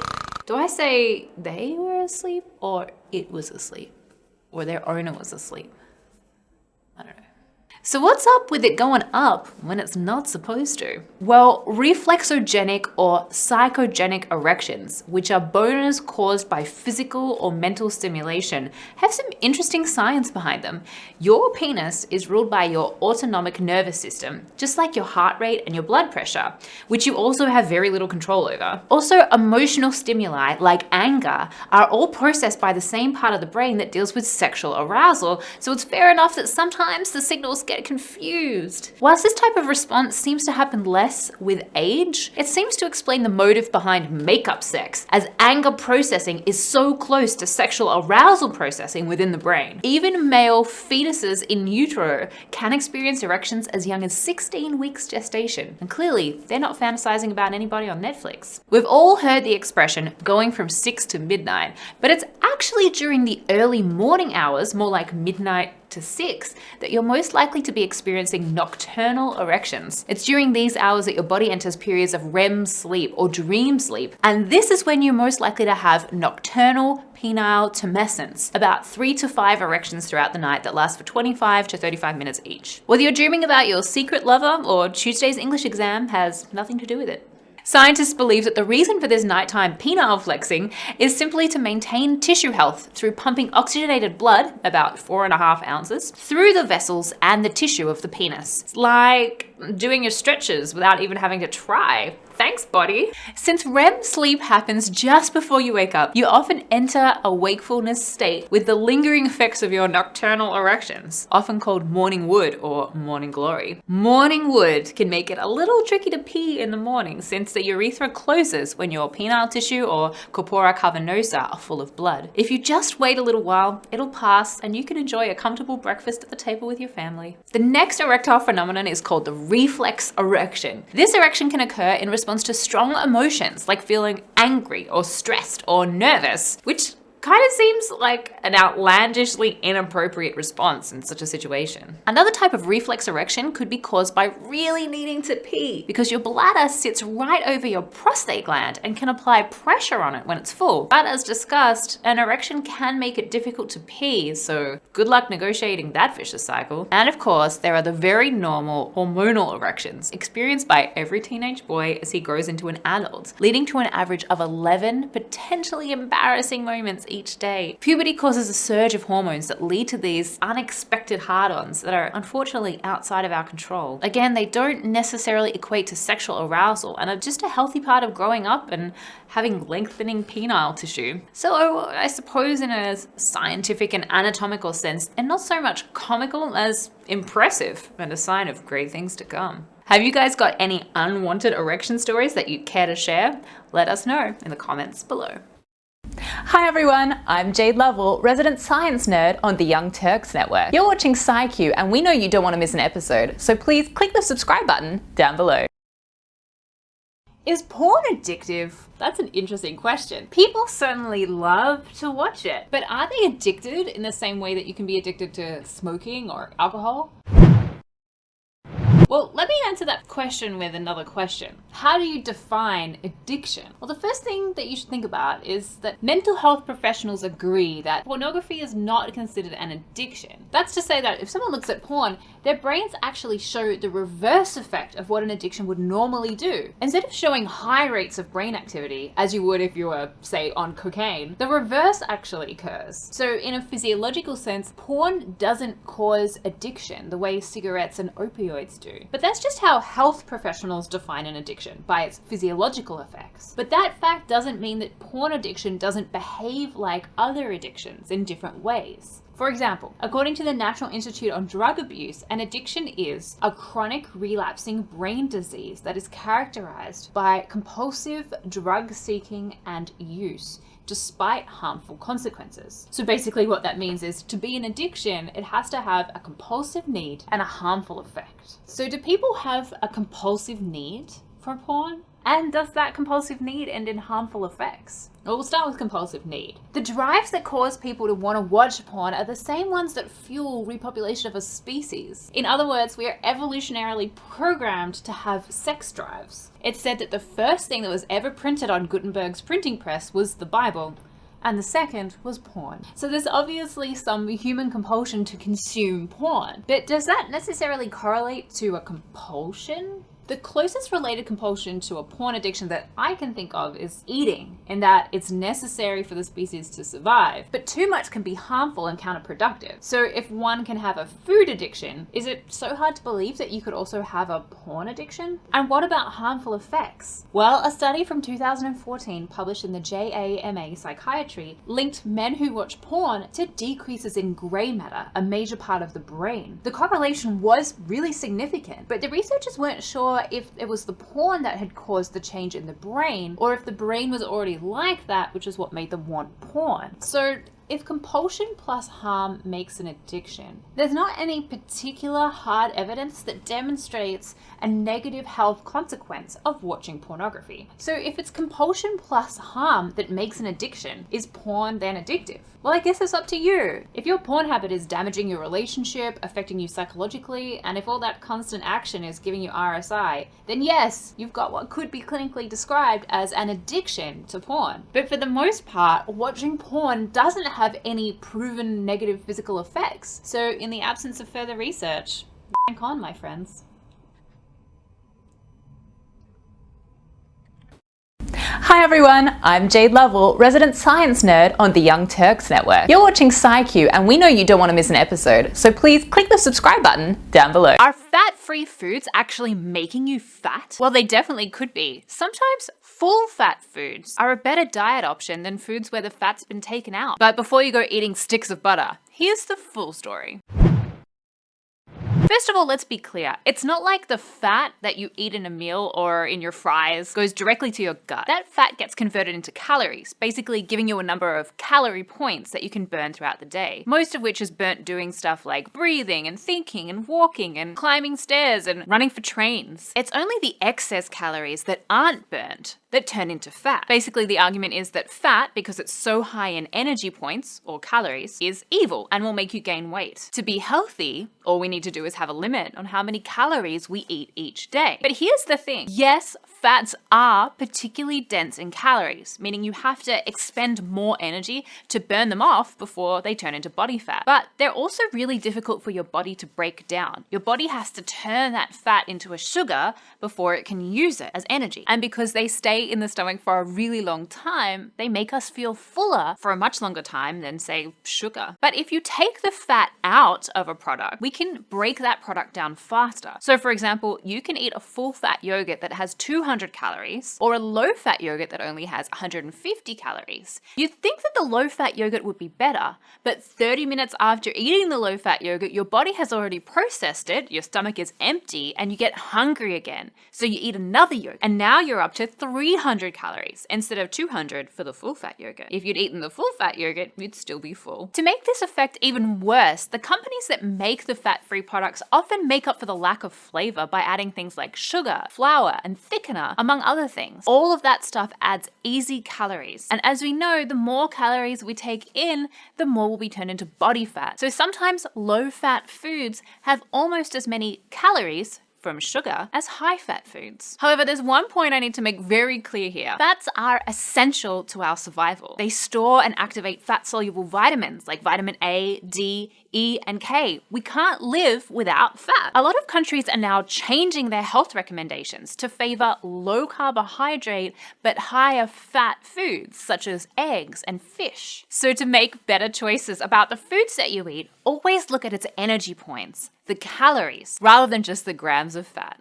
Hi everyone, I'm Jade Lovell, resident science nerd on the Young Turks network. You're watching SciQ and we know you don't want to miss an episode, so please click the subscribe button down below. When I ask my vegan friends why they're vegan, they often say that it's for health reasons. Actually, they often say, oh my god, how could you eat meat, you heartless savage? And then they sometimes tack on health reasons. But when I ask my other friends why they're meat eaters, they also say for health reasons. Most meat is high in iron, full of protein, and animal products contain things like zinc and calcium. So is a vegan diet actually good for you? Or is a vegan diet healthier than a regular diet?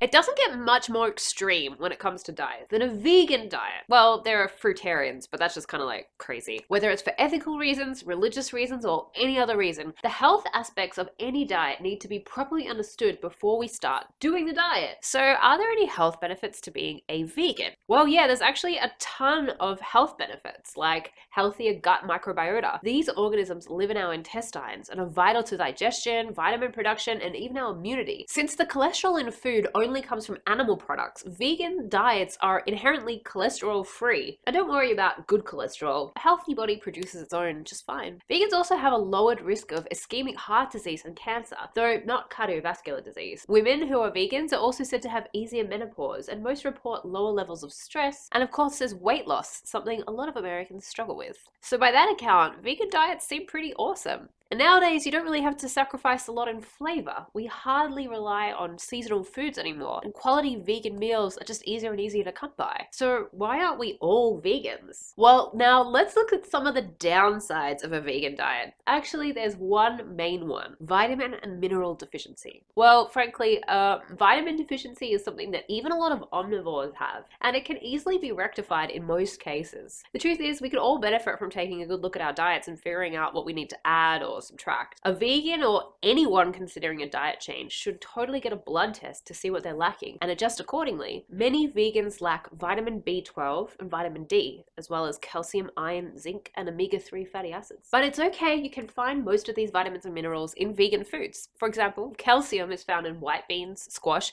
and just about all leafy greens, which are also a good source of iron, as are peaches, beans, and dried fruit. As you, I'm sure, no doubt remember from our gluten-free video, zinc is found predominantly in whole grains like wheat and rye, and so therefore it's also found in cakes and breads and pastas, all my favorite foods. And as for omega-3 fatty acids, if you're still worrying about those, you need to watch our video on fish oil and get some knowledge. Now, you PsyQers might be asking why we're bothering to do a video on vegan diets. Well, I got inspiration after watching my hero Arnold Schwarzenegger advertising eating less meat as a way of combating climate change. Now, I didn't want to believe that it was true because since where I was born in Australia, being a vegetarian is basically a federal crime. But overall, I was pretty shocked to see that a vegan diet can be the healthier choice, especially if you really monitor your vitamin intake. But will I switch to a vegan diet? No. Why? Because they just haven't figured out how to make vegetarian steak. But what do you guys think? I know that we're all concerned about climate change, so if any of you change your diet,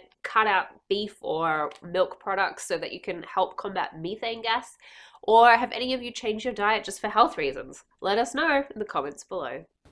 Hi everyone, I'm Jade Lovell, resident science nerd on the Young Turks network. You're watching PsyQ, and we know you don't want to miss an episode, so please click the subscribe button down below. When I think of the words breast exam, I think of extremely awkward doctor's visits and other stuff that I'm really not excited about, like pap smears. Ugh. But unfortunately for me, I have breast cancer on both sides of my family. My mum had a breast tumor removed when she was 50, and my dad's mum, my grandmother, had a mastectomy when she was in her late 40s. Since I have breast cancer on both sides of my family, there's basically a genetic guarantee that at some point in the next 20 years, I'm gonna get it too. And so I bring you this breast exam video.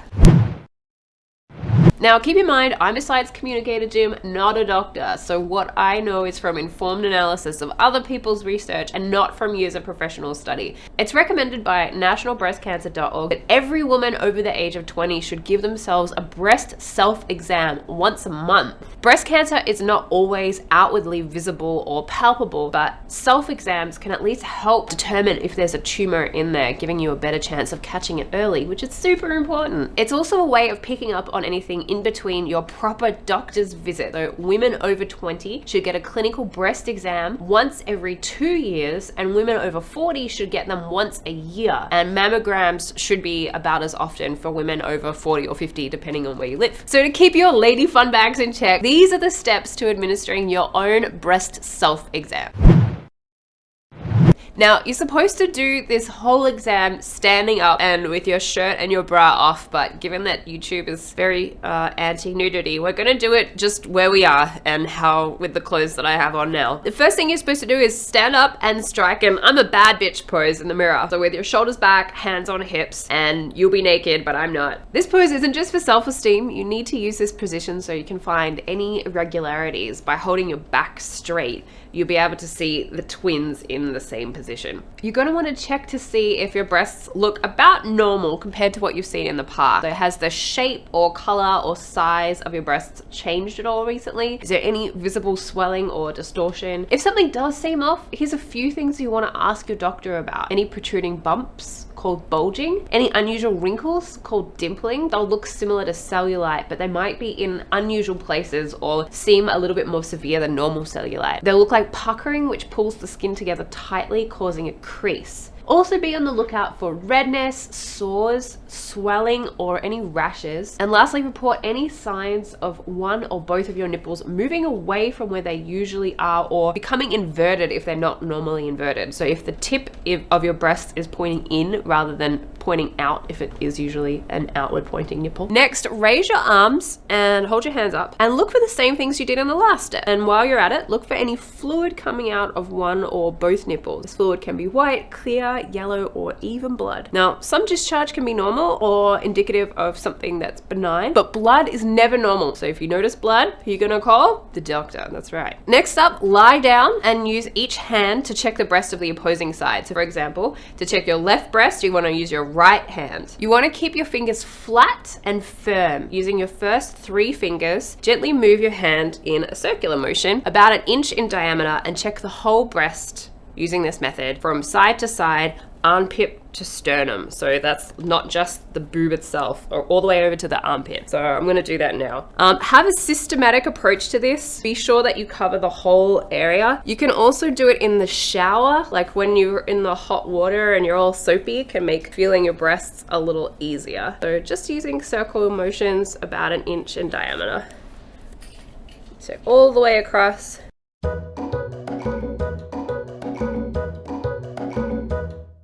Okay, you're gonna wanna check the different layers by using different pressures from light to firm. So when you're on the part of the body where there's not a lot of fat tissue, you can just use a light touch. But when you're over the breast tissue itself and over the rib cage, you should use a firmer touch. This can be a little painful if you're pressing really hard on your boobs. So make sure that you're slow and gentle while still being firm.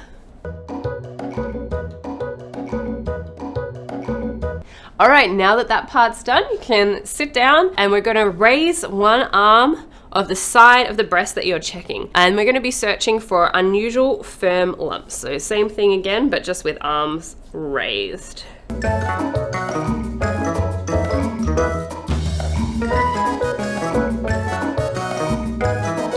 Okay, good, nothing on that side. Now I'm gonna do the other side.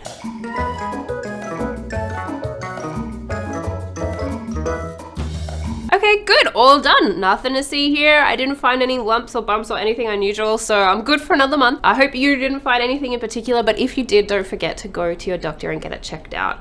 If you're naked at this point, go put some clothes on and you're done. Now remember, this should be done every month. And if you're over 20, you need to get a clinical breast exam every 2 years. And particularly if you're over 40, you should also be getting mammograms. So this self-exam is only to supplement your regular doctor's visits and trying to catch anything early. It's not a replacement. So unfortunately, you still have to go to your doctor.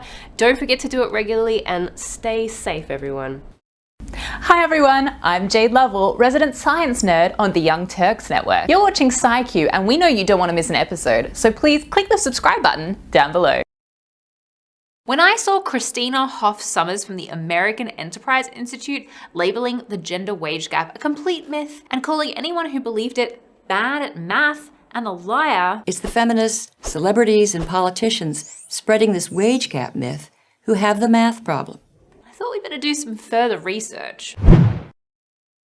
In the most basic sense of the term, the gender pay gap is the difference between a woman's and man's average weekly full-time equivalent earnings. The current figure measured this way is 79.6%, which means that for every dollar a man earns, a woman of equivalent status earns 79.6 cents. And that data is from the US Census Bureau from 2016. We wanted to investigate this, so as a starting point, we thought we'd take a look at new graduates, people with equal levels of education before the influences of industry or promotion could affect them, and when their young age would mean that they were less likely to have family responsibilities that might impact their working hours. Surprisingly, we still found a wage gap among this demographic. In STEM areas, science, technology, engineering, and math, women earn around 77% of the wages of their male counterparts 1 year after graduation. This was surprising data, as these new grads in the same field really should be on par with each other at this stage of life, right? Christina also argues that men hold jobs in higher paying industries, and factors like hours worked and education are at play. But let's investigate. In a study by the US Department of Education, they wanted to see what would happen if males and females increased their work to 50 50 hours per week, the wage gap did decrease to 82%, which is a change of around 2 percentage points. Consider that women are still responsible for the majority of unpaid caring and domestic roles, and those extra hours at work make life pretty tough, and they don't make much of a difference to pay equality. In terms of education, the National Center for Education Statistics shows that significantly more women obtain bachelor's, master's, and PhDs, so they're certainly more educated on average. But in terms of what types of things they study,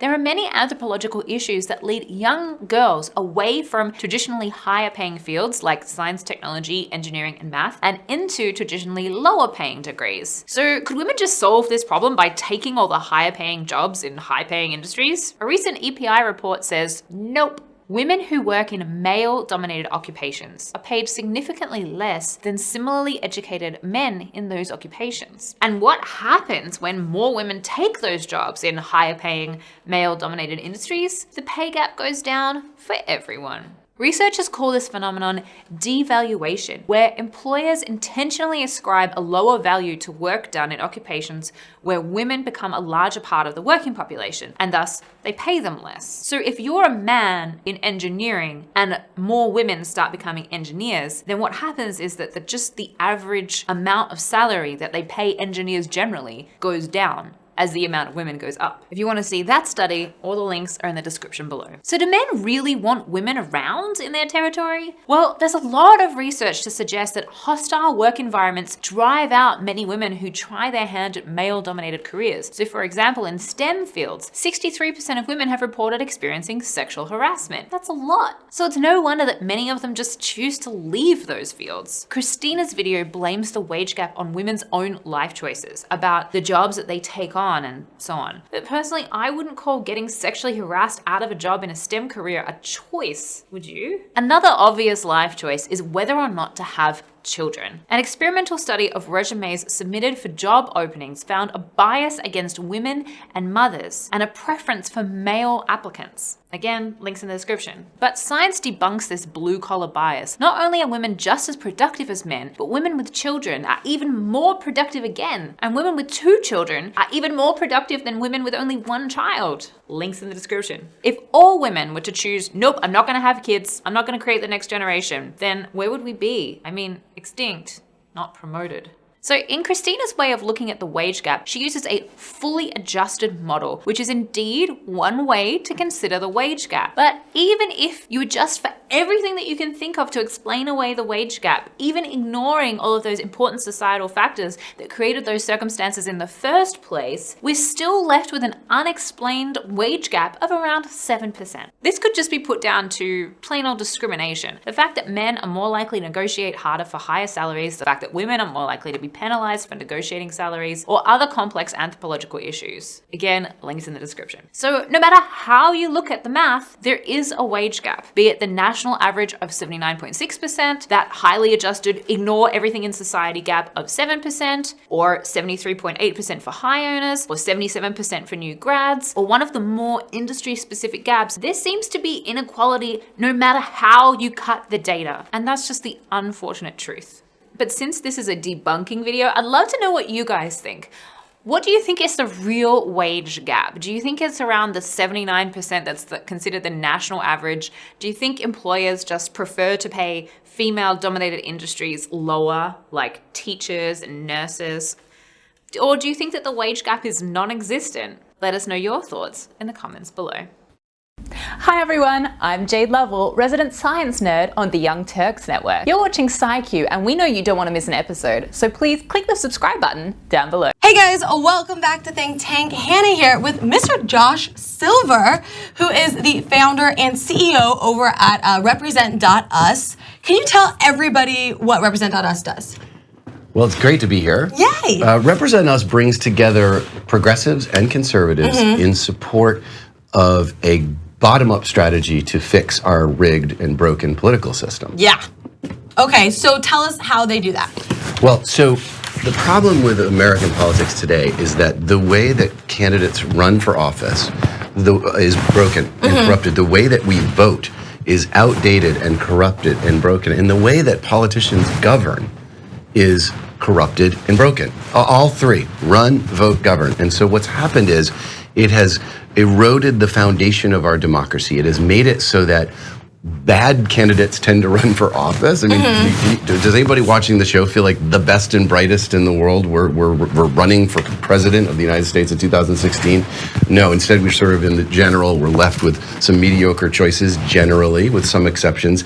And this is not because of some like bad luck that has bestowed our nation. It's because the way that the system works is not good, and politicians won't fix it because you're asking the fox to put a lock on the hen house. The politicians who have benefited from the current system, have achieved great power under the current broken system, are disincentivized from fixing this rigged system. And I think that's why, Bernie Sanders had so much support in his run for president. It's why Donald Trump won the election. It's because whichever candidate was most anti-establishment, most against the rigged system, was going to win that general election. Clearly, Trump had more of that rhetoric than Hillary Clinton. Yeah, I think a lot of people agree that the system is rigged, right? And I think a lot of people believe that there's a lot of corrupt things that are happening right now in government.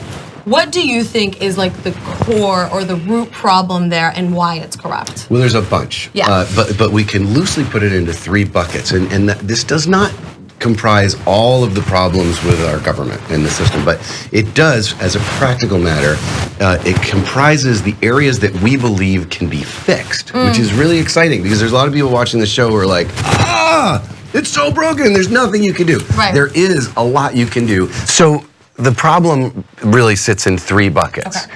How candidates run for office, how we vote, and how politicians govern once in office. And all of them are broken. But for the purposes of like how we fix it, because people are so frustrated, everyone feels like the system's rigged, it's broken, we have terrible candidates, and there's nothing we can do about it. There is a lot we can do about it. And so for the purposes of fixing it, we put it into 3 areas. And I think this is why there's this bottom-up movement. I mean, this is really important as a sort of to set the table. There are tens of thousands of people all across the country who are taking matters into their own hands and passing non-binding resolutions in their city councils or county commissions at the state level, passing laws that fix this system through the ballot initiative process. And increasingly, we're starting to see effective lobbying. And what's really interesting is that it's not just liberals and progressives. What we're starting to see is grassroots conservatives and libertarians and moderates who are joining progressives in trying to unrig the system. So the 3 buckets are campaign finance and ethics, the buying of, the auctioning of our democracy, which is so prevalent. $7 billion was spent on the 2016 federal elections. It cost an average of over $14,000 a day to raise enough money 6 years in a row, 365 days a year to be a senator. Over $14,000 a day you have to raise. Pennsylvania and New Hampshire in 2016, you would have had to have raised over $40,000 a day. Every day, 365 days a year, 6 years in a row to have enough money to win those races. That's broken. That means you're spending all of your time with the 0.05% of Americans who write checks for $10,000 or more, and effectively 99.95% of Americans are disenfranchised. Right, so you're saying that it's broken not only because you have to pay, spend so much in those districts or in those areas, but because to get that money to achieve that, you have to fundraise from this ultra rich. Yeah, I mean, think about it. Think about it. I said to you today, hey, you know what? Guess what? You have to raise $40,000 today and tomorrow and the next day. What are you doing? You're spending all your time with rich people.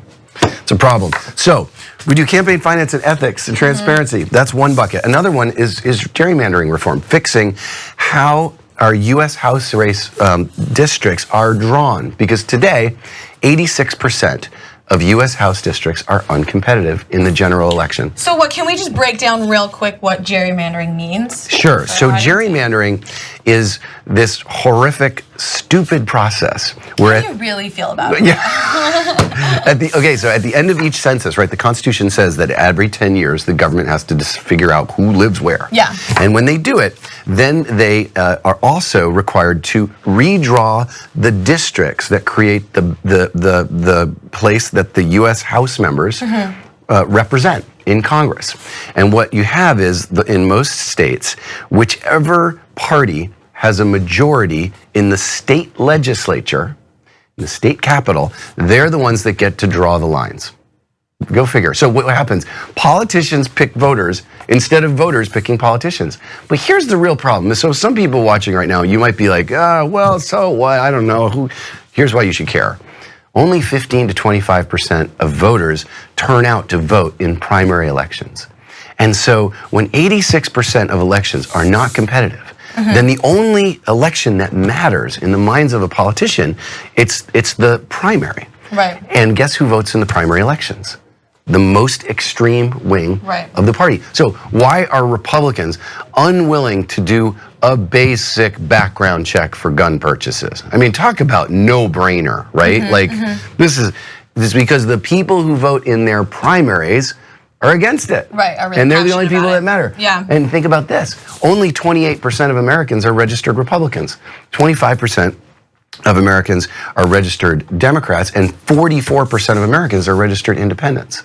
So, I mean, people don't realize that. Almost 50% of Americans are independents today. And the world, as you see it through the mainstream media, is there's Democrats and Republicans, and that's the world. It's like not. And less than half of registered Democrats and less than half of registered Republicans are even happy with their party. So most of them don't like their party. Right. So, getting back to gerrymandering can be fixed. This is what's cool. Gerrymandering can be fixed by passing a statewide ballot initiative, right? So taking the vote to the people in the question of like, vote yes on question 2, right? Now, some of you watching might have never heard of a ballot initiative, and that's because about half of the states in the United States don't have it. Sorry. But half do. That's 50% of the country. And you can create an independent, nonpartisan commission. So independent people who are not affiliated with the party that draw the lines. And they've been doing it in California for 9 years, and it's been working. A law that was passed by the people at the ballot in 2008, and it works. So, I mean, that makes sense. Yeah. so to recap, we've got campaign finance and ethics and transparency. That's bucket number 1. Then you've got gerrymandering is bucket number 2. Number 3, the one I get really excited about, and I actually, my wife falls asleep as I talk to her about this. Oh, looking forward to this. is called ranked choice voting and open primaries. Okay, well, what is that, right? Well, we're gonna do a video that breaks that down, right? Oh, perfect. Way better than me. So now we're gonna tease you guys. We're not gonna tell you all the answers now, but ranked choice voting, you can give you wanna give like a brief little explanation about? Sure. Yeah. So with ranked choice voting, here's the problem. 44% of Americans are independents. Only 25% are Dems, 28% are Republicans, and most of those people don't even like their party very much. Why? Because the people who are in power are kind of cuckoo a lot of the time and don't vote in their interests. Instead, they vote in, shocker, they vote in the interests of their donors most of the time. Well, if you want to introduce a candidate to run in the election who is an independent, say, or maybe a third-party candidate, what's the first thing that happens? Spoiler, oh my God. Ralph Nader, you're going to run as an independent, or Bernie Sanders or Ross Perot, you're going to spoil it for the Republican, or you're going to spoil it for their, what does that mean? You're going to suck away votes from the realistic candidate who has a real shot. And here's the cool thing about ranked choice voting. In this scenario, and this is something that's done in Canada, in the United Kingdom, in Australia, New Zealand, the Czech Republic, Ireland, I mean, a lot of places, a dozen or so cities in the United States. Instead of just voting for one candidate when you go to vote on election day, you pick your first choice, your second choice, and your third choice all at once. Yeah. 1, 2, 3. Then you tally up the votes. And if none of the candidates gets more than 50% of the vote, this is kind of cool, then the lowest scoring candidate, the one who received the least votes, is eliminated. Everybody who voted for him or her, their second place vote is applied to the remaining candidate. Right. And they keep doing this so-called instant runoff until some candidate gets more than 50% of the vote. And what that does, it eliminates this problem we all have where it's like, oh, I'm going to vote for the lesser of two evils. Right? We're all used to that because that's how the system works. Or, you know, it ends the spoiler. And instead, it makes it so you can actually vote for who you really, really love, and you can pick for second place someone else and know that if the person you love doesn't win, your vote's going to still count. Still count, Can you imagine how much that could change things? No, I think it would have changed the last outcome election of the last dramatically. election, Yeah, for completely. sure. Yeah. And we'll get into some of the more specifics for ranked choice voting. So just to summarize here, you have your 3 buckets, and do you think that those three buckets are inherently corrupt, or do you think that the way that they are set up now requires people to be corrupt in order to adhere to them? Oh, that's interesting. It's a kind of a chicken and egg question. A lot of these laws were really sort of created. Remember, we don't come from a perfect country, right? Like a lot of people forget that when our founders created the country, it was only white land-owning men who were allowed to vote, right? I mean, like things have been, it's an imperfect nation that we've improved over time. A lot of these systems that we're talking about were created by those white dudes. And they didn't know how big the country would get. They didn't foresee the undue influence of money in politics. They didn't foresee the way that the Electoral College could skew things. But here's the thing, I want to kind of pause. Because at the end of the day, the reason that you invited me onto the show, the reason that we care about this, is that the outcome of these issues that I'm talking about, these have direct bearing on whether or not we can effectively deal with climate change, whether we can effectively deal with poverty, whether we can effectively deal with healthcare. Because on all of these, I mean, let's face it, everybody watching your show, you have a smart show, everybody has an intuitive sense that, like, climate change, why aren't we in a major international treaty that just like seriously cuts back on carbon emissions so that the earth is not like hopelessly warming, right? Basic, it's not rocket science to do that, right? But instead we're the world's second largest polluter, and it's not going down nearly fast enough despite some valiant efforts. Why won't Congress go with that? Why won't Congress agree to allow the government to negotiate drug prices with pharmaceutical companies? I mean, that's something that is done in literally every other country in the world. Our government won't do it because of money in politics, and we have the highest healthcare costs in the world. I mean, the list goes on. Why did the government put us, we, the people, back on the hook to bail out the largest banks when they engage in risky derivative trades, what imploded the economic markets in 2008? Why are we back on the hook after reform in 2010 said, no, taxpayers are not going to bail out the banks for risky behavior? We're back on the hook through a secret little rider that was snuck in by Citigroup lobbyists back in 2015.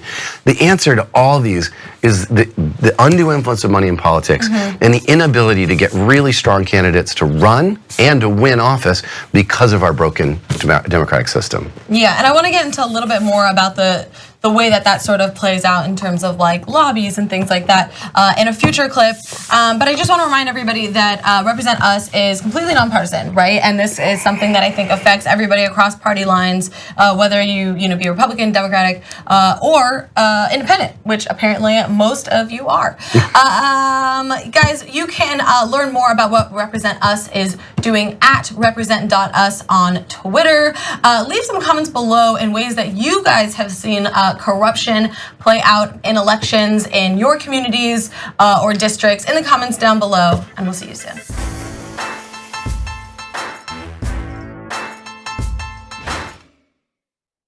Hey guys, welcome back to Think Tank. Hannah Cranston with Josh Silver here, who is the founder and CEO of Represent Us. And Represent Us is basically trying to fight against corruption, which I think we can all get behind. And one of the ways that they think they can do so is with something called ranked choice voting. And ranked choice voting basically tries to eliminate the spoiler effect. So we have a little video for you guys to watch from Represent Us, your YouTube, which is amazing. They have really, really great videos there. So we're gonna watch what the spoiler effect does, and then we'll tell you guys how we can fix this. Let's take the entire electorate and boil it down to 100 voters. And let's put everyone in order of their political preferences. The most conservative on the right, the most progressive on the left, everyone else falls somewhere in between. Now, when we've got just two candidates to choose from, the folks on the right vote for the Republican, those on the left vote Democrat, and the 5 to 10% in the middle who might vote either way end up tipping the election. But what happens when you introduce a third-party candidate?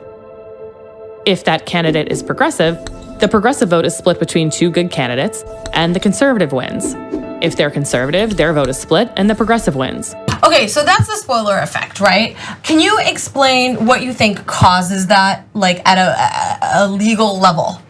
Well, so here's the problem. The problem is that this goes way back. Let's go back to the 1700s. Okay. So we had I feel like we already are with some of the policies that are being passed. So we go back to the 1700s, and what happened was the founders of our country were rebelling against the crown, against England, right? And that's of course a parliamentary system. And in a parliamentary system, people get voted in proportionally with their parties. So everybody votes, and 20% of the vote goes to the Frog Party, and 20% of the vote goes to the Liberal Party, etc. And then those parties get to put that percentage of their representatives into the parliament. So you get lots of different parties, and it's much more diverse. Right. Our founders were like, okay, forget you, England. We don't want a parliamentary system. We're going to create our own system. It's a federal system, federalist system. And we are going to make it different. And we're going to make it so that everybody votes, and then whoever gets the majority of the votes, or more votes than everybody else, wins. It's called a winner-take-all system. Right. So let's say that there's 4 people running. We all run. I get 38%. You get 35%. Someone else gets 21%, and the other person gets the rest. Well, even though I only had 38%, I win because I got the most votes. So this is a faulty system, and we've had it all the way from the beginning in the United States, 230 years ago, whatever it is. And so the problem is that our founders did not realize the inherent flaws in this new invention they made, which is the idea that when you have this winner-take-all system, then inevitably you have a majority of people, often, not always, who actually didn't even vote for the person who won. And so you have a system where in that environment, it promotes this two-party duopoly. Of course, a duopoly means like two players, whether they're companies or in this case politicians or parties, kind of have the market captured, and that if a third party tries to run, then they're seen as a pariah because you're going to take votes away from the Democrats because and if you do that, then Hillary or whoever it is not going to win, or vice versa. Well, I mean, I think we saw that with the last election, right? And people were saying if they voted for Jill Stein or Gary Johnson or something like that, that was essentially like a vote for Trump. So you guys actually really broke it down well in this video on their YouTube. So I'm going to play you guys a little bit of that so that you can see how this could have played out in this past election. Say you're a conservative who wants to vote for Gary Johnson. In our current system, you probably felt pressure to vote for Trump because you didn't want to split the conservative vote and elect Hillary. But with ranked choice voting, you just put Johnson first, and Trump is your backup. If Johnson doesn't win, your vote is automatically transferred to Trump. Or say you're a progressive who loves Jill Stein, and instead of being forced to use your one and only vote on Hillary, you could put Stein first and Hillary is your backup. Okay, so is this already playing out in this? You said this is already playing out, and there's some communities around the country. So can you break that down for where this is happening and how we can make it happen more? So, for example, in St. Paul and Minneapolis, it's happening. In Oakland and San Francisco, it's happening. So big cities, and you can actually go to represent.us on the web. You can sign up. You can volunteer like thousands. We've had 2,300 or so people who have volunteered to actually roll their sleeves up and get to work just since Trump got elected, in the last 100 and some odd days. And you can get all of the materials you need to learn how to bring a ranked choice voting proposal to your county commission or your city council and actually start lobbying to try to get it to happen there. Because I think sometimes we get disheartened because we say, oh, Congress won't do anything. There's too much money, too much power. Right. Well, you know what? In the current moment in Washington, D.C., that's true. But not in your cities and towns and counties. Generally, there's not as much money warping the process. There's more openness by elected officials to interesting new ideas. Cambridge, Massachusetts has ranked choice voting. You can start it, and we will help you. We'll help you with model legislation. We'll help you write it. We will assign organizers to you. That's what Represent Us does. We have 25 staff. We've got millions of people across the country who are involved. We've got tens of thousands of volunteers who have rolled their sleeves up and gotten to work. And this is something that is doable and a small and important step that you can take to make your democracy work better. So you guys are really doing this through sort of this like grassroots movements around the country. And you're giving people the tools to make a real difference in their communities. Do you think that can eventually, is like the whole goal of Represent Us, to have that trickle up to, I guess the presidential election? It is. So think of it this way. Let's look at gay marriage or marijuana decriminalization.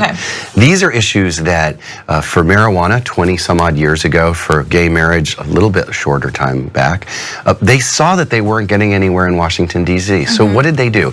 They took the fight local. They took it to city councils, to ballot initiative states. They took it to court. They started lobbying legislatures, and they said, we're going to build a bottom-up movement, and we're going to pass gay marriage or marijuana decriminalization laws in the cities and counties and states. And they did that like a domino effect all across the country. And what happens eventually is, if you do that on any issue, what happens is the sane, smart policy that works becomes the new normal. And the dysfunction that today in 2017 defines American politics, that becomes the exception. That becomes the pariah instead of or the odd skunk at the party. And so you flip the script. And then I think getting to and I'm sure there's some people who are skeptical who are watching saying, oh, you're never going to see change in Washington. It is probably likely that it's going to take a major scandal. Some kind of, like maybe there's Russia ties to the Trump administration. Go figure, you think? Or whatever it is, which is actually a realistic possibility. Because remember, we never had major campaign finance and ethics laws about our democratic system until 1974. Right. And that was in the wake of Watergate, when the President Nixon was found to be ordering break-ins on the Democrats. Huge, huge scandal. And that's when they created contribution limits and expenditure limits. They created the Federal Elections Commission. They started monitoring candidates. Right. So it's building the base across the country so that when the right moment strikes, that real, robust, transformative reforms like what we're talking about, that those will pass. So you think it would take some sort of like big scandal to have that? You don't think it'll just sort of like happen naturally over time or something like that? You don't think, I don't know, a Trump win would be enough for that? Well, there's another possibility. Pumped about it. There's another possibility, and that is something that we saw in the 1930s with FDR, President Franklin Delano Roosevelt. He was a fighter. Yeah. He was a president who came in and he said, the system is broken. He was a Democrat. The Republicans are trying to screw you over, and we have to just do the New Deal. We have to pass all kinds of sweeping reforms, and I'm just going to fight. I'm going to kick everybody in Washington in the teeth if they oppose me. I think there's a lot of people who feel like that's what's needed right now for real change. It's not happening. It has not happened for many presidents. I think that kind of president could also be a major game-changing force in this. I like that. I would love to have a game-changing president. Let us know if you guys have more questions about ranked choice voting. You can learn more about how to get this in your district by visiting Represent Us's Twitter at represent.us, and we'll see you guys soon.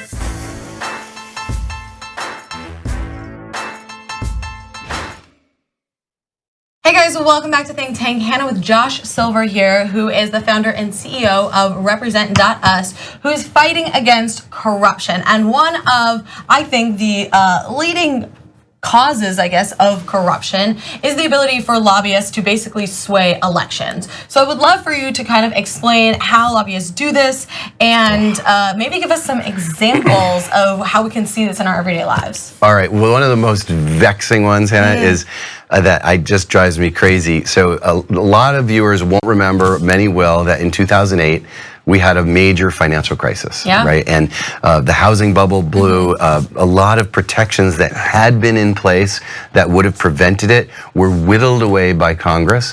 And it wasn't just Republicans. A lot of people think, oh, the Republicans are terrible on this financial oversight. Actually, it was under President Clinton, a Democrat, that these protections were taken away. Both parties were taking huge money. Remember, the banking industry is one of the biggest donors to politicians who need countless thousands to run their campaigns.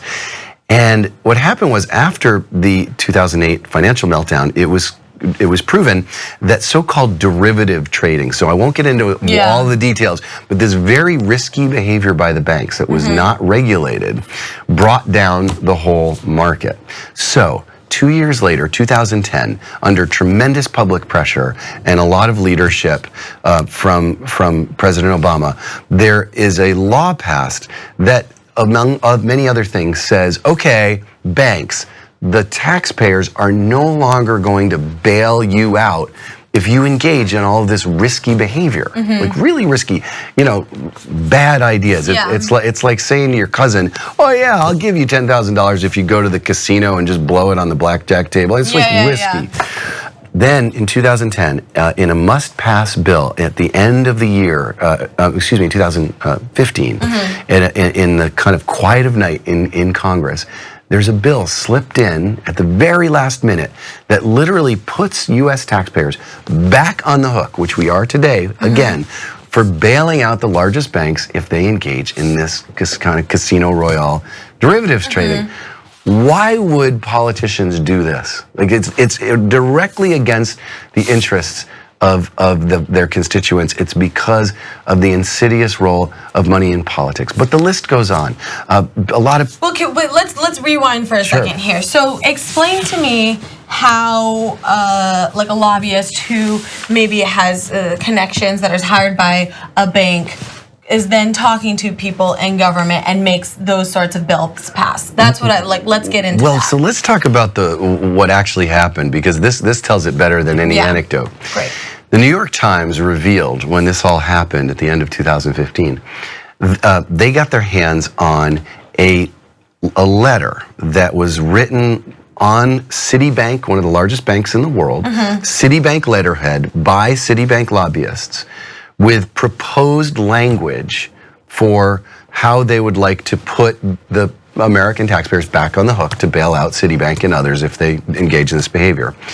And it was shown that the law that was slipped through in the dead of night was the exact language, save for like 4 words. It was the exact language in the memo from the Citibank lobbyists to the politicians. And guess what? Those, so they copied and pasted. Yeah, and so a lot of people say, corruption. Why do you call it corruption?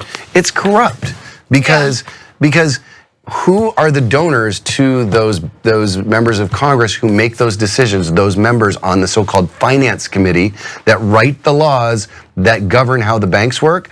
The biggest donors are the lobbyists for the banks. And that is what we call legalized corruption. And a lot of people say, well, why do you call it corruption? I mean, what kind of corruption? It is, what's happened is quid pro quo bribery, like what I'm describing, has become perfectly legal. Every day in Washington, D.C., bank lobbyists get together, they wine and dine our members of Congress, our politicians.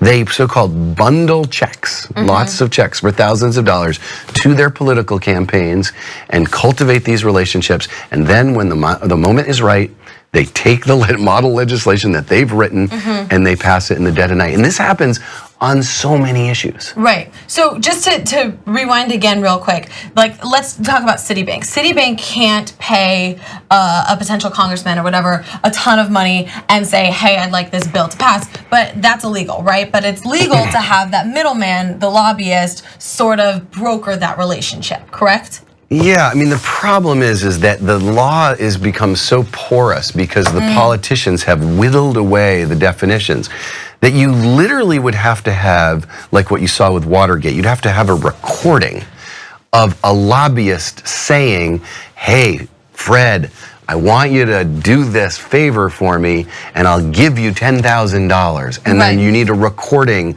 or an email where the politician says, okay, Barney, I'm on it. I'll take that. So the problem is that the onus is on we the people to prove a quid pro quo that everybody in Washington, D.C. knows is the complete status quo. It's just that the politicians and lobbyists are smart enough not to have a verifiable record. But it is the way it works. Why else would they do what they do? Why else do hedge fund managers, billionaire hedge fund managers, pay 15% tax on their so-called carried interest, the money that they make on their hedge fund investments, when middle-class Americans pay more than that? Why else does that happen? Why else do pharmaceutical companies not have to negotiate with the government over drug prices?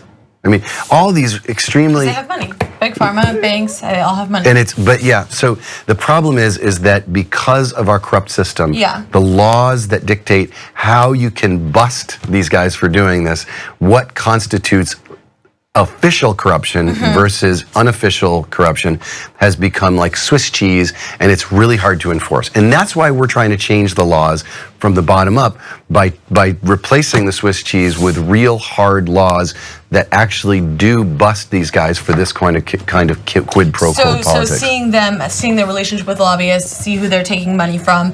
I have a few questions. Are there ways for your everyday person to see who their politician is taking money from, right? So if I'm like very against, the NRA, like I don't want my politician taking money from the NRA. Yeah. Where can I find There's a bunch of resources. You can go to opensecrets.org, which is great. Opensecrets.org, maplight.org. Those are the two best places to start. And there's a place called Follow the Money. If you want to look at a more state and local level, you could go to followthemoney.org.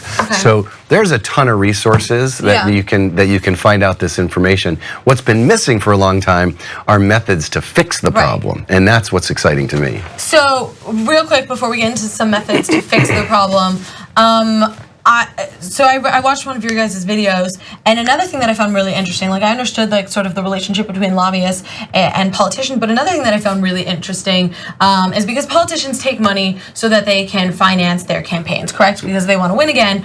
But what's really interesting too is that a lot of lobbyists will offer jobs at their firms following when these politicians, leave office or whatever, and obviously being a lobbyist is very lucrative. And so this former lobbyist says like, oh, then we had them in the palm of our hand. They would do anything they wanted because they wanted a job there following their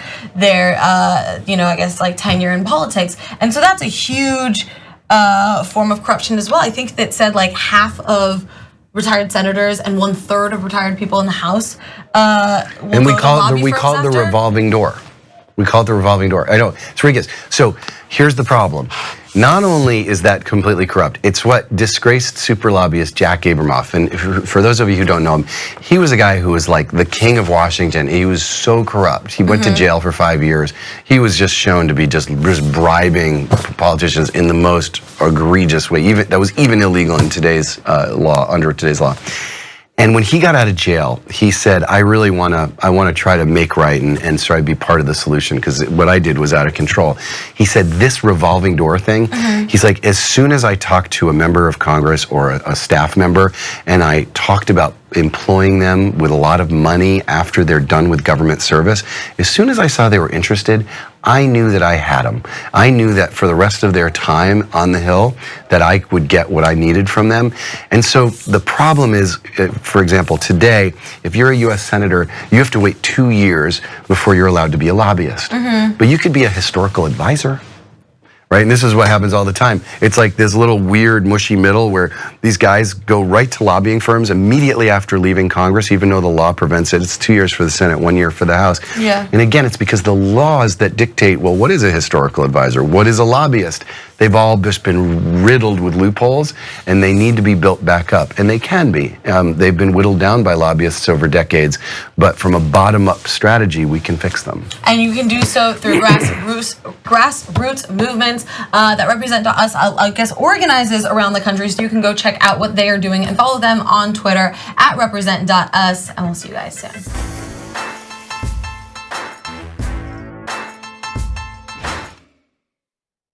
Hey guys, welcome back to Think Tank. Hannah here with Josh Silver, who is the founder and CEO of Represent Us, which is really passionate and really starting sort of these grassroots movements around the country to fight corruption. And I think a lot of people after the election feel I think there's a huge group of people who are resisting and feel motivated and activated, but I think there's a lot of people who also feel very apathetic. I think there were people who felt very apathetic during the election, who feel very apathetic now, and feel like there's not a lot they can do because they don't feel that their government really represents them. And you guys put together a great video to show sort of how that plays out, so I'm going to play you guys a little clip of that now. Take an idea that nobody supports, literally nobody, and it has about a 30% chance of becoming federal law. Now, take an incredibly popular idea, the most popular idea this country has ever seen, and there's also about a 30% chance of it becoming law. This means that the number of American voters for or against any idea has no impact on the likelihood that Congress will make it law. Put another way, and I'm just going to quote the Princeton study directly here, the preferences of the average American appear to have only a minuscule, near zero, statistically non-significant impact upon public policy. So if you've ever felt like your opinion doesn't matter and that the government doesn't really care what you think, well, you're right. But there's a catch. This flat line only accounts for the bottom 90% of income earners in America. Economic elites, business interests, people who can afford lobbyists, they get their own line. Look at how much closer their line is to the ideal. When they want something, the government is much more likely to do it. And when they don't, they have the power to completely block it from happening, no matter how much the rest of the country supports it. They get what they want, and guess who ends up paying for it? We pay for it with the most expensive healthcare in the world. We pay for it with a tax code that's a complete mess. We pay for it with internet that's slower and more expensive, with wasteful spending, a floundering education system, a catastrophic drug war, and 1 in 5 American children born into poverty. Almost every major issue we face as a nation can be traced back to this graph. Okay, so obviously that is pretty effed up. What do we do to fix it? There's a bunch we can do. So the reality is that we can affect the laws that affect our city council, our county commission, our governors, our state representatives, our state senators. We can actually take action in our own states and our own cities and our towns to change the laws that govern this. It's going to take longer to do it in Washington, D.C. That's okay. Remember, the first civil rights organization was created in 1894, and it took them 70 years to pass the Civil Rights Act. This kind of stuff can take time, but the people that were working on that back in the late 1800s, we can all agree, they were heroes. Right. And so we need heroes now. We need people who see the gravity of the problem, that video you just showed, and people who go to represent.us, sign up, become a volunteer, and become part of the solution. Because we will show you how to lobby locally, how to pass a law locally. It's doable. People don't realize it's doable because nobody talks about it. Thank you for bringing me on to talk about it. Yeah. And there is a way that from a bottom-up movement, just like gay marriage and marijuana decriminalization, we can do this by bringing together grassroots conservatives and liberals together and fixing this. Because I will tell your viewers, I mean, I know that you don't agree with people who are different than you politically. I get it. But the reality is that on this issue, you probably do agree. I mean, this affects everybody, right? But more, regardless of where Tea Partiers support the idea of everything we're talking about. Yeah. Radical overhauls to how campaigns are financed, ethics laws, transparency, gerrymandering, other issues we've been, voting policies. They will get behind and work together with progressives on this. So I urge everybody, put the other stuff aside. Everyone's not going to agree on abortion issues. Everyone's not going to agree on gay marriage. Right. But we can agree on how to fix our political system, so at least the politicians who get elected are going to make decisions based on what they believe is truly right and not based upon who's buying them that day. Yeah, not even so much of what's truly right, but what their constituents want, what's most important for their constituents. You guys can learn more about this by heading over to represent.us.com and following them on Twitter at represent.us to get involved and change this, because this is BS. Do it.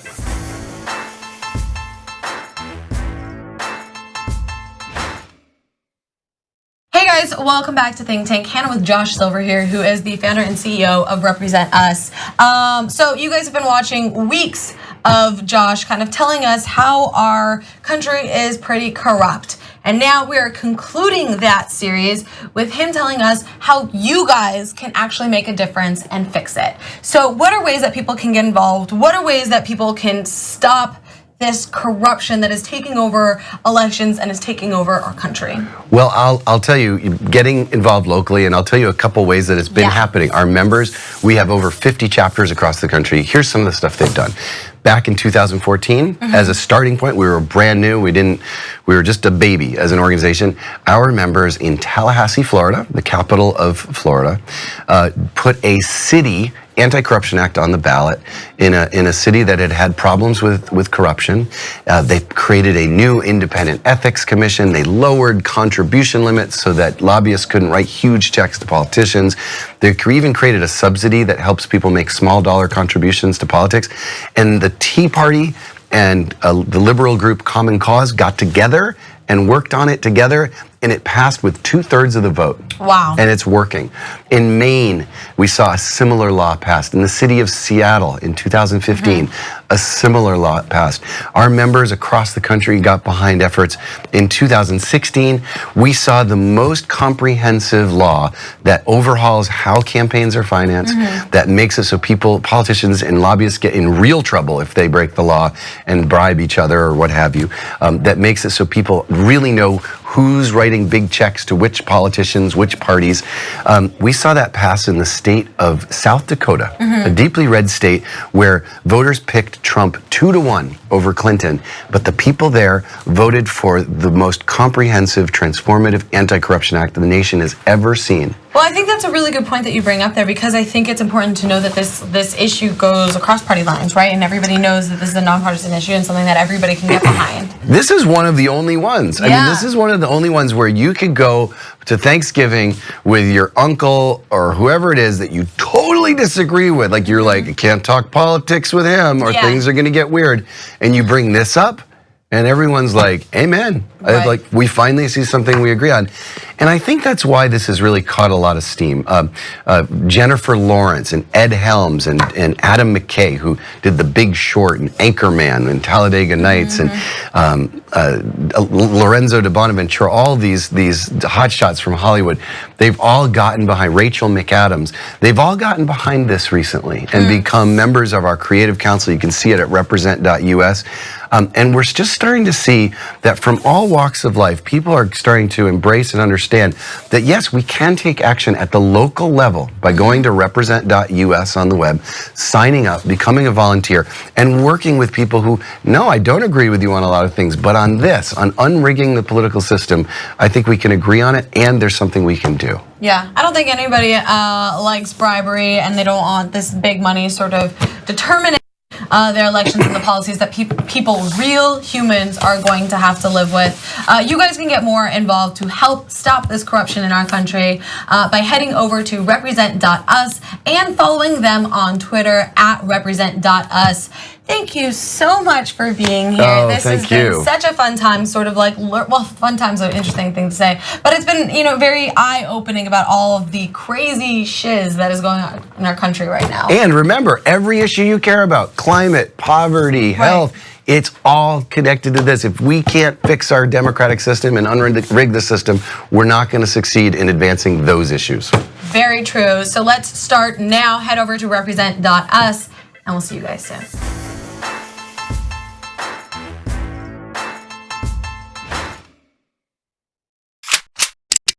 The New York City Health Department is pissed over the celebs who smoked cigarettes in the Met Gala. This was during the Met Gala. This was in the Met bathroom during the Met Gala.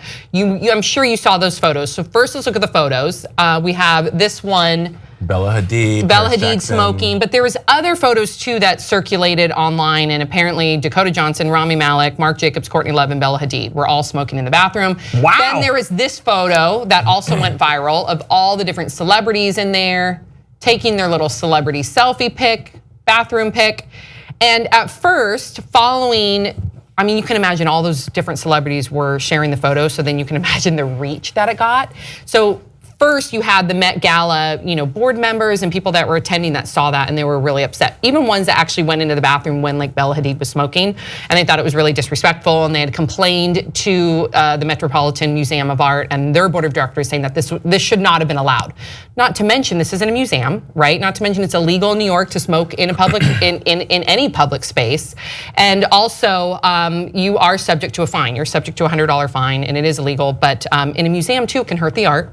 All those celebrities are wearing these incredibly expensive gowns that are loaned to them, and that hurts the gown as well. But now we have the health commissioner, Dr. Mary Bassett. She has responded to the issue because so many people have been upset in regard to how the Metropolitan Museum of Art had handled it, or maybe their lack of handling. So she wrote a letter, and the letter to the Met says this. It says, quote, "There is no safe level of exposure to secondhand smoke. All visitors to public places deserve protection from secondhand smoke, including people who are visiting places like the Met."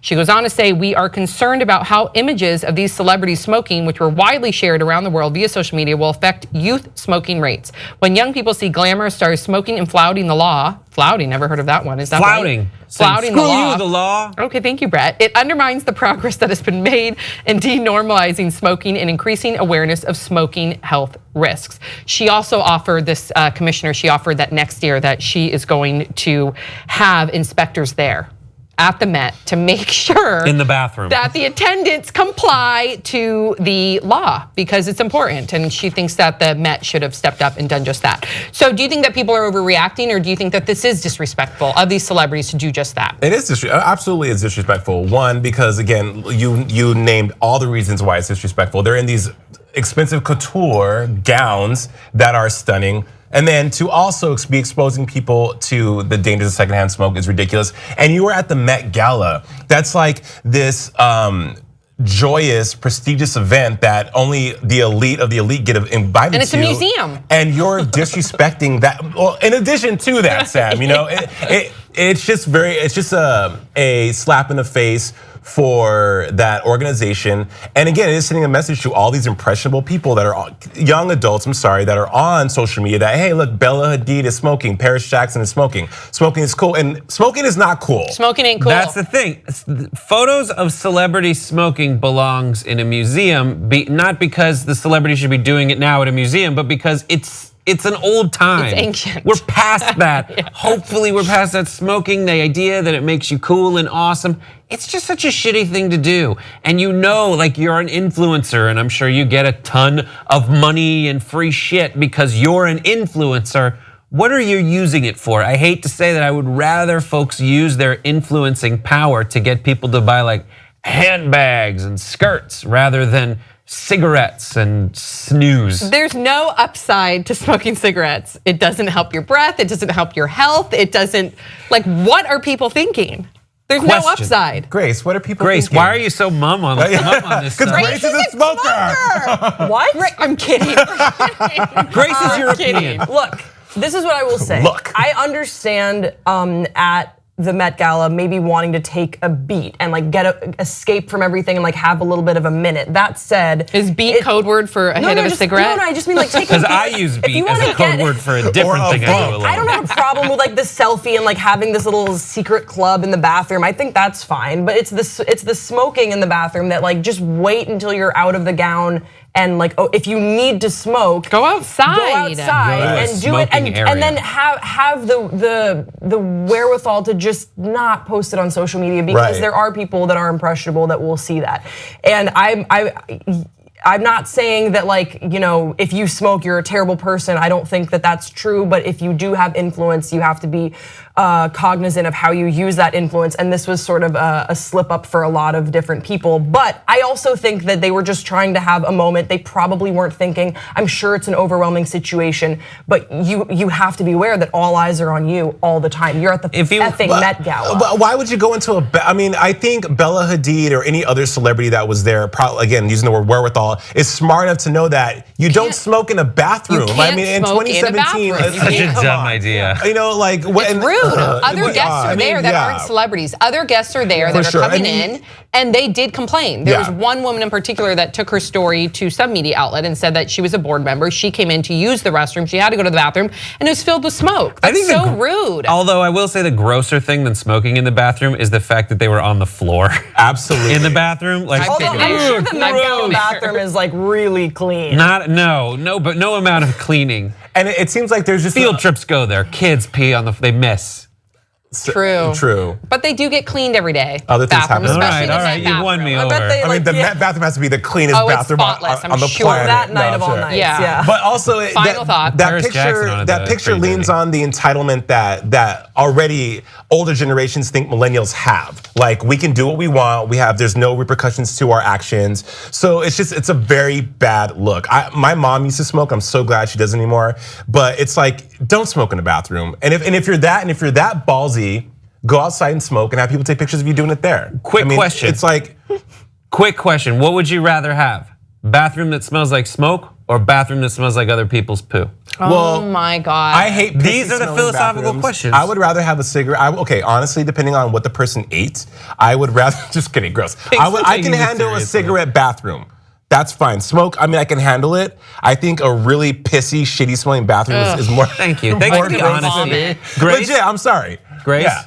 I'd rather smoke than human feces. Okay. All right. Samantha. I would say now, because I'm pregnant, I would rather it be the feces because I wouldn't want to expose her to the chemicals. But if she wasn't in my tummy, feces. Do you want to know the right answer? I mean smoke. I was like, If she wasn't still I'm feces. not thinking straight. This is Sam signing off and saying, I don't mind Shit the smell of happens. human excrement. So apparently Katy Perry wants to join American Idol. I had to reread that headline multiple times because I was like, wait, American Idol? I thought they canceled it or I thought they decided to let it go. But no, it's coming back in 2018 on ABC. No, it's not. And Yes, it is. Grace. Legit, yes, it is. confirmed. Yes, it's confirmed. So sources tell TMZ that Perry is, quote, very interested and is open to scheduling potential tour dates around the show's taping schedule. ABC, in turn, is very thrilled that she is interested. Now it's all coming down to the money, so they are negotiating, according to TMZ. Also, Ryan Seacrest, who was unaware of it at first, is now also in negotiations, but that's all alleged. We don't know because now he has a show with Kelly, but that's also on ABC. Yep. Maybe that'll all come into play, right? If he has any time in his schedule. And then lastly, a lot of people wanted to see Simon Cowell come back. And Simon Cowell told Extra, I was asked to do it and the answer is no.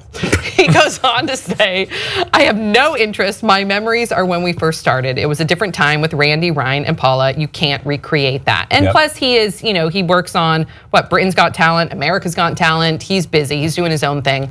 Are we happy that American Idol's coming back? First of all, it wasn't even that long ago. I looked it up. It's barely been a year. It's barely been a year. Right. Give it some time, Pete. Yeah, it's like dead in the ground. Spider-Man. They just keep doing new I ones. know. Right. Homecoming. It's like, do we care? But do you remember the finale was like this huge J-Lo event? performed. Huge They brought event. like all these people. American Idol. Okay, does anyone remember any of the American Idols? Ruben. Four.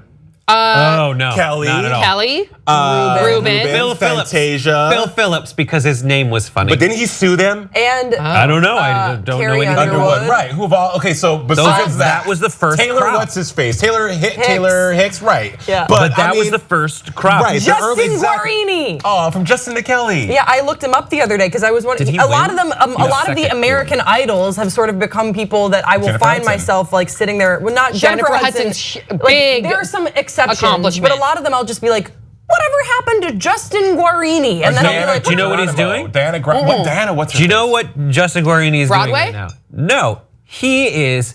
It's the sweet one. When you watch Dr. Pepper commercials, up, Brett. he is a little embodiment of Dr. Pepper with like a crazy hair, and he goes, "Ooh, it's so sweet." no way. That's good, Brett. Good, Brett. Do that again. job. It's the sweet one. Woo! Falsetto's easy. Oh. Everything else is really Idol. hard. If Idol, look. Okay, first of all, Ryan Seacrest, they would have to shoot Idol in New York because Ryan is in New York now, and Idol is shot here in LA. Yep. At Nokia or Dolby, wherever they do it. And also, ABC hasn't been super successful with competition shows. Remember duets hosted by Caduce, and they had Jennifer Nettles, John Legend, Flop. So I will say they have Dancing with the Stars. But that's not a singing competition. You're right, but I think that's their motivation. Right. And they're like now at a point where they want a more known quantity because whenever they have to innovate, it hasn't done as well. So that's to your point for sure. Well, and then towards the end, Coca-Cola pulled out sponsorship. I mean, American Idol, that ship has sailed. And I think that it's horrible to, like, they're rebooting Will and Grace now. They're bringing that back. And I think But that's it's with been the off the original air. cast, isn't Right, it? and that's been off the air long enough to where it's like, oh my God, the nostalgia wait. matters. I But can't American wait. Idol it hasn't even been dead in the ground a year. No, it's been a year. And we're bringing it back. It's like, no, why did it go off the air to begin with? I then? think if they are going to do it, which apparently they are, they would have to change everything. Like maybe you keep the name American Idol, but everything else would have to change in order Like for what? people to be interested. That's what I'm A thinking. dynamic choosing mechanism like they have on The Voice. Yeah, something different. I think maybe like you take out the audition process that we all became so familiar with. They'd have to totally rebrand and change, and they'd have to make it a little bit less about who can do great covers, which is kind of why a lot of American Idols later in the game didn't become so successful, is because they were great at covers. But like, what about people that can write their own original music, that can play their own instruments? I think that if they want to rebrand, let's rebrand in a really cool and interesting way and focus on musicianship rather than just sort of singer-songwriters. Like Chris Renee was a singer-songwriter, and that's why I remember him. Oh yeah, Chris Renee was great. He's fantastic. And he was I have X no Factor, idea. though. It sounds like you guys just made that name up. But maybe he was X Factor. He was X Factor, but maybe Katy Perry could bring that because she's a songwriter and she plays a lot of her own instruments. So maybe if she's interested in getting involved, she's had these conversations of like, okay, I'll join American Idol, but let's throw away everything we know about American Idol. Then I would be on board. You got to have the chemistry of the hosts too. I used to love watching Paula and Simon go at it, and then even thinking like, would something happen with Mariah Carey and then Nicki Minaj? So you have to have a good chemistry with the hosts. And also, again, I agree 100%. And Katy Perry would be fantastic because, like you said, she can play instruments. She's still relevant. She's trendy. She will definitely attach herself to a younger demo because a lot of these kids don't know what American Idol is. Or they don't care. They knew about it, but it wasn't ever a star-making show for them. Who do we want to see? I would love if it was Taylor Swift and her, so we could see some. Yeah, for sure. Some rift. I would love. I would not want to see. You wouldn't want to see that. I would. Bloom. I don't think. I think that Orlando Katy Perry Bloom right wants behind her nothing to head. do with that controversy. Ideal host. Who would the ideal host? I'd say Swift, Katy Perry, and John Mayer. John Mayer. Boom. John Mayer. Janet Jackson would be great. No, lies, because Janet Jackson's very soft-spoken. She is very soft-spoken. You need a big personality, I think. Who's the Simon Cowell? Boom, Little Kim. Oh, love Little Kim. Kim. Dope. She would be That like, would be great. She would. I mean, that was kind of whack. She would be great. And then, but to have the straightforward, edgy, like, all-American guy, I would think. No. Okay, no. What about Chelsea Handler would be dope on American. Yes, I think that's good. No. Linda Perry would be great. Linda Perry, good Simon Cowell. Thought Linda Perry did some guesting. I think I remember on her. The Voice. Wasn't on The Voice? She's got experience. Let her in. Yeah, she was great. We want experience, but I also want some tension. Tension, right. What about you? I'm thinking Donald Trump. I'm thinking Justice Ruth Bader Ginsburg. Sean Spicer, I think, would be great. Anyone who gets ratings at this point. And then a lion, like a lion. Just let one loose. Just let a lion go in the middle. You know who else would be great though, guys? Oprah would be phenomenal. Really? Yeah, Oprah. Because Oprah. Have you been watching Oprah's interviews lately on TV? She's a lot more relaxed and we're all over the place. We are all over the place. But I think that's the fun to be had. Guys, let's just do it. Let's just Pop Trigger host do American for Idol. American Idol. An update to the Steve Harvey story, because we haven't really been able to talk about it yet. So I'm eager to hear what your points of views are, but still to catch you up, in case you hadn't heard, Steve Harvey is moving his Chicago talk show to LA, and it's been outed by the employees, not only his list of demands, which we'll get to, but the fact that he has not offered positions to those producers and staff working on the Chicago show for his LA show, and not much of warning that they will be moving. So there's some resentment apparently from these employees. Then fast forward, we got this leaked demand, and then I'll fill you in on the update. So let's go over his email, and this was the very first day of the start of the season. So everybody woke up to this email. Good morning, everyone. Welcome back. I'd like you all to review and adhere to the following notes and rules for season 5 of my talk show. There will be no meetings in my dressing room, no stopping by or popping in, no one. Do not come to my dressing room unless invited. Do not open my dressing room door. If you open my door, expect to be removed. My security team will stop everyone from standing at my door who have the intent to see or speak to me. I want all the ambushing to stop now. That includes TV staff.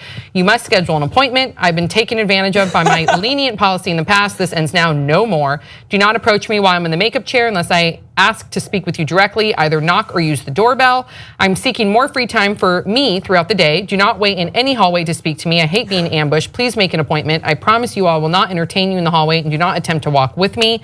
If you're reading this, yes, I mean you. Everyone, do not take offense to the new way of doing business. It is good for my personal life and enjoyment. Thank you all, Steve Harvey. Then let me read some of the tweets. So we got Daniel Holloway, when I die, please write, he approached Steve Harvey in the hallway on my tombstone. And then we get the flip side though too. So the majority of the people, of course, thought that Steve Harvey was entitled and obnoxious and slammed him. But we also have Al Shipley here tweeting that Steve Harvey memo ain't bad. If you're famous and a lot of people's boss, people probably bug you all fucking day, every day. Even Tyler Oakley chimed in saying good for him for being clear about his boundaries and what he's comfortable with. Yep. Now, Steve Harvey, he defended it. He said he does not feel like he needs to apologize for it. He did tell Entertainment Tonight, quote, look, man, I'm in my makeup chair. They walk into the room. I'm having lunch. They walk in. They don't knock. I'm in the hallway. I'm getting ambushed by people with friends that come to the show and having me sign this and do this. I just say, wait a minute. And in hindsight, I probably should have handled it a little bit differently. So the update to this is now that there is a petition where people are asking to ban Steve Harvey. Yeah, of course. It needs 5,000 signatures. It's already more than halfway there, and the name of the petition is halfway titled. Where? It's like 2,600 signatures as of 2 days ago, so it might be at the 5,000 signature goal as of now.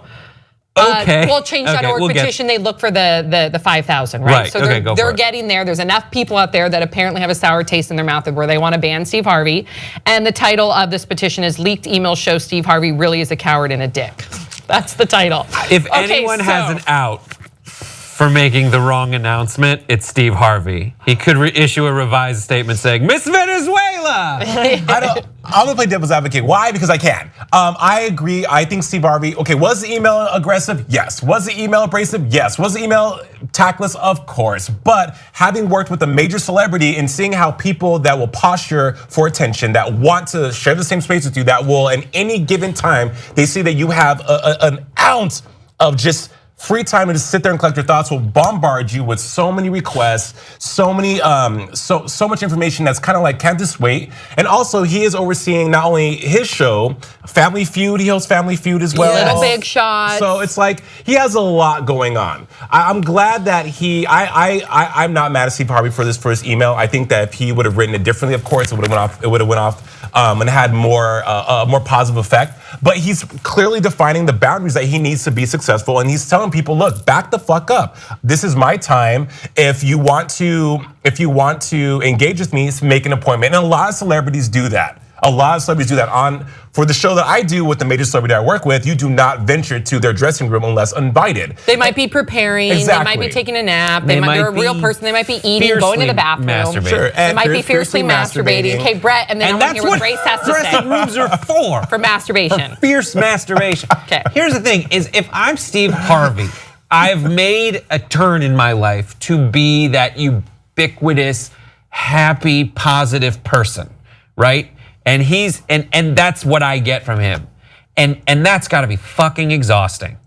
It has to be so exhausting to be Steve Harvey on set all the time. Not just because he's hosting 3 shows, but just like his affect of like, hi everybody, how's it going? Oh, this person's here, I roll. Like that just, he obviously has gotten to a point of doing that so much because every time he talks about a story, it's so humble and he's like, I owe it to give back. He probably just got to a breaking point. He had a breaking point. What do you think, Grace? No, I totally agree with what you guys are saying. I just think it's kind of unfortunate that the breaking point became so public. Yeah. It feels as though this was a little bit, he didn't think about everyone that was included on this email chain, because I think this probably would not have been leaked if he had reached out to a couple key people and been like, please tell your team. Yes. I remember when I worked on Whose Line Is It Anyway, I was the assistant to the talent producer. So that producer was in charge of all of like Aisha Tyler and all the improv guys and Wayne Brady, and like she would communicate with them about what they wanted from the PAs, from other people from the other producers, the executive producers, like how they wanted to be treated. And then it was her job to relay that, and then she was like the point person and making sure that everyone knew that. And